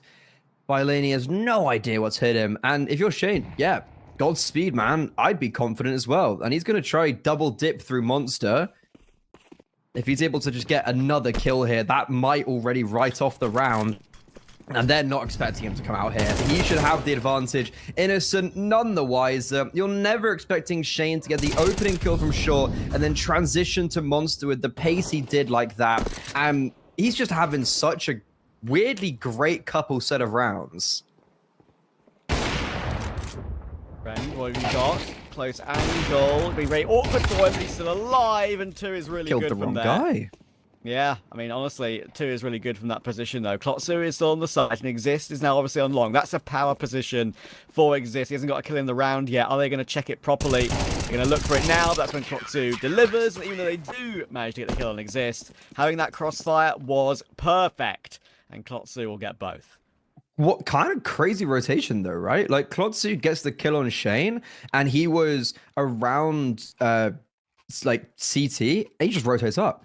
Like, they didn't have information on if there were more there on B, and they just rotate up. I'm sure that maybe there was something that Friend heard with the AWP, and he was so aggressive. But yeah, really impressive rotation from KOLESIE. But also, you mentioned it, a great double from Friend. He had no right in arguably even getting like 1 kill. And the fact that he gets 2 is really impressive. A bit tilting probably for Nuki, because yeah, Friend kills the wrong guy. And it's him. This is again, though, Shane trying to be a little bit devious towards the B-bomb site, but he's got a little bit more to help him. Oh, Shane tries to make the play by jumping up on top of the default box, but... Not a fan. Yeah, obviously you're slightly mid-air at the beginning of that one.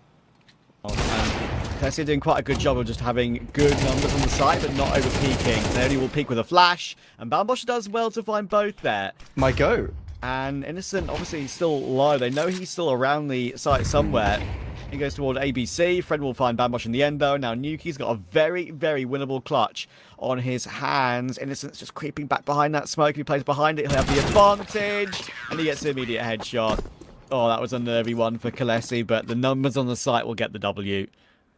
You know, fair play to Bambosh. He's the only player not blinded and turns on a sixpence to kill the guy swinging left side pillar and barrels. And he's the only reason really why that round comes into the realms of possibility. There was one duel that was a little bit unlucky. Exist dies rotating in because I think he had the communication that his teammate was holding that side of pillar, but there was like literally a second where Exist could die, and that's the second he died in. So there was one, I guess, lucky opener for Algo, but that was also after Shane makes a rather brazen play.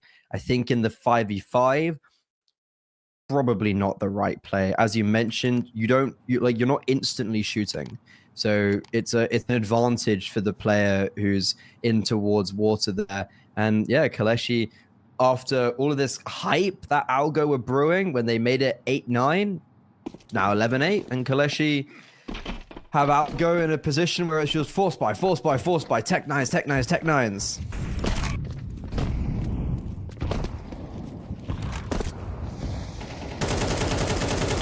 Yeah, unfortunately, that is the state we're in for them. We were never overly hopeful. Neverly, good word. We were never overly hopeful for Algo. You're just working smarter. You're just combining the words. True. Friend, lucky to be alive there and staying alive. That's really great. Staying alive. Just about. Staying alive. Sorry. You set me off. I know, that's fine. I wanted to. What is this from Friend? I kind of respect it, and he's going to get away with it. He doesn't feel the comfort to rotate back to the bomb site.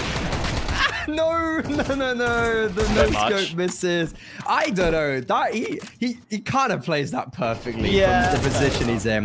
Like, he doesn't feel like he can retreat because of the players coming up bathroom. And I think he actually is due that third kill there. Like, that no-scope must have gone between Andu's legs. Regardless, though, it doesn't really matter. Like, it's still a 4v2 for KOLESIE. We were focusing on some of the theatrics, but Andu's now in a 1v4. He's been blinded. He's not going to be dealt with yet, but Exist will eventually tap it in.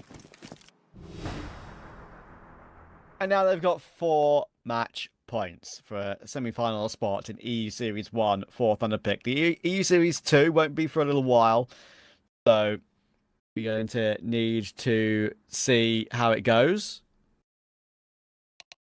for them in the future. But for now, they've got a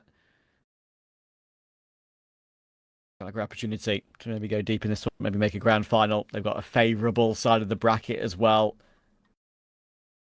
Either one of Oromund or CYBERSHOKE, definitely winnable for them. CYBERSHOKE are the favourites for that game for sure, but haven't been infallible. CYBERSHOKE recently losing a couple of games. New Recently, roster, they got Fluffy. yeah, Had a lot of issues. They are playing. They did play a LAN too, so Very bad as well, that LAN, right? yeah, lots of VP, lots of ArcRed, and yeah, ArcRed have actually been quite good on LAN. Would you believe with that team? But I know what you mean, but I think I'd always have a CYBERSHOKE in a higher opinion than ArcRed. Oh, Like, no, I all the agree. iterations. The crazy thing is that ArcRed are just barely playing online events. They played like one online event between that CIS LAN number 4 and CIS LAN number 5, and they made the final of the most recent one and lost to VP. In Fair 3 enough. maps, You so know, like, not bad. not awful. Got knocked out by WW in the previous, so it's a WW much is better. so annoyingly good, man. I hate it. It must be So tilting. It must be so annoying for professional teams to be knocked out by a They're stream team who literally in don't a give grand shit. finals against Gentlemaids later today in CCT. I know. Oh, Like, what a nade stack. perfect. It's Cyan that doesn't get used enough on overpasses, just assaulting that B bomb site with grenades, but they're still just running through the smoke to their grave. Yuki last alive, very short-lived, and KOLESIE, they lose the opening kill because, as you said, yeah, they get airstriked on that B bomb site, and then they don't even like take any damage basically from that point onwards. So KOLESIE booking their ticket into the semi-finals here in the Thunderpick World Championship Series 1. They will be waiting for the final game to be played out, which is Oromund CYBERSHOKE, to see who they will face. Indeed, and we can bring Overseer back into the fold as well, just to have a little chat about how that game finished out. I mean, in the end, there's not really much to show for ALGO. I was a little bit hopeful for them today, just knowing that their form has been, getting better bit by bit. But yeah, I think reality really showed when it came to how the veto looked from minute one, right? I mean, I think overall, the pool isn't too bad for ALGO, but if you look at it, when you go up against, KOLESIE's, if you lose map 1, you're kind of screwed. Overpass is always gonna be a pocket pick for them, so it's gonna be kind of crazy to see how that's gonna be figured out. And I think Overseer, you kind of seen it throughout the entire game that ALGO weren't really close enough. You said it best. It wasn't even really much of a competition. I mean, there were nice attempts being made, and maybe if you remove Bambouche and then work your way, to a better 5th player, maybe we can talk about it. Because I just went a little bit through his history. In the last month alone, he had 11 games where he was sub 0.6 rating. Just out of 48 games played, and then another 20 sub 1 rating. So definitely there's a bit of a lack of that performance. But overall, I mean, it's clear. Right now, KOLESIE are on a bit of a wild run. How far they'll go, if they face off CYBERSHOKE, which is their likely opponent, I feel like that's going to be a bit of a tough wall to climb. I don't know. What's your thoughts on that, guys? I spoke first, Freddy. You go next. So was the question of KOLESIE making it all the way? No. Up against CYBERSHOKE. Like, how are they going to fare against CYBERSHOKE, considering that CYBERSHOKE are right now on a pretty good run? Okay. I mean, I don't know if they're going to... KOLESIE playing CYBERSHOKE in the semis? But that's the expectation. That's the what expectation, we're yeah. expecting. Yeah, I mean, Right, obviously it could be Ormond or CYBERSHOKE. I think KOLESIE right now have the easier side of the bracket to get into a grand finals. You look at that TDK OG semi-final, and that's like a crazy game. That is a grand final in itself. So I think for KOLESIE, as I mentioned, kind of every time I watch them, is they seem to have a bit of disappointment resonating from the Polish fan base, because they just expect so much more from a roster like this that have achieved that much previously.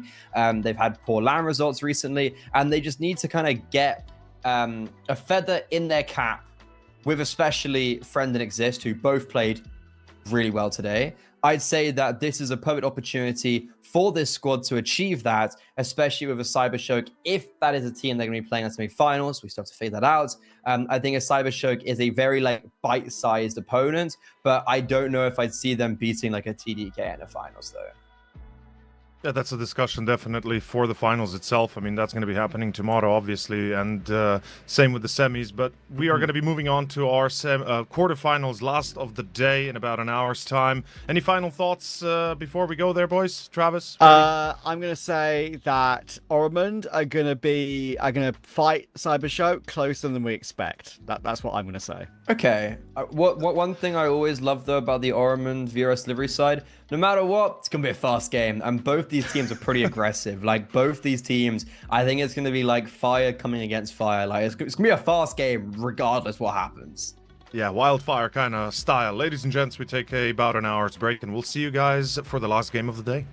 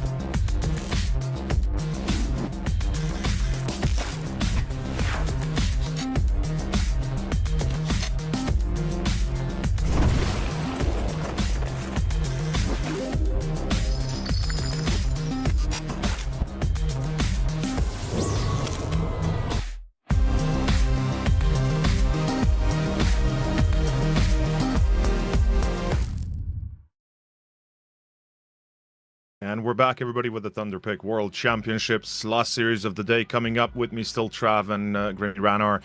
And yes, we've got Ormond versus CYBERSHOKE coming up. Lads, I've spoken my truth about CYBERSHOKE. I think you would agree with me when I say they are definitely in an advantageous position. But also, Freddy, I think your words definitely touched me a little bit there, saying that Ormond do have that special tactics about them. They tend to play very fast, and that can sometimes be overwhelming for their opponents. Special is certainly, like, I think, an apt way of putting it. It can be quite nonsensical at times because it is very plus W aggressive.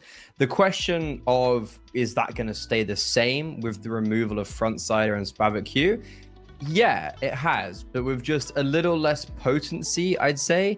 I think Swanuku has stepped up massively in his individual ability. I feel like more of a limelight is being shone on him than previously, and antivirus on the AWP is really just kind of fun, to be honest. So yeah, it's a new look VRSDelivery. I do wonder if this will be the full 5 because Hetero or Peter is really not very good.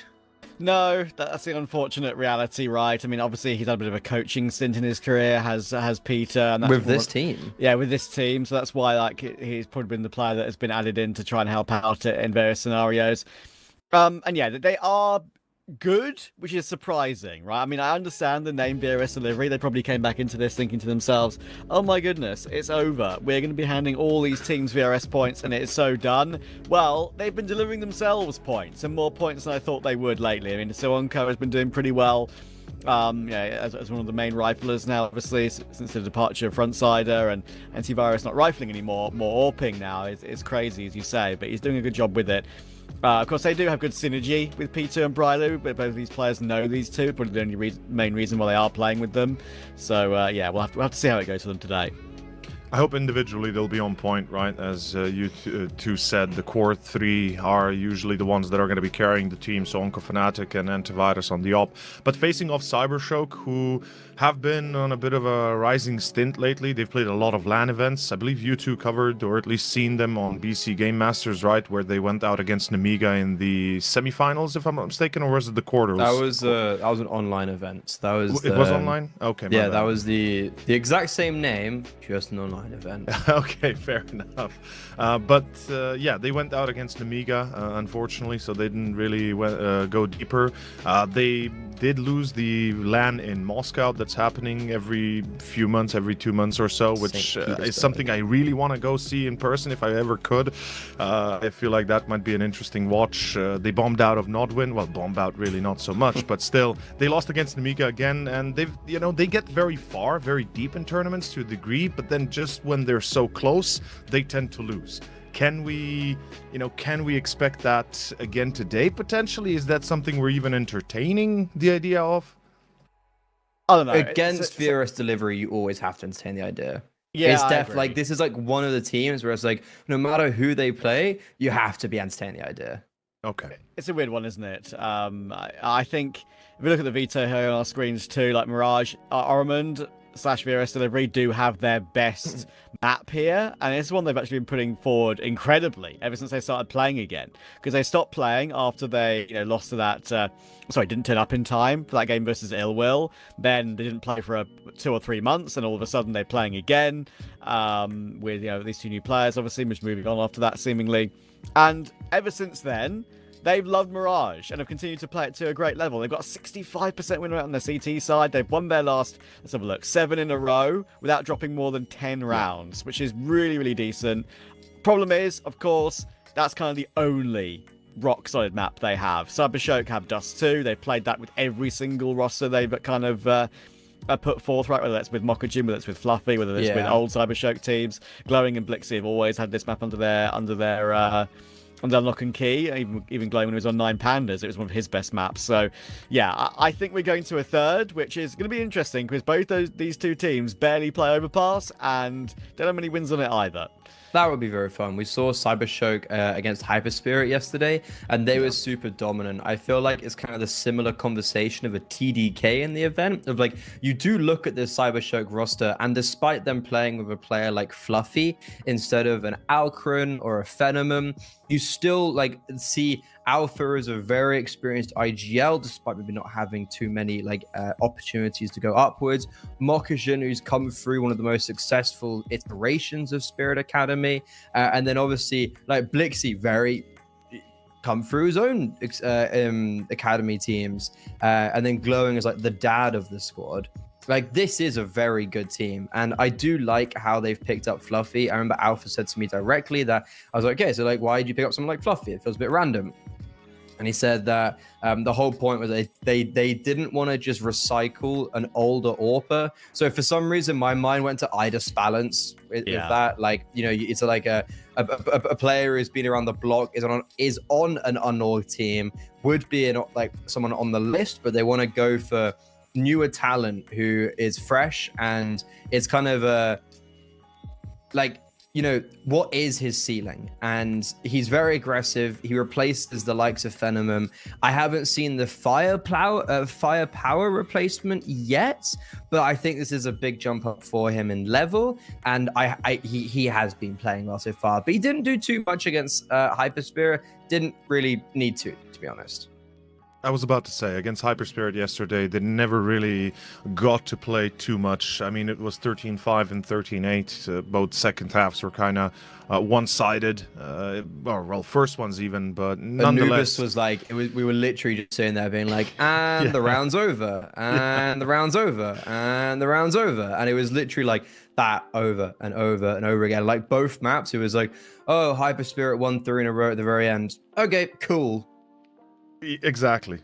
So I hope that today will be a little bit of a better showing, and you two already expressed that, you know, VRSDelivery or X-Aramond. I don't even know why we still don't have the change up on HLTV. I'm not even sure what's exactly happening. But with that said, I mean, any expectations as to how exactly the maps are going to go? Close, far? You know, what's going to be the potential score lines? Any ideas? I think if this is a day for for this team to beat CYBERSHOKE, it would be today. I don't think CYBERSHOKE are there yet, right? I mean, they've been very up and down. They're like one of the local lands they played. Lost losing to ArtCred in the end, and VP. VP obviously won the event, so I can forgive them for that one. More the ArtCred result, even though ArtCred are okay on LAN. As Freddie pointed out, losing Phenomenon, kind of a weird one, because Phenomenon at the end of his CYBERSHOKE run, I remember looking at his numbers. It was like he was like a 1.5 rated AWPer, I think, at the end of CYBERSHOKE. Suddenly, they put him on Inox Division, and the guy is up to like a 1.25 rating. And like I don't know what he was being hamstrung with on this CYBERSHOKE team that wasn't allowing him to perform as well as that. I don't know, obviously, Inox Division playing a slightly lower level, maybe like you could argue tier 3 compared to tier 2.5 or something ridiculous like that. But yeah, like, Phenomenon's been incredible on Inox Division, and I think his rating on Dust 2, funnily enough, which is still CYBERSHOKE's best map, is something like a 1.35. Phenomenon does not miss on Dust 2 in 2026, and obviously for CYBERSHOKE, they need a player like that, I feel like, and now they don't have that player. So they're relying on Glowing, who again, look, we love Glowing. In-game leading, rifler, deserved a major, didn't get it at Copenhagen due to visa issues. He's still the top-rated player at 32, which is crazy to me. I mean, there's a reason he's been the most consistent, and he's been here for so long, right? He always plays well. If nothing else, he's got a lot of experience behind him. And then, as you said, Freddie, I think the fact that they took Fluffy kind of tells you that they really want to put him up, kind of teach him the ways of CYBERSHOKE in a way, or the ways that they've learned up together. And I think that might just make Fluffy an even better player, potentially. Especially with like Mokajin coming in. Like, it's a roster for the future. Yeah, and they're looking towards a very bright future. Ladies and gents, though, we'll have a bit of a delay apparently, as the game is yet to be live. Boys, we'll be back with the game. You two will take it away, and we'll see you soon.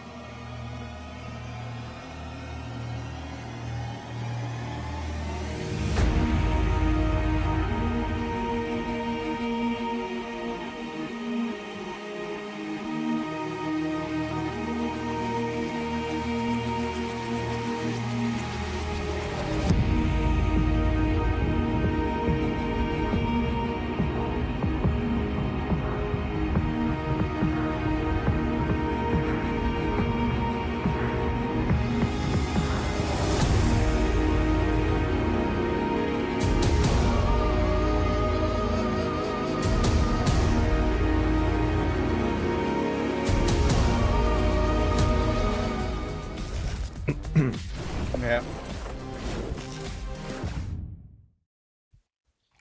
Beep, beep, beep, beep, beep. No, that's not Mokujin's fire alarm going off. It's the sound of our final quarterfinals. VRSDelivery versus CYBERSHOKE. As mentioned there, we had a bit of health and safety issue. If I'm not mistaken, a CYBERSHOKE prospects player by the name of Plane was actually on the server, 17 years old. Had already played a BO3 today against LAN winners at Tradies. He was going to be subbing in for Mokujin. I think it actually would have been a replacement that would have worked role-wise, and Plane's also been playing like Plane's been playing. he's been doing pretty well stats-wise. So I was actually like, hey, that's exciting. But no, Mokujin still playing, still going to be on that A anchor, and of course, as soon as we go live, Antivirus Society wants to disconnect. Yeah, classic. Awkward start to this final quarterfinal. Maybe some of these players will be happy for the delay so they can watch the Champions League final, as you know. Every CS player loves football. Probably. What about the URC quarterfinals? Stop trying to drum the rugby drum. Ready. Do you know how much it sucks to be like, my sport is the most famous niche sport in the world? So you're saying it's like right in the middle. It's like a niche sport, but at the same time, it's like not people don't love it as much as anything else. Yeah, because it's like supposed to be popular in like a few countries, but then even in those countries, it's not very popular. Like it's exclusively popular with people who play it. Yeah, valid. I mean, what we like for me, it's never been one that I've liked either. I've always been a football tennis guy, so there you go. And you are in like almost the heart of England rugby. I know. Rugby and cricket are two things I could never get my. Okay, yeah, cricket's fair enough because that actually is cricket the most famous niche sports. I mean, I wouldn't even call it niche, unfortunately, because in India, the national players are literally like K-pop stars. Like, yeah, like they're the most. Was it like Cristiano Ronaldo is not the most followed like sports person? It's like some Indian cricketers got like a billion. Is like genuinely like mind-boggling amounts of like influence in India. Yeah, I think so. I think you're right. So it's not just Antivirus having problems. Glowing is having problems too. So, I wish we could tell you exactly what the reason is of all these players disconnecting over and over, but we don't even know. We don't even know either, exactly. Our match info bot on our Discord channel just says when the round is restored and which team has the technical issue. So, yeah, we don't have exact information unless we at an admin and annoy them by making their Discord pick. I don't want to annoy them. Exactly. Well, oh, he's back again. He's back. I don't like. Is this the type of thing we'd throw it to a break and it'd be like, oh no, it's live, and people are okay. Round restarted. That's always a good. Admin has resumed the match. Round draw. Round draw. Okay. We are. I'm not going to say it until the round starts. And there's damage done. No, that's fine. Okay, we're live. We're live. Our final quarterfinals. Hey. This is fun. Look at Alpha. Jewel Berettas in Palace. He's got a lot of players on the other side. And he's dead. Oh my god, that was fast. See ya. Here we go. Briley will manage to entry one, but to be fair to Glowing and Mokujin, they managed to hold on brilliantly. But in the end, Sonko and Briley will just overrun them. And talking about fast moves, that's exactly what just happened. What you were talking about in the pre-game a little while ago, right? Like, this VRSDelivery side, ex-Ormond, they play quick. And more often than not, it is not something that teams are able to hold them off against. And look, we're expecting this to go 3. Worst nightmare. We're expecting this to go 3 because VRSDelivery are so damn good ever since they came back on Mirage. They barely lose a game on it, and it's not a good map for CYBERSHOKE.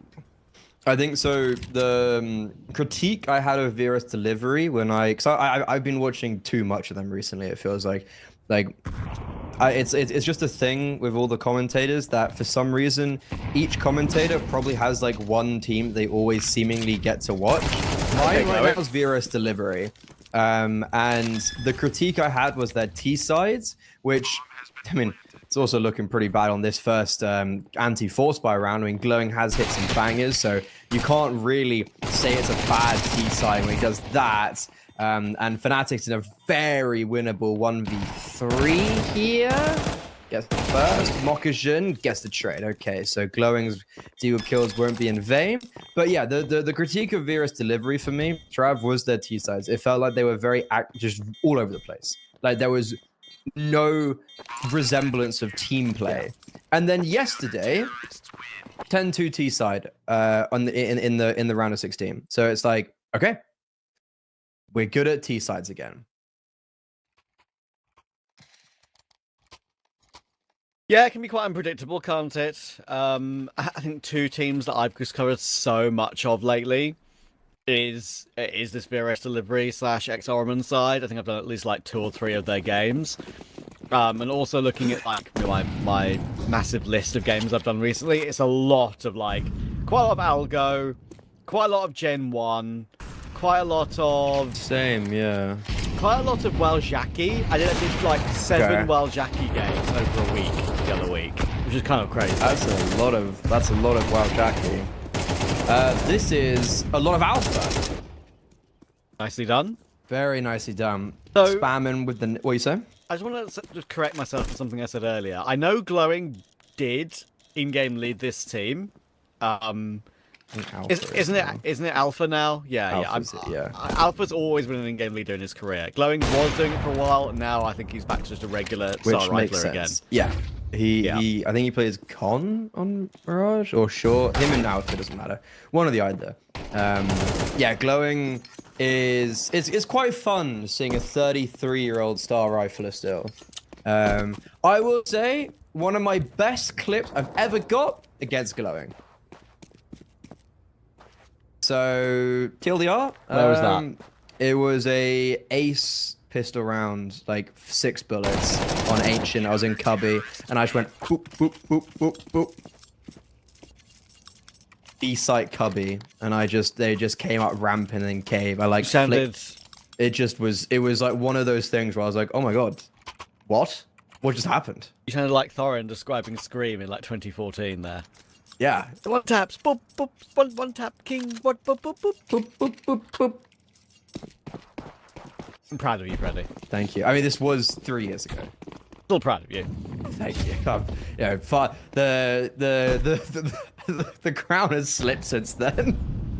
Hey man, that happens to the best of us. For me, I haven't been even able to play much CS whatsoever because I have not had I've had at least 2 BO3s a day every day since the 8th of May. You're not a pugger post BO3. No, I'm just too tired. I'm too old and I'm too tired now to play. What you gotta do is you gotta get someone to hold you accountable. You gotta have that friend who you're like, I've just finished casting, I don't know. And he's like, no.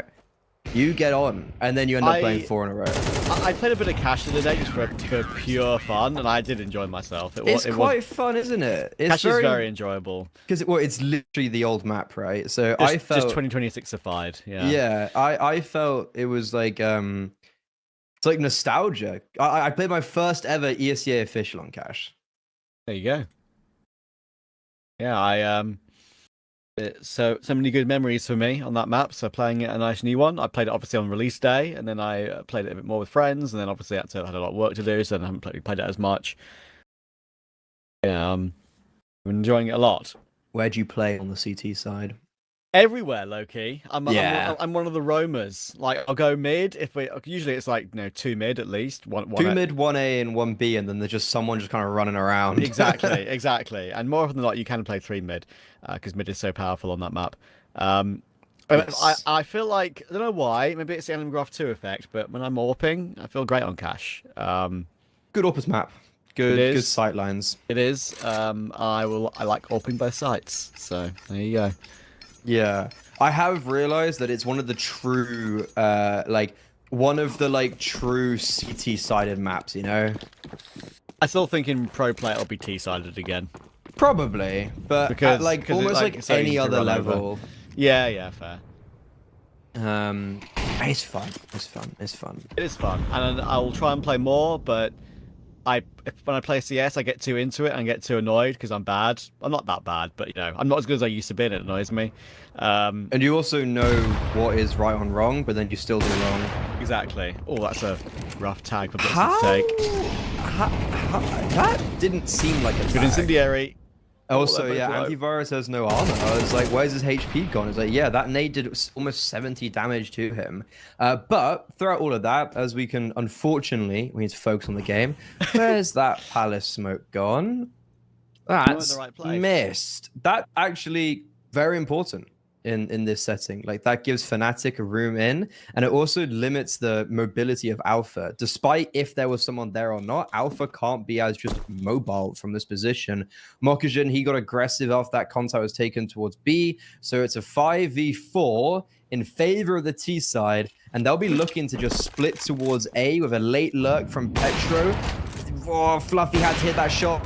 I think that whole round hinged on just hitting a shot, and he had to hit the first one. I mean, he's able to get something on the trade back onto Swanuku as Petro dies in middle, but I love yeah. Swanuku. Sorry. I love you, Freddy. Please let it be known. Swanuku. Swanuku. It's just too good. Swanonko? Suonko. Suonko. Suonko. Suonko. Suonko. Suonko. There we Well, go. TLDR, Fluffy whiffed a shot and they lost because of it. And I think he also whiffed the smoke. So, Fluffy, fraud watch. Yeah, that was a rough round for him. I'm amazed that he refaced triple when he was that low. And so many other AWPers would fall back and try and play defensively, then try and lean their way into a save. But he didn't. And that's one of the things maybe that CYBERSHOKE want. They want someone really aggressive, and fair enough. But yeah. At the end of the day, as soon as the sandwich player was cleared, after Fluffy had missed those shots, there was no chance for any hold there, really, for CYBERSHOKE. Suonko. I got it. I got it. It makes me happy when I just see you, like, add two, You can two hear, O's. you can hear Just the add cogs two turning. O's from nowhere. It's just You hard. can add a few U's to Brylu if you want. He's got 3 already. Why Right not? Yeah, I can like take him over, switch, trades, transfer window. Alright. Because even like Petro, like Petro, Petro. like what are we like? Are the I was O's calling just him Peter, random? mate. Yeah, I was calling him Peter. Calling him Peter is easy. Like, make their job easier. Yeah, I like good old Pete. Good old Pete. Let's see how Pete does in this round. He's a molly top con. He's a molly between that smoke and the top con smoke as well. Actually gets a spam shot on Alpha and headshots glowing. Old Pete is back. He's peeping in like Tom. Nice. Nice. Fluffy just walks straight into his crosshair.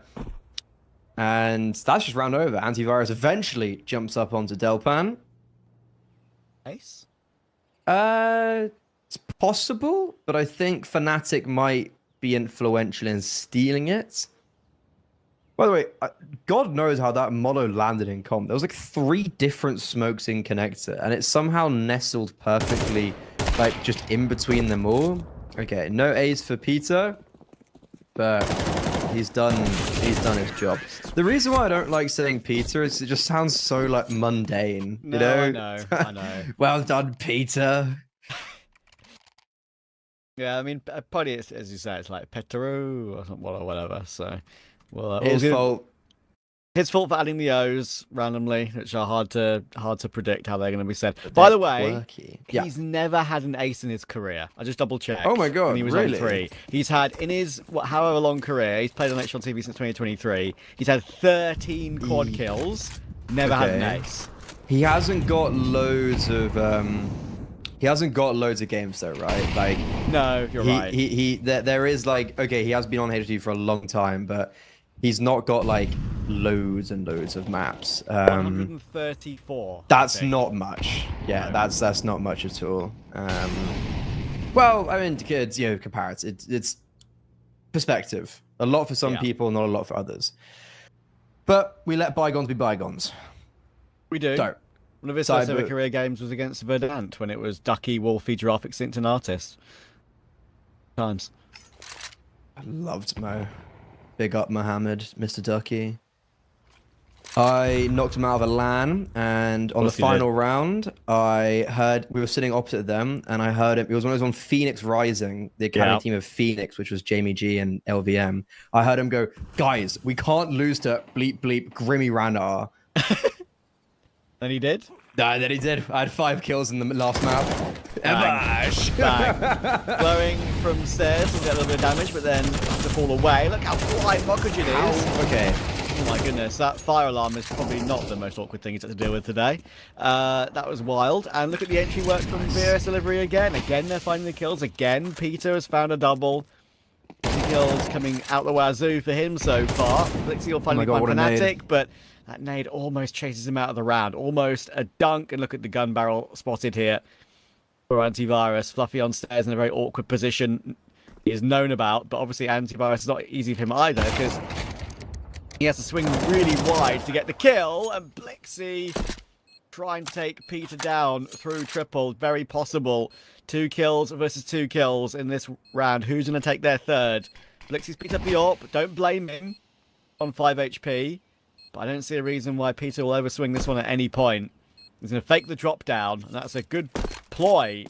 But I think Peter will know it's quite way away. But that's a lovely move from Blixie. Perfect movement onto the corner of the triple box, and he's got a kit. 4-3. I was thinking when he was stairs, I was like, how does he ever even like remotely win this clutch?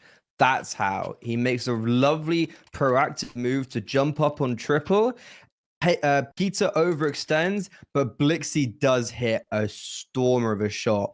And I feel like he's someone who maybe he flies under the radar. He's the B anchor, right? Like he plays a lot of the small anchor roles. Like you're not really looking at him in this roster of a Spirit Academy Mokajim, this like exciting, fluffy, aggressive AWPer, 33-year-old star player glowing. Like you don't look at a Blixie all too often, but he's probably one of the more individually like raw, talented players on this roster, I'd say.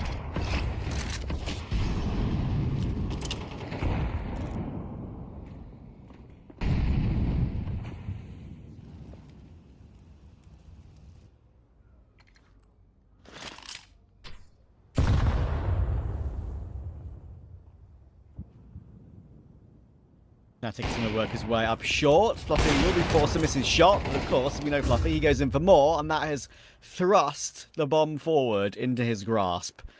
So, that is full control now. Blixie's about to get a kill on one of these 2 players. It could even be both. It is actually hard cleared by Brylu, but very difficult for Antivirus to clear that from close range. And only 1 kill back from Peter. So, CYBERSHOKE will get it done with 3 players alive. Not too bad.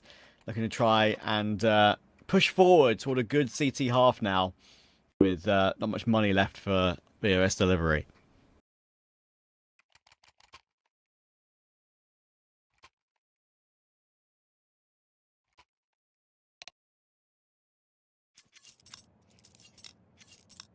Uh-oh. No money. For some reason in my head, this game felt like it was actually just like kind of really ahead for Ormond. And apart from getting really lovely entries, it's been a pretty bad game for them so far. Slow from Antivirus on the AWP. Peter has been the main like talisman, which in my opinion is not a good thing when you're losing and he's doing that well. Like when a player like that steps up, that should be like boom, concrete winner game. And they're struggling to the point of like he's flying a hero AK. Last time against Johnny Speeds, they had a 9-3 T half. That was what I was mentioning at the start when I was like, wow, they're a lot better on the T side than I remember, or than they were before. And they showed it. And here, Brylu, I don't know if that was an effective fake. First glocking out mid into a wall. But nice nades, nice individualism from Mokajim. On that A anchor roll, he's just making sure that hero AK gets picked up and then dropped again as quickly as it does get picked up. He might be on for the ace. Speaking about aces. Go on, give it to him. Sure, Mokajin's got a few in his career already after all that time he spent on the Academy. Mokajin's going for it. It's only a Glock. It'll be fine, mate. Look at Alpha jumping for him. There we go. All 5 for Mokajin. It was a bit performative with how they managed to bait him in at the end there to get it. And obviously, it's not a crazy one against that sort of round, but I'll be happy with that. Time to check Mokajin's multi-kills over the course of his career. He has had 4 in his career. That was his 5th, his last one being against Arc Red while playing for Spirit Academy in August last year. On Mirage 2. Oh, nice. If anyone doesn't know, Mokashin was part of the Spirit Academy project with Kaisuke and Alcarin. So when Alcarin came over here, it felt like a bit of a they're coming together. Robo was his IGL at the time.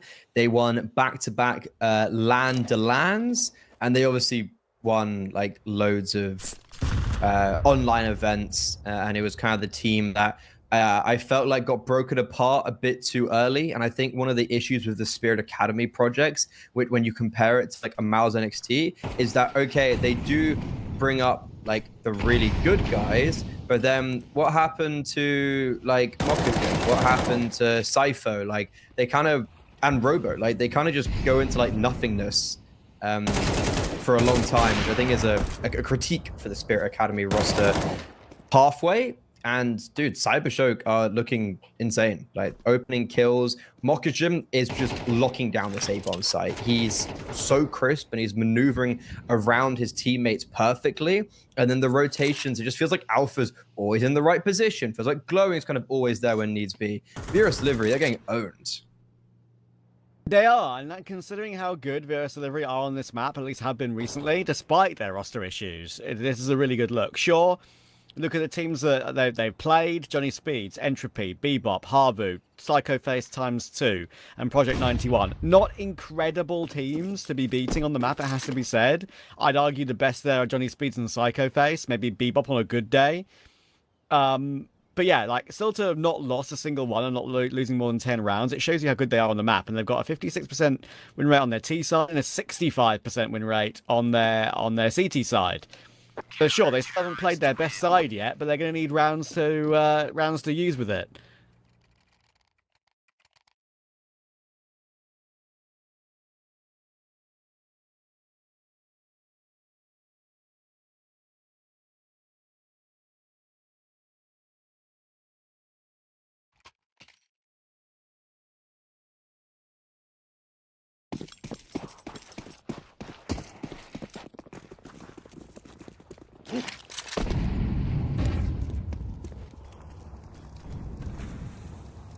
Okay, let's see what this round can produce. An A-pop. They do love an AXQ. I saw that against Johnny Spears. They do love just hitting that bomb site. And Fluffy this time, he does hit the shot as they try to come out on the A-bomb site. That's where they got one of the rounds when Fluffy just missed a bit of a sitter. And Mokajim, oh, he's not even needed. Fluffy, how?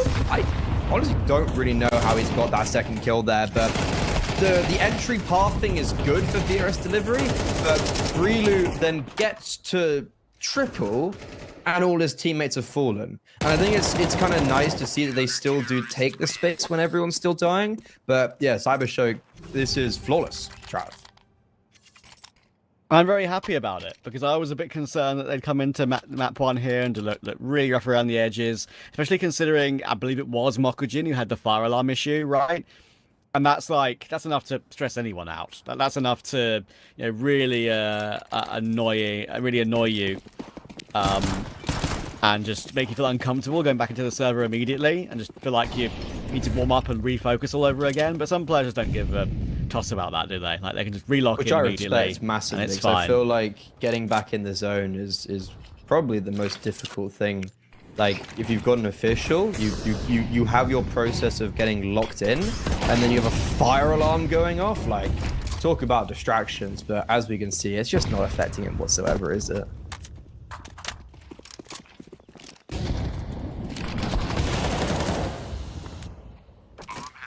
He's got the AWP now, by the way, because he's on 11 HP and he's still frying. He's only able to be stopped by artillery. Take a look at antivirus, Trav. He's going for a flank, and this probably secures the round because there are 2 players not looking at him. As long as he takes his time, the performative AWPer used to be Rifler, having 2 AWP now on this team. Peter's stuck in the corner. Will even get one more kill. Alpha. The bomb is being defused though. Oh no way! Surely not. There's gonna be a knife kill come out, and there we go. Antivirus will find him. So panic over. They will manage to grind out a 4th round on T side, and honestly, knowing how decent their CT has been on this map, you never know. It could still be enough. In my opinion, it isn't enough just because of how dominant some of those rounds were. And we're not even seeing the likes of Glowing step up like we know he can because he wasn't needed. Mokajin was a lot of times just ending the rounds by himself on that A bomb site through his multi-kills. So Glowing was rotating into just a winning situation. Fluffy hit some nice shots towards the end. But okay, a 4th is a silver lining. It could potentially be a speed boost into the second half if they're able to win out their pistol round on the City side, which looks like it's going to be an A fake from Fluffy with the P250 into a B exec. However, that bomb's now doubling back. I never know with these calls why a team just like randomly is set up to do something, and it looks like there's no reason they just move.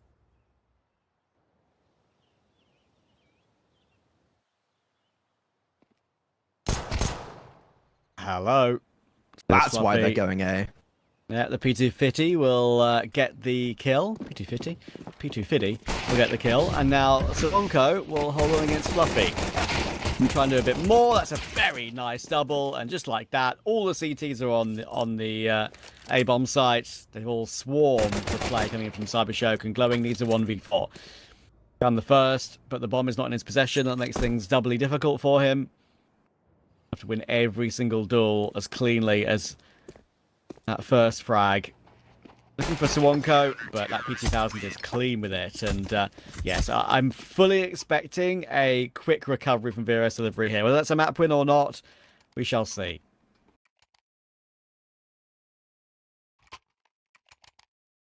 Really nice from Soronko. Yes. he just picks Fluffy out the sky as he jumps over towards stairs, and there is some whiff shots, but it's the fact that he's able to take contact there, and it just baits in the player that's over towards triple. So it's a perfectly worked round from both sides, really. It's just that crossfire for VRSDelivery, and fundamentally just kind of like the shots hit in that 4v5. That's what swings it into their favor, as all of a sudden 8-3 is going to now be 8-6, and it's from what is a uber dominant game to crap. It's a 2-round game.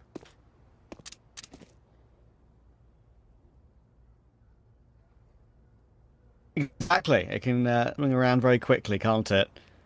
And knowing how good the CT side has been for VRSDelivery, it's I'm sure CYBERSHOKE know that too. Try and make that a bit of a difference here.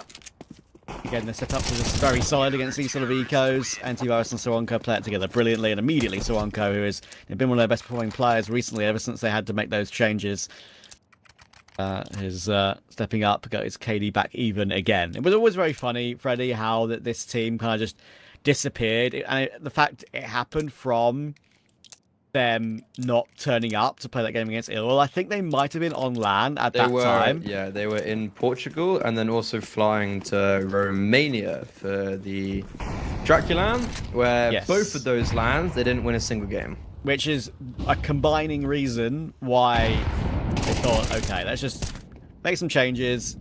I think it was a final straw, like a lot of grinding, go to 2 LANs and not win a single game, like kind of like that is a final straw after that long. Exactly.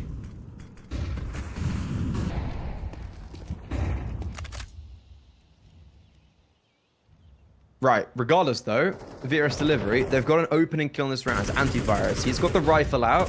He got an aggressive pick towards ramp. It's not going to deter CYBERSHOKE. They're still going to look to hit onto this a bomb site, and VRSDelivery, they are clued in. They know what's happening, but they are still losing these duels until now everyone just pounces at once. Yeah, and again, that's just a great example of how they play the CT side. Like, I wouldn't say it's exactly Waljaki-like to compare them to a fellow Polish team. They do things in incredible fashion with how they swarm you, but it's a similar style on CT side. As soon as they get information anywhere, they leave you no space whatsoever to feel like you can push into the site and even get any afterplan. It's a good comparison, by the way. I think it is a. I think you're selling yourself short on saying you don't think as a very apt comparison. What? Okay. Suwonko. Easy. That's the hardest shots to hit when the Tech-9s get down that close. 8-8. That's a surprise. It shouldn't have been. Yeah, fair. Counter-terrorists win. Never should have doubted.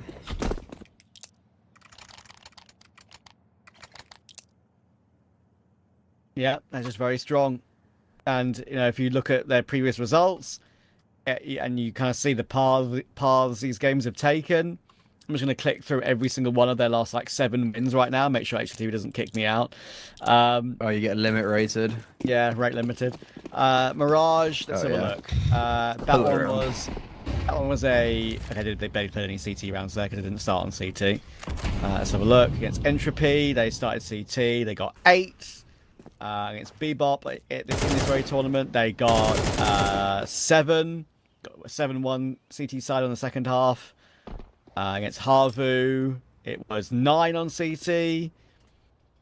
Against Psycho Face, they got 4 because it was the second half. We got 1-4-2. And the other game against Psycho Face was... Okay, that was an outlier. They only got 4 because they had a very good T half. So... Yeah, just in general, the pattern is if it's the second map or second half or whatever, it doesn't matter. They make comebacks happen if they are behind to begin with, which is rare, actually, low-key. So, it's kind of what we were saying at the beginning of, no matter what team VRSDelivery play against, you kind of got to give them, it's a contested game. And those comebacks also add into that conversation. The comebacks are always possible against a squad like this. And even in this round where it looks okay for CYBERSHOKE, the original hold is really strong from VRSDelivery, and Peter was always on the flank. So even if it did get out of hand, you have that player coming through as a safety net, and he will probably get this final kill, but it's not out of necessity, it's out of luxury. As a scope for Blixie should confirm his position. Peter, his patience pays off, and this is VRSDelivery getting into the lead. Do you have it on hand? This is the first time, or have they been in the lead before? Let's have a little looky look. Let's scroll through the HLTV scoreboard. Okay, so 8-6, 8-5, 8-4. Since pistols, since the first pistol round, this is the first time they've been in the lead. 3-3, 3-2, 3-1, 1-1. Yeah, correct. So they won the first pistol, and then they're here. Yeah. CYBERSHOKE struggling on their T side, and even though, as I said, they do play the map, they don't have a great win rate on it, and their T side is definitely a lot worse on the numbers, 37% compared to 54 on CT. So let's see how they go. And this Tech-9 by rushing in toward A again, and just wait for VRSDelivery to get into position. Just have way too many players to deal with. Once again, got players behind smoke, so leaving Fnatic out to dry a little bit here, to be fair, but he's going to tap away with that 5-7 and still stays alive against the Tech-9. Fluffy's been seen, and he's been no-scoped through one of the smoke by antivirus. All 5 alive, all the money in the world. Briley's got 15 grand in the bank. He's almost maxing out on 16, and double digits has been hit. When we panned away after he missed the first no-scope and we could kind of see his silhouette still going for the duel, I was like, please be no-scoping, please be no-scoping. He's done it. You can show the confidence is now bursting. This was an 8-3 lead for CYBERSHOKE. It's now 10-8 for VRSDelivery. 7 rounds on the trot to confirm what you were saying of that, like, this probably will be a third map, and VRSDelivery are keeping that in that theme, as Dust 2, like, I don't know if CYBERSHOKE have it in them to lose it. Like, they're so good on that map, only having kind of like, I guess, the really bad result against like ArcRed recently and X0 Tenacity. Those are somewhat alarming, but they're very isolated events and was super clean against HYPERSPIRIT, apart from losing like, I think 3 in a row at the end to make it look a little bit more competitive. But there's still a chance. There's still obviously a chance CYBERSHOKE, but they're on the back foot, and none of these T rounds have given me much confidence, as they've just been basically going onto bomb sites after taking the mid control, and then as soon as they get out the choke points, they just die. Yeah, it's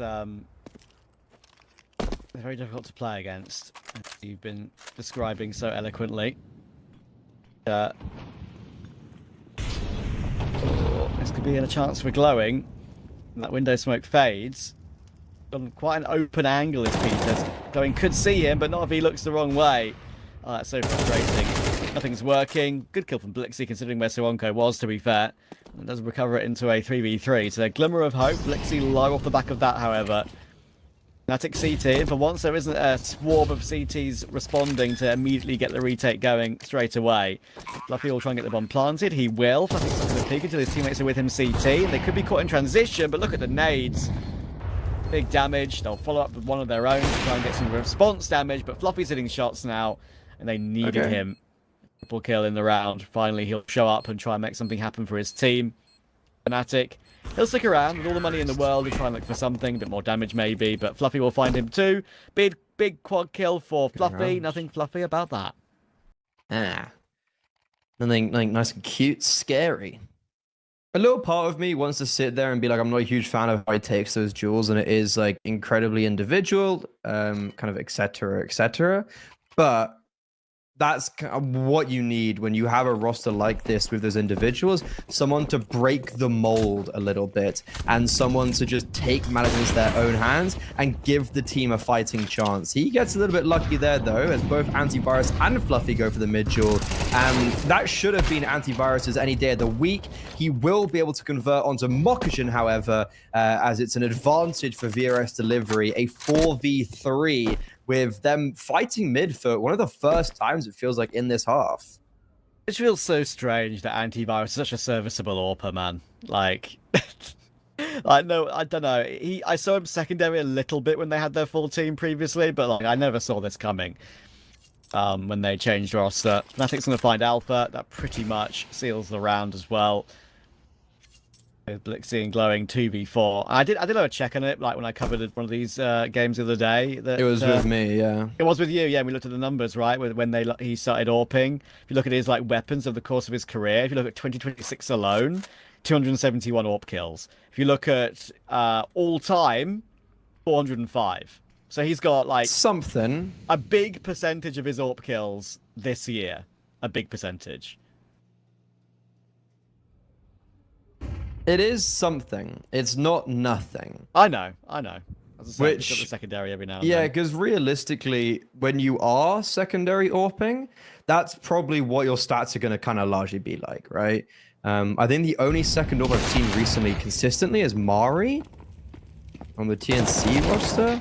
But here, after the opening kills in mid for VRSDelivery, bomb is going to go down. This is better than already I thought it would go, and it's going to end there. No way Glowing gets himself out of this situation. The fact he's still alive is also a bit of a miracle. Double nade, Molo combo from Suwonko and Fnatic. So yeah, those opening kills are going to spiral into a round 1. With a bomb down and 3 kills do certainly, most of the bomb down does make the conversation for the next round a little less resounding. Yeah. I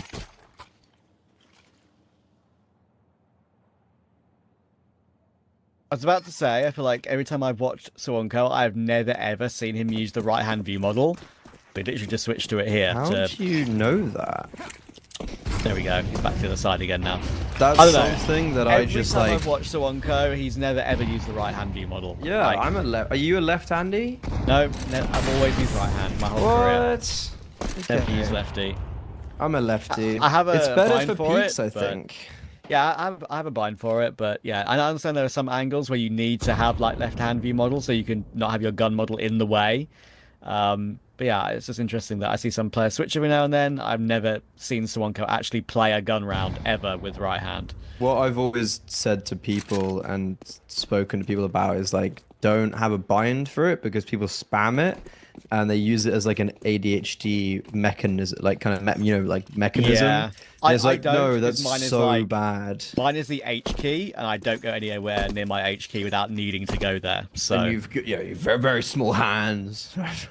I mean, how do you know what size my? I mean, we shook hands in real life, but how do you know what size my hands are off the rip, Freddy? I need an answer to this question, bro. Okay, You're a small man. Shut up. I'm going to cast around. Going to entry antivirus is finally a pick back to make it 44. I think they know as an underbound player, it can be hit. Alive, and someone goes in to help out. Oh, a long spam battle there near that bench. Smoke, bombing dropped in the open. Very awkward, and eventually Suwonko finds that kill. He will get 1 3D, but he's all over the place trying to look for that second, and he can't find it. VRSDelivery, well, that delivery truck is about to run them over on Mirage. If that round had isolated the player under balcony more, it'd been a completely different story. CYBERSHOKE had 2 molos coming out onto the A-bomb site. They used one for stairs where there was no molo, and they used one on default. If they'd thrown it under balcony or made more of an active effort to clear it, then Suwonko wouldn't have been in a position where he would be able to swing through the jungle smoke and kill them as they were dueling the player on the back. So it took so long to do it. So that whole round for me just comes to isolating that kill and having very poor entry pathing and a lot, like, not as much conviction around them, which VRSDelivery had a lot of. They weren't doing well on the T side, but hell, were they still making the space? Still dying, but they were making the space. And right here, it looks like this game should be over, but Mokashin, the king of the A-bomb site, returns to his throne, crown slams back on his head, and it's been a while, but he's given his team a lifeline. Oh, wow. Okay. They need 2 more in a row. That's the issue. And obviously nothing's going to come easily with the amount of money that VRSDelivery have. But yeah, that was something for Mokujin to remember. He's already got an ace in this game, but that wasn't really an impressive one. That 4K is way more impressive than any ace against a full eco. Huge from him. Those players, of course, it was so overshadowed when he was on Spirit Academy because there was a certain man by the name of Yosuke on the team. Or even Alcarin as a subsidy. Yeah, I mean, Alcarin was obviously overshadowed too, but maybe deservedly so because he's not been that great. But yeah.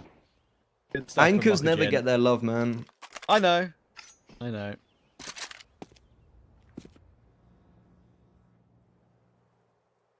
I mean, as exciting of a round that is, do we think this means more? Probably not.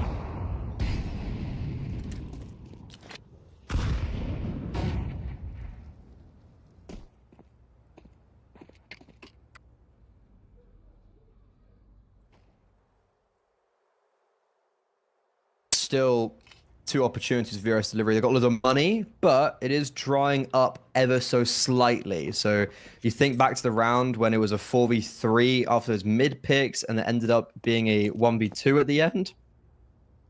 I didn't think money would come into an effect then. Maybe it has. CYBERSHOKE, they use their second set of utility out middle. Alpha's gonna fall, so this B attack has to speed up, and they're just speeding up into VRSDelivery. This round, unfortunately, is meek and timid, like the T side of CYBERSHOKE. Yeah, I mean, look, we said it at the very beginning. I just did not seem likely to me that CYBERSHOKE, even with an 8-4, were gonna win that game comfortably. And in the end, as you can see, it was actually just a complete domination on that second half for VRSDelivery. And yeah, very impressive the way they move around the map. As I said, like, they're very swarmy. Once they get information, they're all over you. Even when they're not, they make Like the right that last decisions.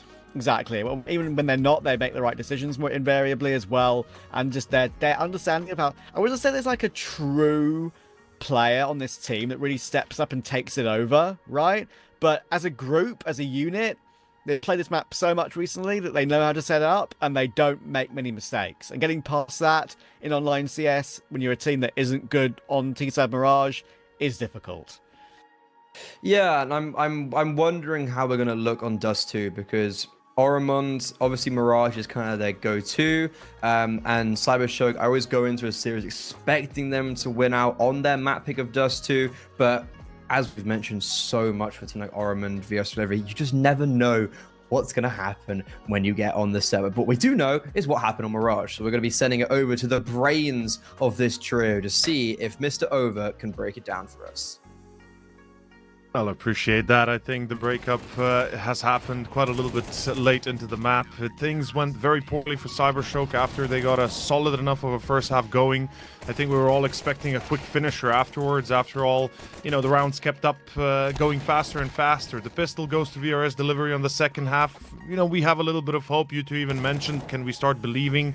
Is this, you know, the real return to VRSDelivery? And then we have an ace in between. Then we have that 4K from Mokujin that saves CYBERSHOKE at the very brink. And we see it right here on actual broadcast. But at the end of the day, it's that fast B play that just doesn't work out. Antivirus was given one too many kills. And I feel like at this point, we saw CYBERSHOKE kind of repeating the same pattern over and over again, trying to execute A, it didn't work. Then they tried to execute through middle into a split A, and it got a little bit of purchase, but every single step of the way, the preparation from Oromund, or rather their response was on point, and it truly goes a long way that this is the 8th Mirage in a row they have won right now, and I can imagine there's many more to come if this is the way they will play. With that being said, our second map, Dust, like I would say a little bit less hope in my mind for Oromond, but anything can happen, and a third map should be potentially a guarantee. Until we see it though, we'll see you guys in about 15 minutes for map 2.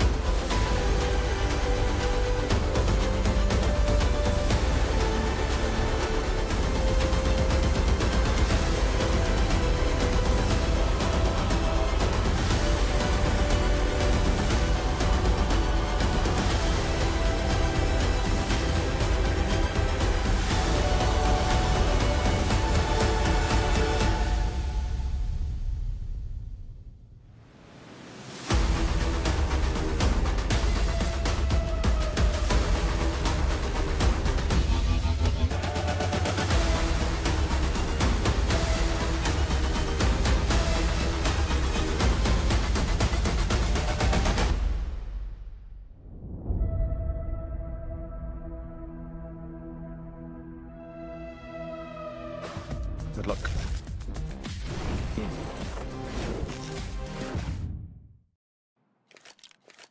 During the break, I had good news that my Inters mix got a forfeit win, and no one was even there.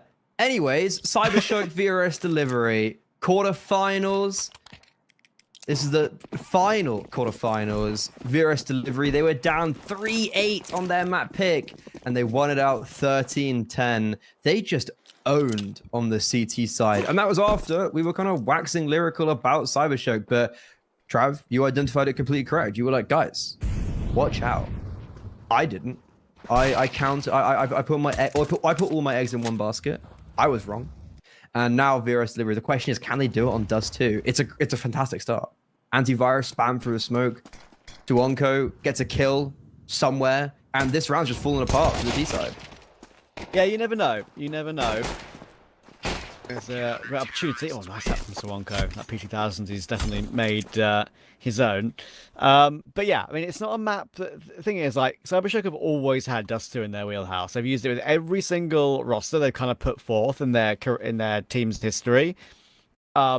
Especially when they added Glowing. I mean, Glowing was always a very, very good player on the map when he was on 9 Pandas. He transferred that to CYBERSHOKE when he joined. And CYBERSHOKE as a whole still do very well on the map. They beat the majority of teams they play on it. The important one, unfortunately, against ArcRed, they did lose, but ArcRed is one of their main maps. That was that LAN event in St. Petersburg that CYBERSHOKE played ArcRed at, losing 13-3. But yeah, like, the thing is, Orman do play the map. It's not they don't play it at all. The thing is their results, obviously, have been all over the place. Leo, 100 Thieves, HYPERSPIRIT and Havu, they've all lost to, only been Johnny Speeds lately. And they've lost to Leo, only got 6 rounds against Leo. That was got today. 8 versus HYPERSPIRIT. Yeah, that was earlier today. So, yeah. Well, they learnt in that short space of time to be able to improve their Dust 2 somehow against CYBERSHOKE. They had a full day. That was a 10 a.m. BO3. They had a full day to go over Dust 2 because they knew for sure that this would come up in the veto. Just got to make sure they don't lose too many numbers or maybe even the whole round to a Scout Deagle 3 Glocks. Brilu's very aggressive in door. That's going to be a nice freebie for him. Long door, that is. And I guess the one scary part would be that Suwonko is solo on A. But he does drop a good smoke, gets Fluffy, who overextends, and you just want to make sure the bomb doesn't get planted. So he will actually get traded after getting the second, and bomb, no way it gets planted. Brilu comes all the way from long. Yeah, all a way around the long route. The scenic route, as we'd call it, when we were young in a car on a trip with our parents, and we wanted to spend more time looking at the trees and the countryside. When we were young, it's still a reality. I love a scenic route, man. I'm a sucker for a scenic route. Yeah, don't blame you. I can imagine knowing that, you know, you come from you do enjoy horse racing, you come from Ireland, there's lots of greenery over there. So I live in the greenest city. I live in the city with the biggest in-city forest in Europe. Germany? Like the city, like Hanover's got the biggest forest in a city in Europe. Of course, okay. I've got that in flag. Yeah. Anyways, this is the real meat and potatoes of everything, right? Mm-hmm. This is where we start to lock in. No more chatter about scenic routes. We gotta drive down the highway, the autobahn, as one might say. Because CYBERSHOKE, they need to start just winning rounds in this series. And this is an aggressive position from Antivirus. He's just gonna swing, and not exactly the best Molotov to disrupt them. A flashbang does come in very much after the fact, and this should be a free route onto the A bomb site for CYBERSHOKE, despite good movements over towards that B bomb site. Suwonko's got 2 on A. How's that happened? They just didn't headshot him. He's just ducking and diving behind the site and still alive. And look, quite often we talk about tactics in these sort of situations. The reality of that situation is that they just can't headshot Suwonko for some reason because they're just missed. Yeah, I've just missed. It's as simple as that. And even though Briley is 15, ditto Suwonko. There's no time for Mokujin to get the bomb planted. I mean, technically there is actually, but he's going to be blocked off before he gets there. Yeah, and he realizes that very quickly. Will he be able to escape? He won't. Suwonko gets himself a quad kill. I mentioned how he can be all over you sometimes. And Suwonko is looking fantastic. 8-1 to begin with 2 of his teammates yet to frag. 3-0 VRSDelivery. They can't do anything about it. Apart from headshot Suwonko, which they had 3 players trying to do that. It's just kind of like the fact that, like, Antivirus Die is pretty aggressive. Even the B lurk fools, and then Suwonko just somehow doesn't die. Like, how are you not getting the drill on him whatsoever? Very disappointing. And VRSDelivery, they're off to the races. Antivirus opening kill. Brilu over towards long. I know it's only the first 4 rounds. But cautious? No. No, I think CYBERSHOKE will recover a little bit. You've been on the money so far, so you're gospel. I know, maybe, but I'm not necessarily sure I want to be 100% right about these 2 teams, because, you know, I want to be right about my pick'em starting in a few days. I think being right about these teams in this matchup is probably more impressive than pick'ems. Maybe. Pick'ems are a bit more a lottery, aren't they, with how BO1s work? No, I was going to say this is the lottery. Like, okay, I see what you mean. Never mind. Yeah, like these 2 teams, like this is, you know, there's a roadmap for a 2-0 for VRSDelivery. I don't think I ever thought that. I don't even think I ever really amused that as a possibility.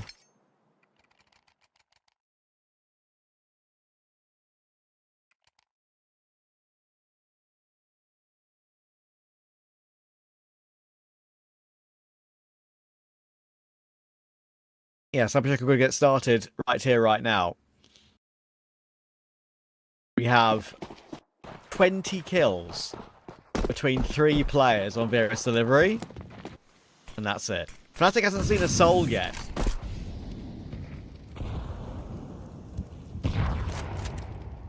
Yeah, he's not really had to do much, but Suwonko, the hero of the opening gun round, gets mowed down as he tries to get aggressive mid. Oh, here we Peter, I thought he was going to be able to... Wait. Fnatic's just... Okay. Fnatic gets naded by his teammate. Bit of a missed utility there. And they haven't sped up over towards B, CYBERSHOKE. They would have probably won this round up if they had done. Peter tries to kill them as they come through his smoke, but he loses out the spam.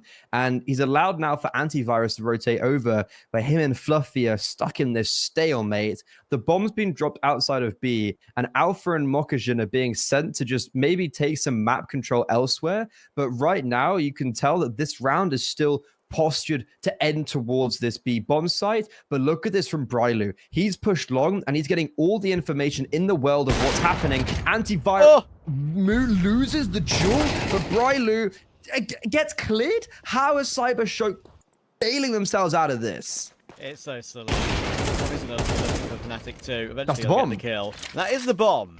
Okay, how does Fnatic play this one now? In the corner, 3 players to find. Molly is deep. He's not taking a tag to it. He'll again take another duel. And yeah, I mean, just all that round relies on for CYBERSHOKE is winning some crazy fights. I don't know how Antivirus has gotten cleared by Fluffy like that. That is the X factor Fluffy can maybe deliver, but it's his first and only kill of the game so far. We need to see more of that. And in general, CYBERSHOKE will be thanking the lucky stars on that one, because as you said, I can't believe they didn't speed up B once they got that smoke kill. Most teams would.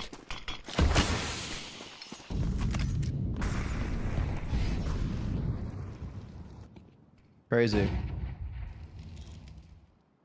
I feel like there was so many parts of that round that shouldn't have gone in favor of CYBERSHOKE, and yet they do.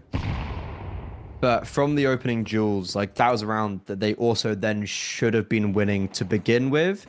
and it's just nice movement from VRSDelivery to put them in a winning position. This time, Antivirus, he wins his AWP duel, and Suwonko, he's not going to die getting aggressive mid. He's back over towards holding this part of the map, and he's just taking down everybody. Fluffy is sizzling in that Molo, and it is just so easy for Suwonko. If he doesn't die to begin with, you just enable him in the mid-round to get a multi-kill. One flowing, but he's stuck. Antivirus will take him down.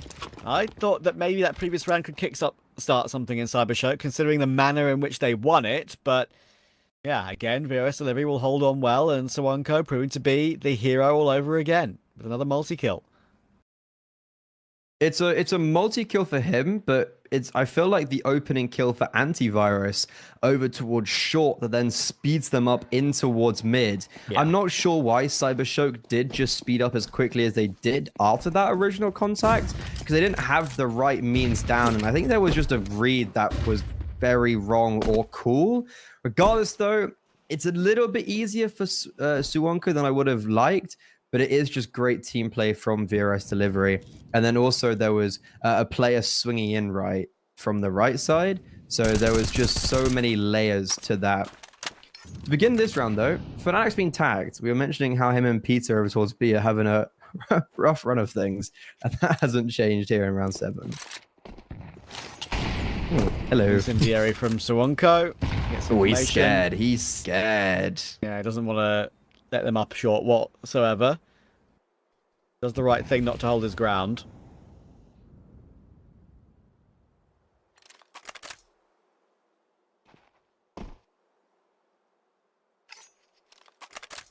That's a lot of utility that they've used. Like if I'm CYBERSHOKE, I'm gonna be focusing this part of the map.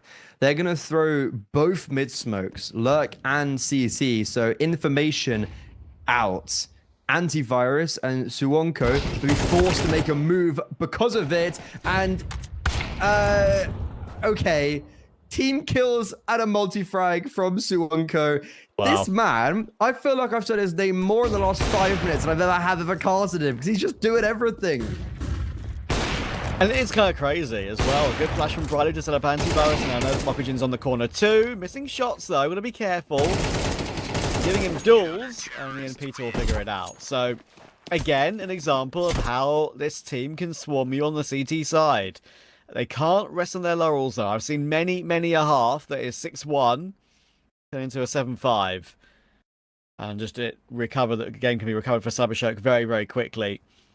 Yeah, Suwonko doing such an incredible job. Before these changes that were made to this team, and when Train was in the pool, I have kind of called him a bit of a one-trick, because he would used to push Long Dog on Train all the way into Brown Halls and get so many multi-kills, game after game on that map, and he was so good at it. I did not see anything like that from him in other maps that he played in the pool. Now, like it's a whole new different player. I mean, obviously, apart from the fact his tendencies are completely the same in terms of his, movement and everything, but it is like a completely different, rejuvenated player. He's playing so well. I mean, just like it was something that I noticed, I think, within like the first 2 games. I was like, whoa, okay, this guy's way better than what he was before. Especially on Mirage on CT side, the way he controls mid, and then here just controlling the map. He might be needed a bit more, because Peter, he is going to be getting on the board in this round, but it's only for 1. And Fnatic, he's been blinded by his teammate as he's trying to figure out where Glowing is. It's very chaotic, and because they've taken so long, Mokogen's able to pick up Peter's AK, peek towards window, and put it back into a 3v3. Antivirus is flanking through from tunnels, as both Briley and Suwonko are going to try and make it work through doors, but now it's just Suwonko. He needs to do everything. It feels like he is a one-man show. And unfortunately, his teammates are just not giving him the support that he desires. Yeah, Alpha will finally push him out of the round. And as I said, this is now an opportunity for CYBERSHOKE. The money isn't perfect for VRSDelivery. It's not like all these rounds were an absolute walk in the park when it comes to players alive for them. Only Peter has residual cash and he hasn't bought up yet.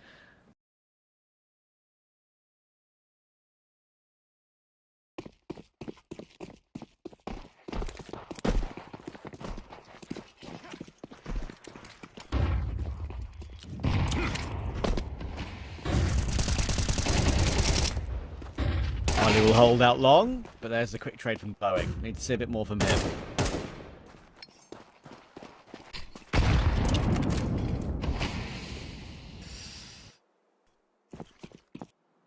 I don't feel like we've seen much of CYBERSHOKE out long.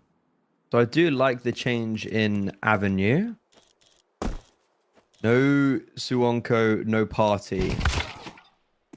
Lucky boy is Fnatic that Brilu is able to get that kill.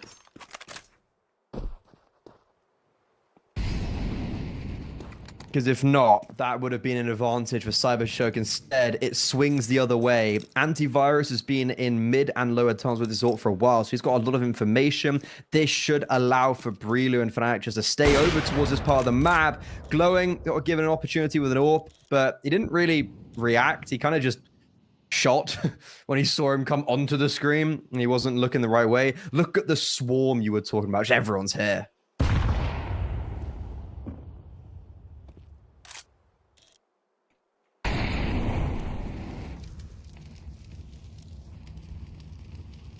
Alpha's crept up. As you say, too many players to face. Breaking the VRSDelivery money, and twice the CT side have said no. I actually don't know what that's called, and I've got the excuse of every team I've been a part of is Instaban Dust 2, because it's the worst map in the world. Fair and valid, I'd say. It's been, I think, 3 years since I was on a team that played Dust 2. But speaking of the map, supposed to be CYBERSHOKE's bread and butter. Dude, they're being decimated right now. Like, these rounds aren't competitive. And they get, like, one towards B, and just seemingly is it. Like, this is... we're not at the point of no return yet, evidently, because in this series we've seen a 3-8 comeback. But we're nearing that point. Also, the money's actually awful for the CT side. They've got double for Masal after winning the round.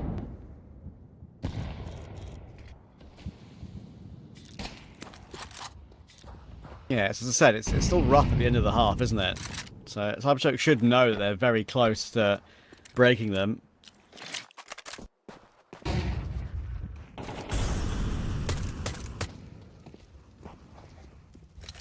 Yeah, I think this could end up being a bit of a sticky situation for VRSDelivery.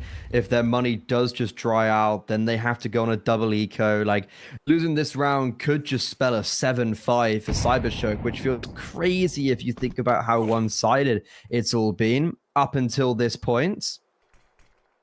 And mid to B smokes sent out. They've used this mostly as a fake in the last couple rounds. But this time, they're going to want to try and end towards B with also a prong coming through from tunnels.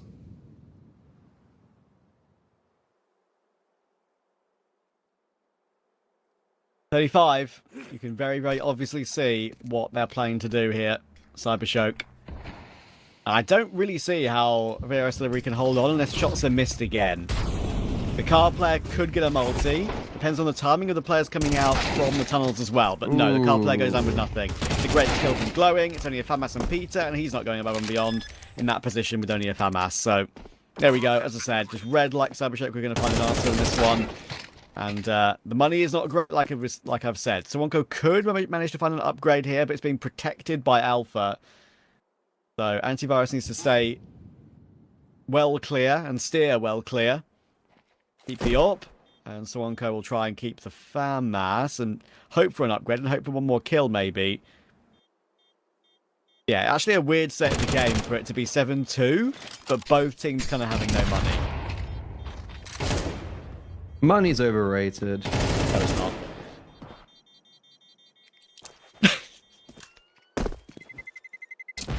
I agree with the sentiment, though, don't worry. Suwonko will get one more, but couldn't keep the AK. And as I said, look at that dollar. I mean, Antivirus can use his AWP in this round, but they need to full eco to have a proper buy for the last. And as I said, like, 6-1s can turn into 7-5s very easily, very quickly. And CYBERSHOKE have started to learn and adjust. Be very much back in the game. It's just also a very disappointing way to lose out on the B-bomb site there. Like, I don't know, it was a very weird hold where the car player just seemingly gets the wrong idea completely in the round and misses what should have been quite a good opportunity.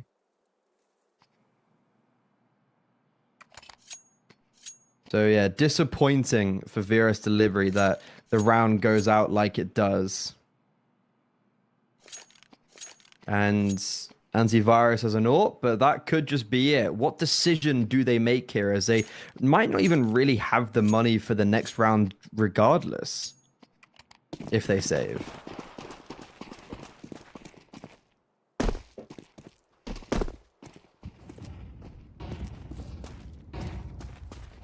Also, the big scare of this map is that just Suwonk has been the GOAT, and if you look at, like, Fnatic and Peter have 2 and 3 kills over towards that B-bomb site. Like, I'm surprised CYBERSHOKE haven't just targeted that part of the map more, for obvious reasons.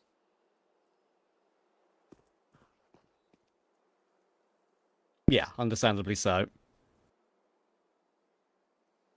And the scoreboard is kind of amusing in a way. I don't think I've seen this much of a discrepancy in a while between like a 3 and a 2. And then also like the lack of kills on CYBERSHOKE, maybe. Yeah, it is funny that way.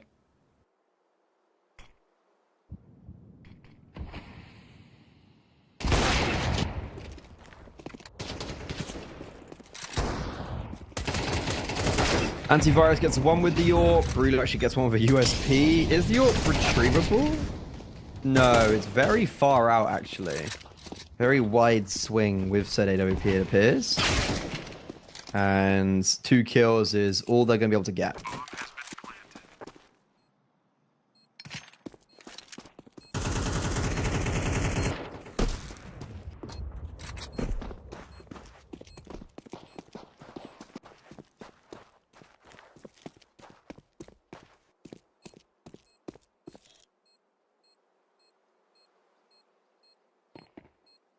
Telling you, it's going to be 7-5. The second thing I've gotten right today. Economy. Ignore all the other things that... Ignore everything else. Ignore everything else that I got wrong.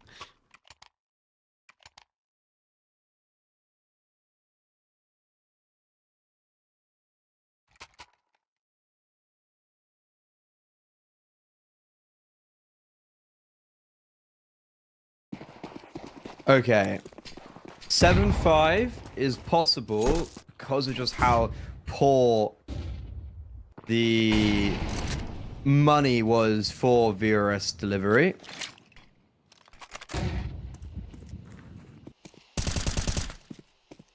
But Suwonko's got a primary rifle in his hand. I'd say it's possible. Big lack of util though, Trav. Look, 2 smokes a nade at 1 minute and 30.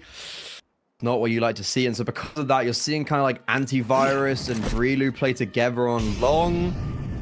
That's an ambulance very close by. Did it pick up? Yeah, I heard it a little bit. Don't worry. Yeah. There's many a siren that goes past my house every single day in London, so it happens. Yeah, there's not really much I can do. Yeah, guys, stop needing ambulances. You're ruining my Counter-Strike cast. Exactly.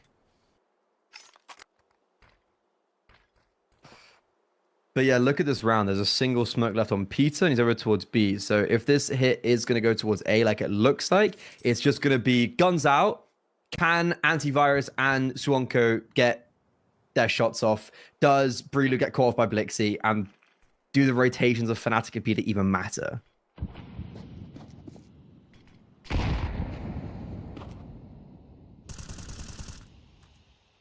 Oh, Suwonko, can you do it again? Can you do it again? Not quite. Only one. Mokujin will entry him, and flashes onto the ramp. Mokujin is burning slightly, but he won't care. He concentrates on the spray down, manages to complete it. Yeah, I don't see any possible retake coming through. Bruno's going to get shot on the side as well. That's so sad. He's been waiting there all round, and finally he hears information, and he gets caught from long because it's the bait from the running and the sound cue. Okay, Peter's not winning this one. He he is all alone, caught by Fluffy. Good enter the half from Fluffy. And CYBERSHOKE do grind back to that 7-5 like I was saying. And I do honestly think CYBERSHOKE are favourites from here. Yeah, I agree. I feel like we're actually seeing very similar shades of Mirage. What I feel like is quite disappointing, though, when we do take a look at how that 5v5 was played, is like, is Swanuku getting aggressive short there really the ideal play? It's like, okay, it worked before, but you're isolating yourself when you do have a teammate on the bomb site. And yeah, you know, the flashes were great on antivirus, but he spams his magazine twice into a smoke. So they run him down, he's reloading. It's like, you know, you can be blind, but you would have had way more of an opportunity to actually fend that off if you didn't just spam your bullets into a smoke. So very poor from CYBERSHOKE, from VRSDelivery on that A bomb site. But T side, this is where they were best on. This is where they were. This is where they can get crazy, and they're gonna try to do it. Start towards B.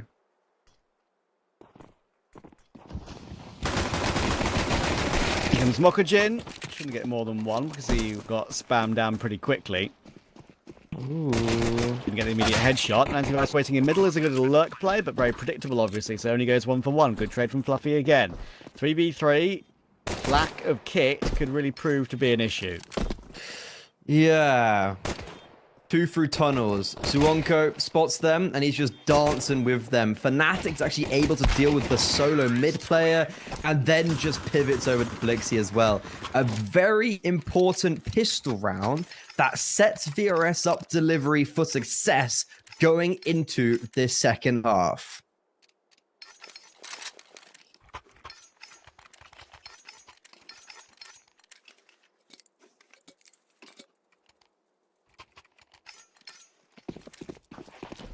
Yeah, they're going to get a 9-5, but CYBERSHOKE are fully saving for the gun round in the third. So again, the comeback could still prove to be on. Maybe this will just be VRSDelivery's day. You never know.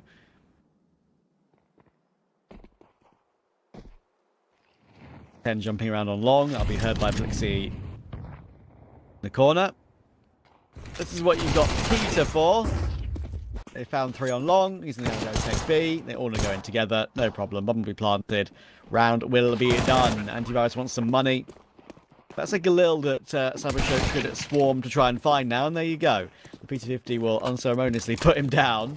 And they've got a Galil and a Mac 10 to save now. The Galil is good to keep, but I think they should throw the P250, Mac 10, and USP all into a fight here to try and look for exits. Yeah, the argument is then, like, don't give... if they do have another Mac 10 that kills, but I agree. I think in this instance, yeah, like, do some damage is what they're going to do. Blixie is already hunting for Peter, who then spots him. And again, an important kill for Peter after he did actually play quite well on Mirage. I was very impressed with his performance. 9 of 5. Yeah, he did probably one of the best I've ever seen from him since he came back in like, the last 2 weeks. 9 of 5. We are both kind of in the mind that we think CYBERSHOKE is still going to have it in them to come back, but this is where it then really matters.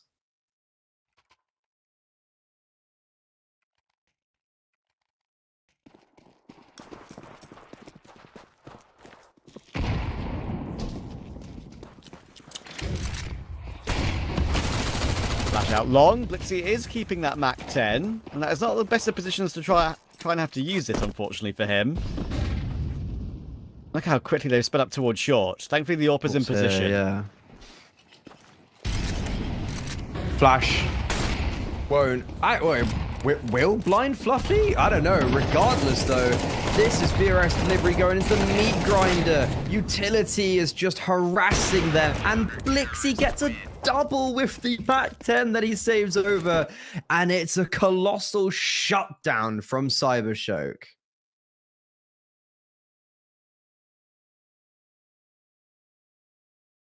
Yeah, they read that one very quickly, didn't they? That could be a sign of things to come.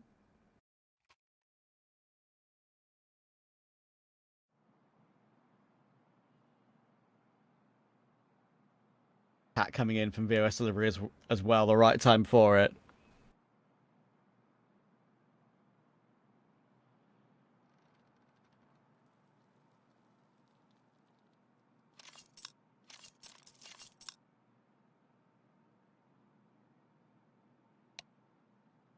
Yeah, that round felt more of a good round for CYBERSHOKE than bad for VRSDelivery. Like, CYBERSHOKE they were so prepared for that short play. Specifically that. Their utility was on point. Fluffy gets a kill blinded. Flash hits him, but I don't know how blind he actually was. Regardless, it's still kind of an unlucky one. But yeah, this is a CYBERSHOKE who just had a really good round there. And it could have ramifications of VRSDelivery. They're going to be suffering economically, as this is a very ropey purchase. 2 pistols, a Galil, and 2 AK with no util.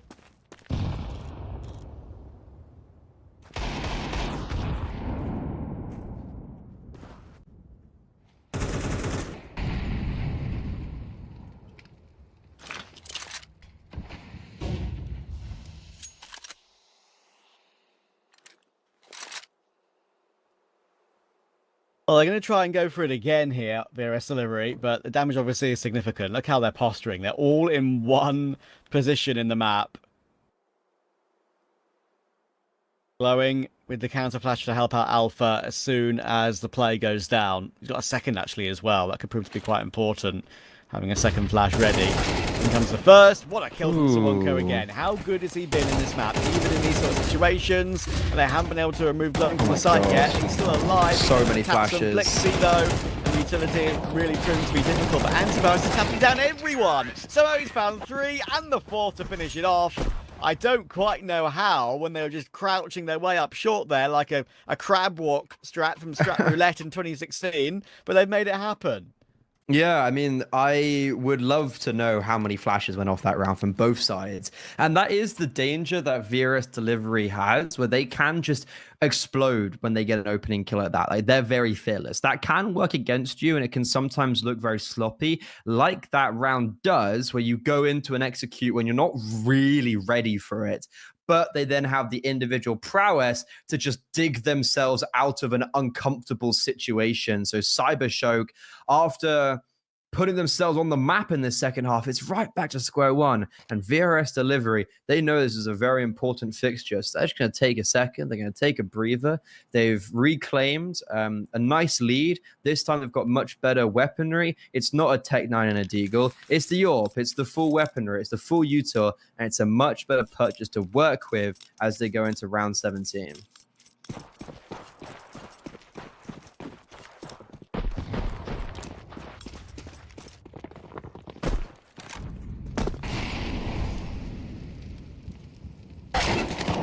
Oh my god.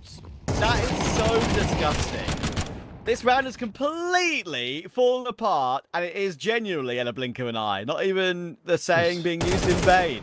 An interesting decision. Ridiculous. So that's something you see quite a lot these days, right? You see teams play like an anti-rush set up on B on the CT side. For the first 10-15 seconds of the round, once they get onto B, they have one player above, one player below, one on the high angle, one on the low angle, near the big box, and there, I mean, goodness me, I think it was an immediate double dink from 2 of the separate FAMASs on Mokujin and Glowing. I think that's the best I've ever seen that setup work. Because normally with that setup, it's like they maybe get 1 player. I've never actually seen a T side just decide after a tactical pause to basically dry swing 4 players into tunnels.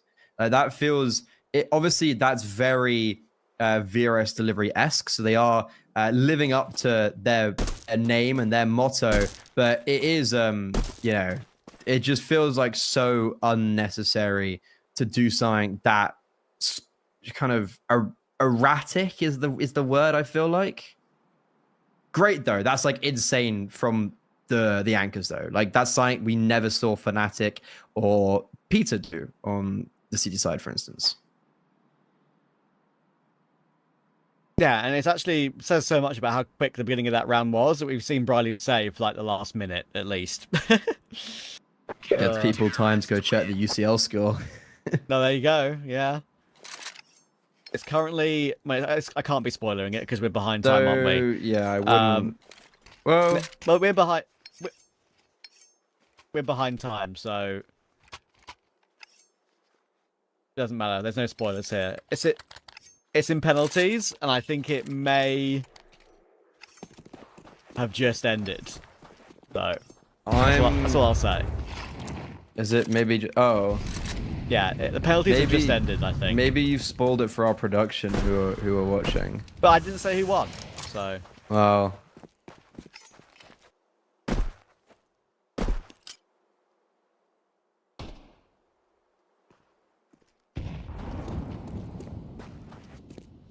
Brandon's gonna be very sad.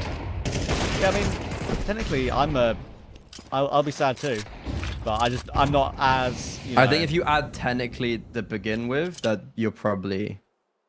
I'm fine. not as huge a football fan as I used to be. I've been. You're engulfed by Counter-Strike and tennis. Yes, indeed. Good peek there for Peter with the Tech 9. He gets one, but the peek needs to come from tunnels right now. So one could actually close the distance quite well on Mokujin. That would be dangerous. A great dink, though, and that will finish it off. Ow. Okay. Mokujin's just decided to be the best player of FAMAS I've ever seen, and almost wins out the round completely. But Antivirus does get a trade after he was in the middle. He converts back, and Fluffy just hits the wall bang. So, as of now, CYBERSHOKE are building their way back into their map pick, as they've got an eco ahead of them to put it into a one-round game.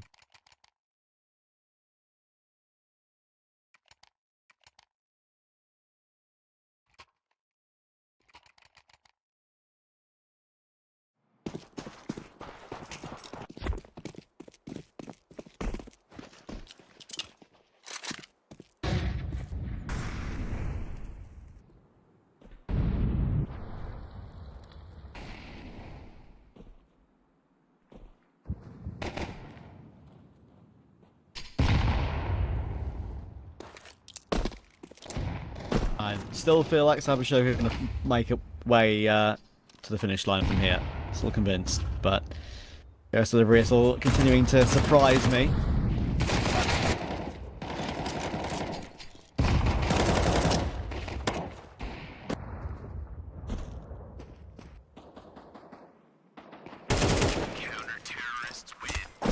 An eco though, that's dealt with very easily, so there's no real problems about that one.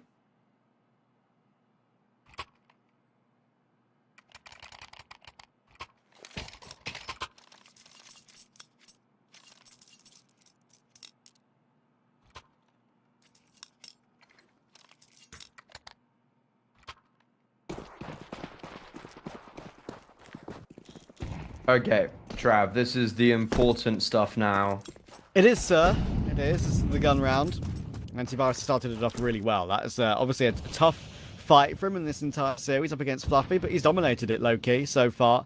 As the technically stand-in AWPer as such, used to rifle, has been AWPing all this year. All these last couple of months, to be fair.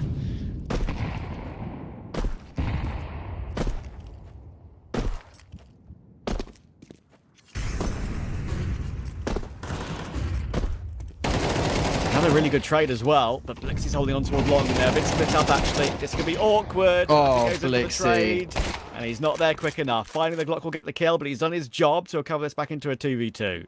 He's also got the read potentially on Alpha, who's pushing from long. And he does miss the shot, though. That's the unfortunate part. That's going to change everything. And look at Mokujin. Mokujin's trying to get into a position where he can flank, and it's just going to be a game of timings between him and Suwonko on who wins out that game of timing, as Mokujin's nestled himself in towards Murder Hole. And I never realized Antivirus never picked up the bomb, so Alpha's just sitting on it. There are flashes for them to get out, but they're just going to duel their way. Antivirus has the right idea, but Alpha just mows them down. Mokujin not even needed. Yeah, that was a really upsetting one, I think, for VRSDelivery, especially for Antivirus. He does so much there, and he reads the re-face on long. If he hits that shot, it's a totally different round.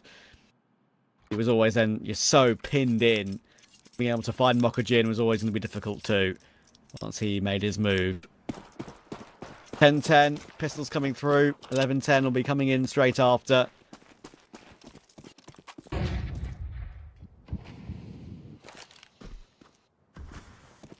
wonder if there are any players on the server right now who are Arsenal fans. Must be a tough time for them. Gotta probably hope it doesn't affect them too much. Well, you'd be surprised, man. Football is a religion to a lot of people. Yeah, you're not wrong, right? Like, it is... It's like...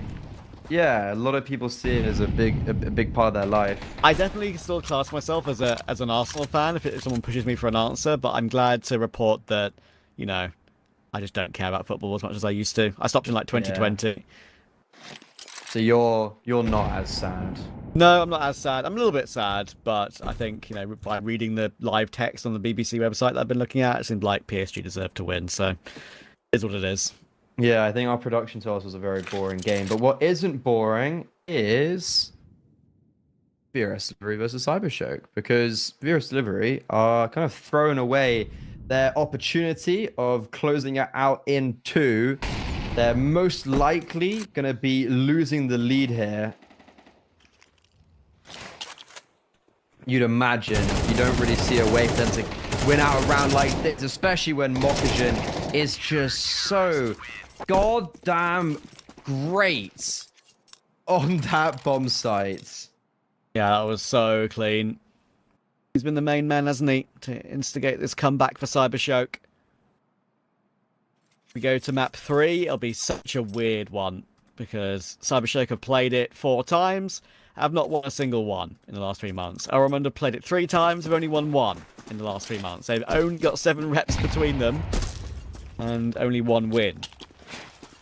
Feels like a very much a dive into the unknown, that one. If you look at 2026 as a whole, Elromund only have 1 more win. That was back in February against WW. And if you look at 2026 as a whole for CYBERSHOKE, it's still the only 4 they've played.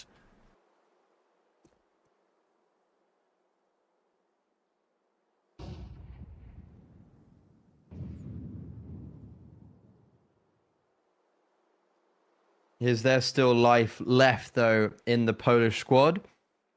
Flashbang blinds Blixie. A second, also effective. He's still, though, going to be effective at getting 1.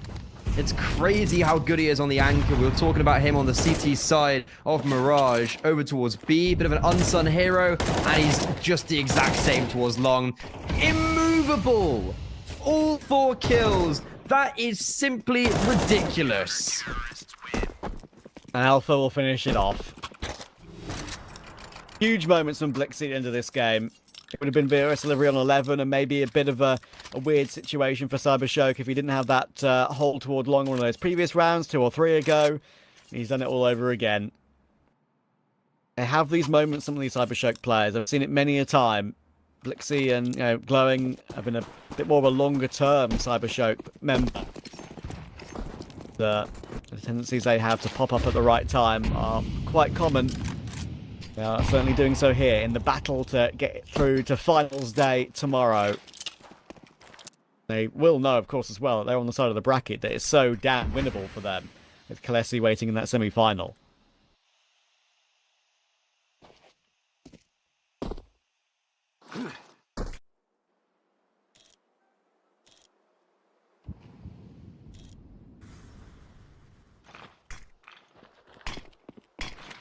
Okay.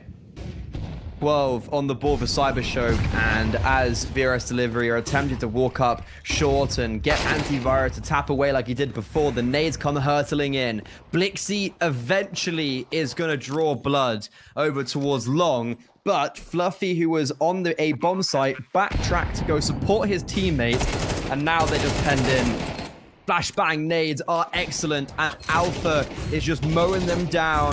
Brelu all left alone. He's going to be able to get 1 second. A missed AWP shot gives him an opportunity. He runs out of ammunition, but Mokujin can't land the shot that's needed. He resets and eventually will. Almost heroics, but the operative word being almost, as we send ourselves to a decider. God, how many bullets did Mokujin use there and actually not get that kill? That was crazy. I mean, I swear he used an entire clip. Both players kind of used an entire clip. Brilo just actually getting more work done, obviously, before Mokujin was able to get that kill. But Yeah, that's a deserved result. That's a deserved recovery for CYBERSHOKE. They have always been better on Dust 2. And look, VRSDelivery caused them problems. There were a couple of rounds where they really made a big difference with their sort of team play and cohesive moves. When Antivirus, as an example, right, got that 4K from a catwalk when they were going A. But you can't rely on that. That's not replicable. And that's very obvious as we got further and further throughout that game. And very similar maps in a way, Freddie, in terms of like how one team is very good on one side, not as good on the other, and we see them recover when they are on their stronger side, on their stronger map. Yeah, that's kind of been the narrative of the series and also of Dust 2. But before we go on to Overpass, we're going to be sending it over to bit of a tongue twister there, to talk about why is Mokujin the best anchor of all time. I like that. I like that premise. Certainly befits the name or befits the person. The bigger issue I do want to point out is what the hell happened to Fnatic? What the hell happened to Pietro? And perhaps for Pietro I can understand, but Fnatic got a total of I believe 2 kills in the first half and then a total of 3 kills in the second. He wiped completely. Obviously Oromon started really well. The first half kind of went their way heavily, only to get absolutely glassed on that second. I mean, they win the pistol, they win the conversion. I believe the first gun round kind of went a bit awry, but they even recover on the 4th round of the second half. They kind of make it look like, holy shit, guys, we're gonna win this 2-0. Wait, what? I'm wrong? Apparently not, and neither is Trav. This is a quick recovery at the end. CYBERSHOKE have an individual monstrous performance. Mokujin, obviously, first and foremost in the front. We got Blixie, who's popping off like crazy. I think he's done a great job just kind of holding on his positions at all times.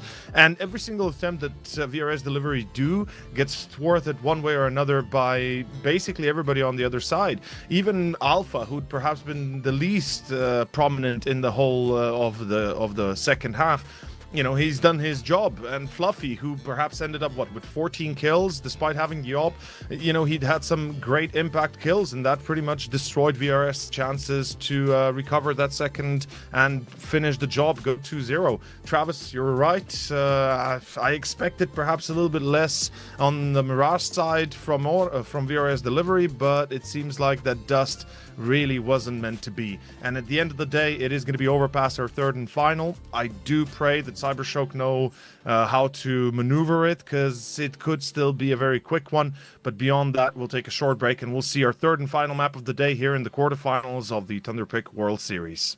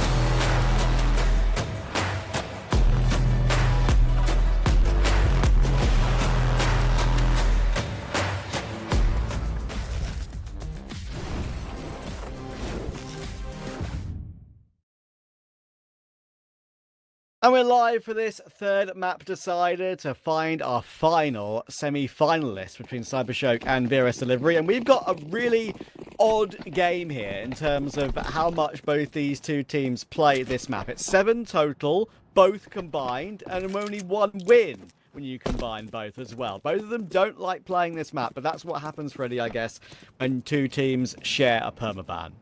Yeah, this is a really fun and funky third map. Like you're not gonna get less of a definite on a third map than this. Like this could end up quite scrappy. I don't think I've seen either of these teams ever really play on this map for the reasons we were just saying. But it's gonna be the pistol round opened up by Antivirus, as he's able to get the opening kill on this decider. Whoever wins this will be progressing through to the semi-finals of the Thunderpick World Championship European Series 1. And Mokajin, somehow on long, is actually getting a lot of work done by himself there. But after a while, as he gets taken down, the VRSDelivery side do just fumble, as it's a pretty manic pistol round from the T side. Just going here, there, everywhere. Yeah, if Fnatic doesn't show himself to Alpha here. Okay, Alpha's clearing absolutely everything. There we go, there's the kill. So now, unfortunately, they know, and unfortunately for Fnatic, they know, and they can take the bomb A. If Fnatic could have found some way there just to let Alpha ignore him completely, they could have maybe taken the bomb to B, and he could have played time, denied the bomb plant as late as possible, and somehow won the round with one player being so low. But yeah, now it's incredibly difficult. The advantage definitely is held by Fluffy and Glowing. They're going to fall back and play from better positions at longer range. Got that P2K picked up as well on Fluffy, so that's no chance of a goosh at long range. With Fnatic not having a kit, the pistol round is over.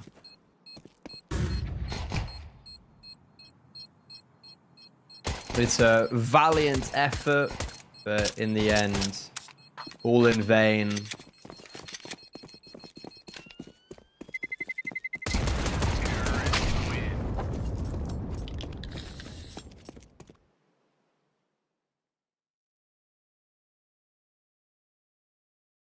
VRSDelivery, they get the opening kill in the round, but they end up falling flat from that point onwards.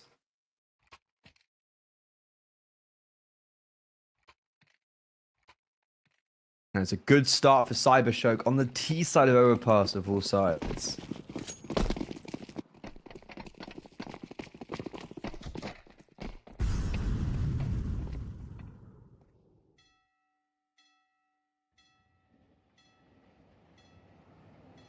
To give you an example, like of the numbers that I was talking about earlier, so 2026, not even last 3 months, the entirety of the year, 4 maps for Oromund/VRSDelivery on this map.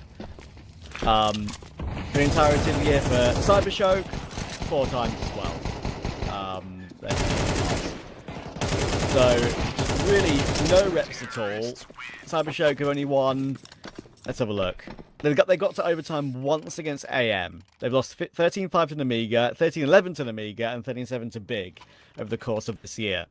And look, I understand numbers are going to be skewed because of it being only 4 times played in 2026, but they have a 22% win rate on their T side, which kind of shows you like what it can look like sometimes when what it you can barely play the get map. to.